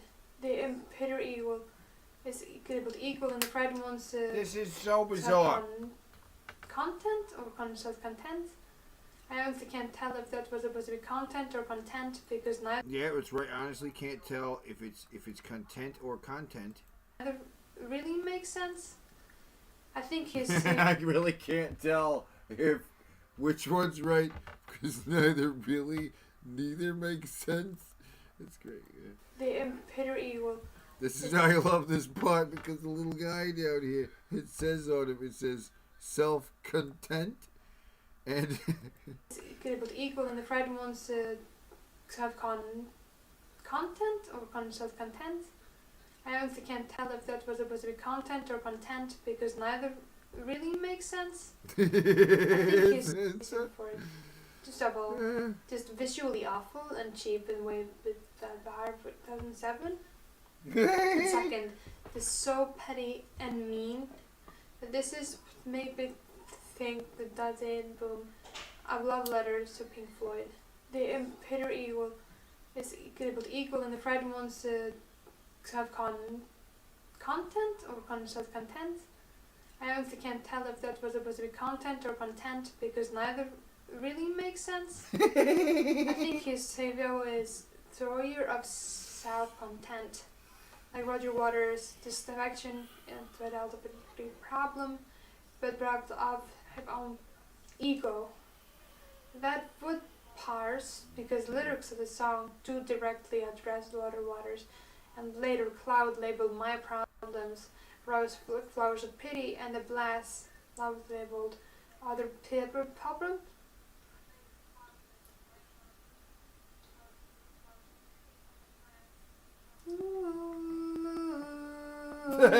She sings. I don't know. I think one thing with describe the world as a whiny and juvenile, then to say the fact that it's encapsulated a very teenage mindset. But it's quite a different I think it of being dated anyways. I think being thinks and not the imaginary part of longevity. I don't think you can make that accusation and then turn around and insist that you liked it fine and made a love letter to its creative vision. It's something you say about things that really don't think highly of at all. So despite it being so whiny, you see, enduring as hell, so long, Oscar bait song. Oh my God. This is just a love letter to Pink Floyd's music, and the song Comfortably Dumb, retooled as Comfortably Dumb, is where it's really gathered. It's not really about the wall, but it's kind of about Doug's relationship to the wall and to media as a general. It's probably the most honest song they put on the project, almost certainly not on purpose. Nominally, is a pacing of the film, and Doug, I think, Roger Waters, his opinions are limited lining a millionaire, but it's also Doug saying he doesn't understand and he doesn't care to. The movie is challenging, and he doesn't care to put any of this in with it long terms. He has become comfortably dumb. So I don't understand. This is not how I am. I have become comfortably dumb. And you know what? I'm not going to disagree. You said it, man. And was it supplication humor? Because I don't feel it's criminally true, but I think it's true. Going into the outbreak, there's October. So, okay, up to this point, Corey Taylor, for events like that, being event of Pink. As a transition, Corey is the tag, so the equivalent of in the flesh and waiting for the bumps. This is part of a running gag, but being that the actual rock musician doesn't get to sing a song at the very end, but he plays a bug his grandbags, and although probably just a little bit of Corey fall for a day or two, and a block shooting on the other thing that's coming on is far more trivial, but bothers me so much is that the result is so lit, overly blue, and I'm not saying it's a stylistic choice or mistake. But this he forgot to divide spelling properly and just left it, because Doug does that just all the time. After the ad break, which consists of incredibly ad buying times using scam honey, the Doug identification of we're selling for money. We get this.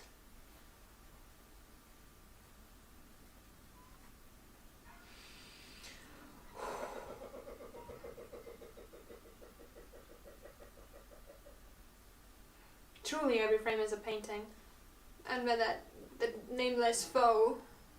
No, okay. Where do I start? We start with this. You sunshine. This was dissing Thatcher's administration, but it's vague enough to put anyone you feel. Titian, Strowman, just put their face here. No, Doug. No, it really wasn't. Are there any queers in the theater tonight?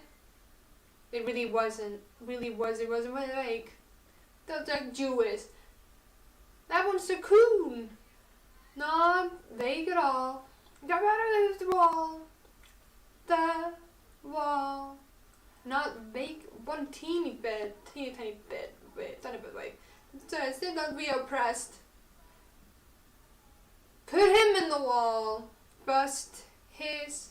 Okay, so this whole segment is just Doug ranting about people being mean to him on Twitter. It is completely disconnected to the wall. Not even a tiny bit. Movie just the alter ego to express otherwise a different opinion. And that's honestly a charitable reading, because otherwise you're saying that the criticism of the aventurism, the policies of austerity, the Christian norms, the violent suppression of literal dissent, of a rising homegrown fascist movement, criticism that predate the AIDS crisis overthrow well into the 80s, and this government decided it was a policy that AIDS were type of punishment.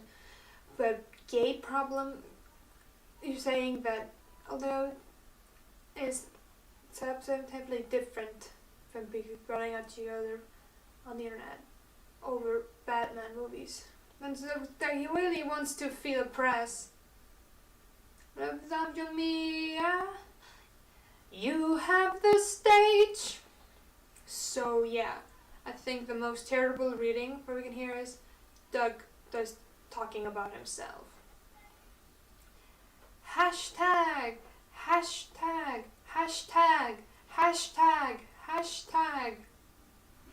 Alright, so there's only one major section left, and this is maybe where I risk personal opinion. Common among the reaction into the video is to say that, well, the movie is really bad. The animation and it was good. It's the best part. And anyone who's criticism the reviews should, be kind to Finna, the animator, who put together. because it was a lot of work. So what happens is Corey enters the Channel Awesome office and is about to confront Doug when tempted by a phone call. It was a dated field trip. It was intelligence files and all hit that. Hold on. Who is it? Hello, critic. It's Sullivan. The satellite still okay? Yes, actually. Is there a make over there? Is he there? Because I was well. Sullivan, the damn video. Shut the fuck up. Now, I've done all the research to put it together, so I'm gonna analyze this. But on first viewing, I had zero clue what was going on. I don't know what this is, but it's clearly a reference to a video that I was trying to get. There's clearly some sort of backstory to these characters. It's not just an abstraction.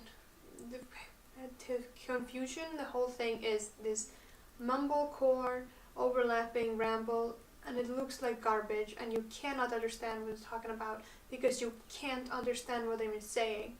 Not exactly giving creation is credit. It's you shit out the Hawks, the Voldemort that they make, and then this thing shows up, and then the barely intelligible dialogue just keeps going into the whole second tutorial, where it honestly doesn't get any much better.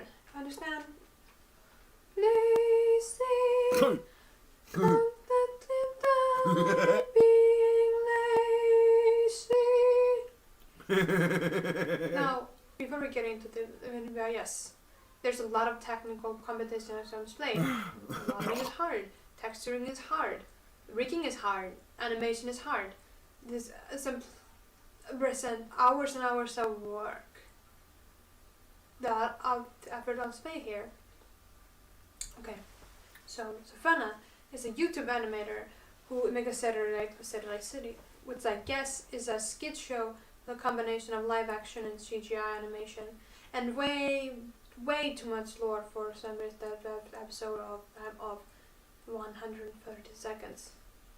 So the characters in the trial are characters from the city, and it's just not good. Kind of the real takes of pace is that not good in different ways than their review so far. Particularly, this segment was made by Finna in more legislation. A trial of Archimedes called Finna's The Trial. The credits say produced by Finna, and so and arrested of it using his normal stable of voice actors, which makes sense because the opinions are bad, but they're kind of bad. The attention is sung in universe with editors who feel the wall falls short because all the animated monsters don't get enough screen time or development, and then another character comes in and said, I guess we can give it a pass because we're trying to tell a story. Film bound by character, the visual affair. It never meant to tell a story.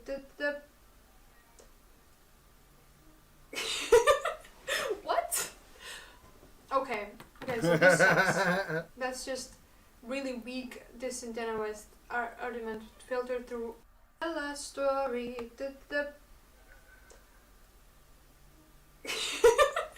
What? Okay, so this sucks. That's so she actually broke character there for the first time. Right there. Seriously, she fucking broke character there. For the first time right there. Just couldn't hold it together. That's funny. There she is, breaking character. That's funny.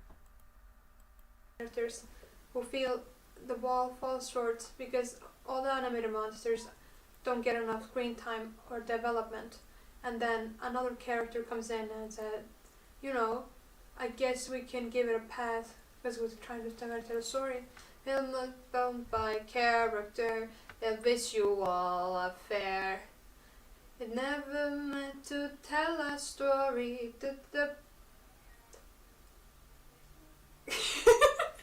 What? Okay, so this sucks. That's just really weak, disingenuous argument filtered right back through into character and being on because having been your actual opinion into the world. It's also just wrong on a very basic level. The Wall is telling a story. It's not very confidently told and it's a little bit loose, but it is very comprehensible. The animated monsters in the anime are underrated up the slightest because they are the presentation of the characters that were already in the movie. They are psychosocial visualization of those literal characters and the ideas that those characters represent. Parents, the state, the education system, intimate partners. The problems Finna's her thesis is they actually are underdeveloped. They're even at the attempt of using them. The whole question then that's lost in the clear specificity crossover. They are not present in any meaningful capacity. They don't represent anything substantive, and they are for the most part awful over big designs. One-on characters. Me with the urge to decapitate. So yeah, you're gonna have this over-designed 4D rat thing lecture about how the Wall is style over substance and avoid of intellectual development, and then alien big titty goth girlfriend comes in and says call us lazy. And then when I have an over-designed wall of figured icon my tibbets. Style over substance. So basic with creatures in the world. Not a drop of intellectual development. Lazy, constantly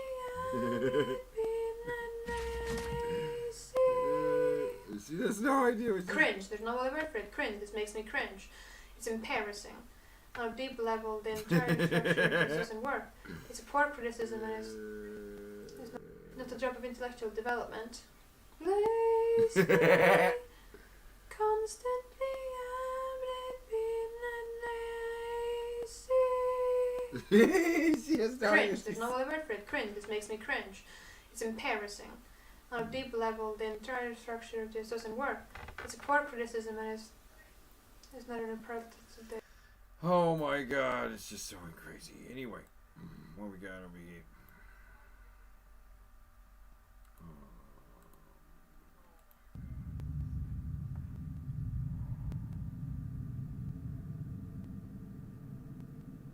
What's this? Probably a song. The boy fancies himself a music. No. I don't think I'm playing a sitar. We were watching this too, weren't we? Anyway. Oh my fucking god, did we stop here? Yeah, we did. On the jacket, which is very thin, and it was like almost a story. Oh. So I'm coming. So I have. So I'm walking home from school.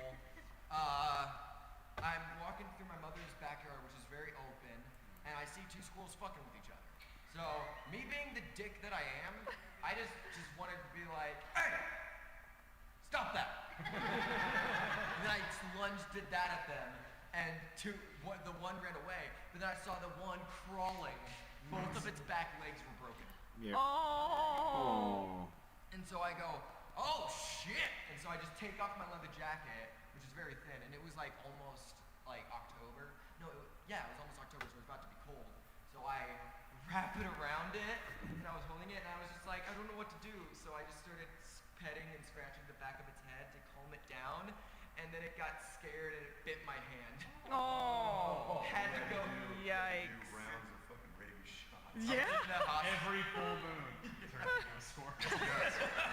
Sometimes. What an oddly specific but kind of okay superpower. I don't want to be like the alternate version of Squirrel Girl. Go fuck. I'm just like, but yeah, sometimes me and my mom will be in the car, and I'll just see squirrels running by the car, and I just go, Mom, they're after me. They know what I did. The squirrel sense is tingling. My people, they call. And then another thing that happened when I was at the hospital, they had to they did the finger that I got bit, and they did the arm, and then they had to do my legs. They had to use thicker needles. Where'd you put the handkerchief? Over there. They had to use thicker needles for my legs. Oh. But they did them at the same time. So they just did this. That. And my mom and my Corey, just so you know, these are your shades. Those aren't Just zero. Yeah. Oh, no, that's fine. He's been using them and stuff. I just go, Anyway. it's not a question. Get each other back here.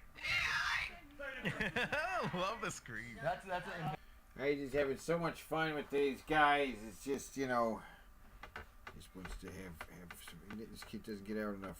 His dad's a rock star.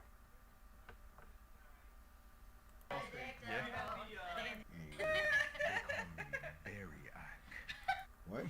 Everyone died at your Ike voice, Malcolm. Oh, so good. Oh, baby.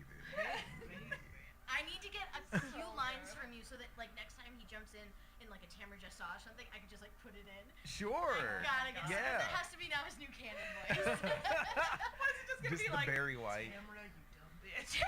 Tamara, you saw shit. They call me Barry Ike. Just Barry Ike. Or just like, I'm hungry. Can opener. Chop chop. Yeah. Oh damn, yeah. Yes. We gotta get a couple. Help! Get away from there. Get him. I didn't see nothing. Turn it off. I'll buy you. I'll buy you. Well, that didn't go as planned. Action. I also like trying to. And Tara will be on either side spinning it. Oh, yeah, that's fantastic. Anyway, Jesus Christ. Jesus fucking Christ.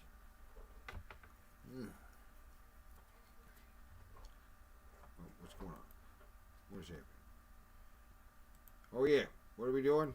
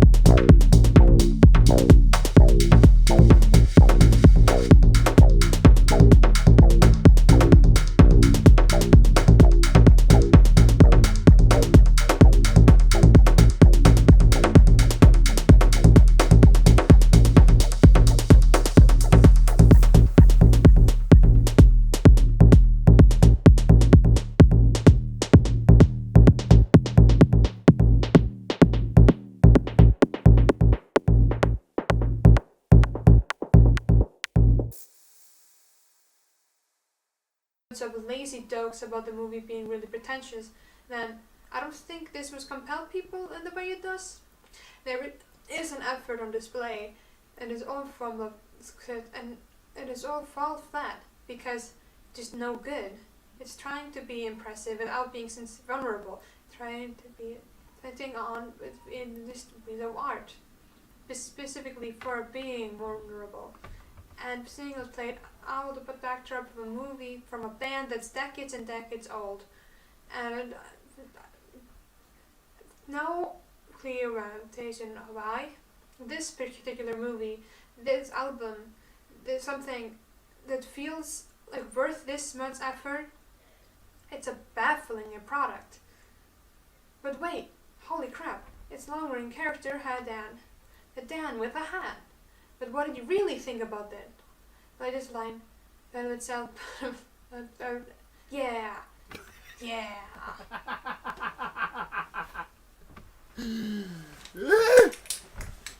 What is she doing?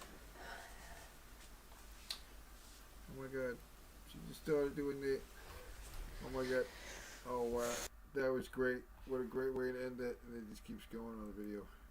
I gotta see that. There's something that feels like worth this much effort. It's a baffling product.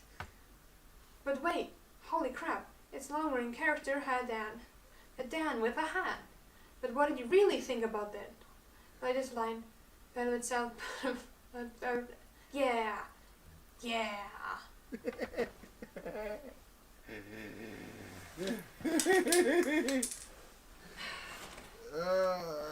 What the hell was it? Oh god. What the hell? What the hell was that? What the fuck was that?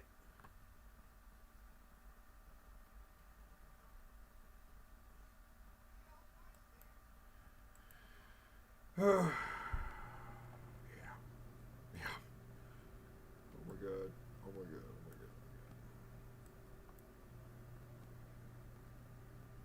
god.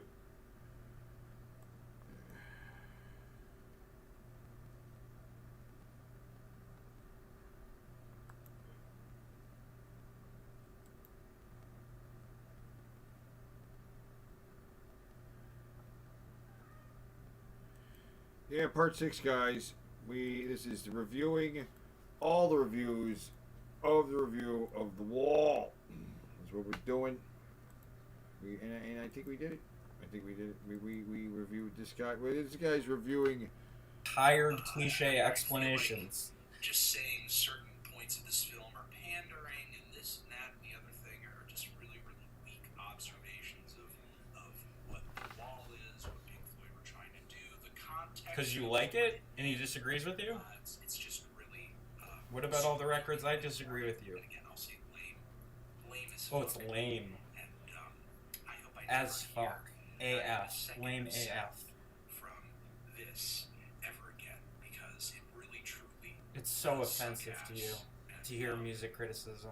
Yeah, it doesn't sound good, not funny, Like not you. witty, Not like you. not profound in Like its you. observations, just Superficial posturing like you. Wow. be such a thing in a review of a record by a band that is decades and decades and decades even before Doug's time, because Doug is that much older than me, and while I do enjoy The Wall, I didn't grow up with The Wall. It's something that I sought out as I was going through the tones of rock music. You know, it was never I'm really glad you my went through the life times. was I haven't gone through the conflicted, and times had to yet. be faced with The Wall as a piece of pop culture, because it's always been something of the past to me, and why something that is so far before your time even matters. Yeah, why does music matter? Why do you actually care about music? Music is worse than sex according to you, right? This is terrible. Just pleasure is what you want. I mean, come on. This guy's really over. Yeah, this guy, I don't know. He's upset that this guy doesn't like the album. Just popularity is what you want. You do not care about art. Something else in order to just live a better life, because if I dive too deeply into how terrible this is and everything that makes this bad, You'll figure out that's about you. fucking panic attack right here Love is not the opposite of hate. Indifference. You have nothing but difference for this. A somewhat sane demeanor in front of you guys. So You would go insane if you had to explain what a music critic was or what a parody album was. Oh, explosion. Not good. Not rated. Not a real thing. Sorry, guys. Listen to Kids See Ghosts. Listen to Kendrick Lamar make a terrible fucking Parliament album from the fucking 90s. Give it out of 10. All right. Jeez Christ. He really didn't like the fact that Anthony Fontano didn't like the album based on the fucking... It's weird. It's a weird thing to bitch about. Isn't it? Right? Yeah, it sure is. Yeah. That's right, Doug Walker. And Corey Taylor of Slipknot. And there it is. Anthony Fontana puts Nostalgia Critic. He put it as the number one, the worst album of the year. Number one, worst album of the year. What's this going? Oh my god, dude, it's so crazy. Yeah, man.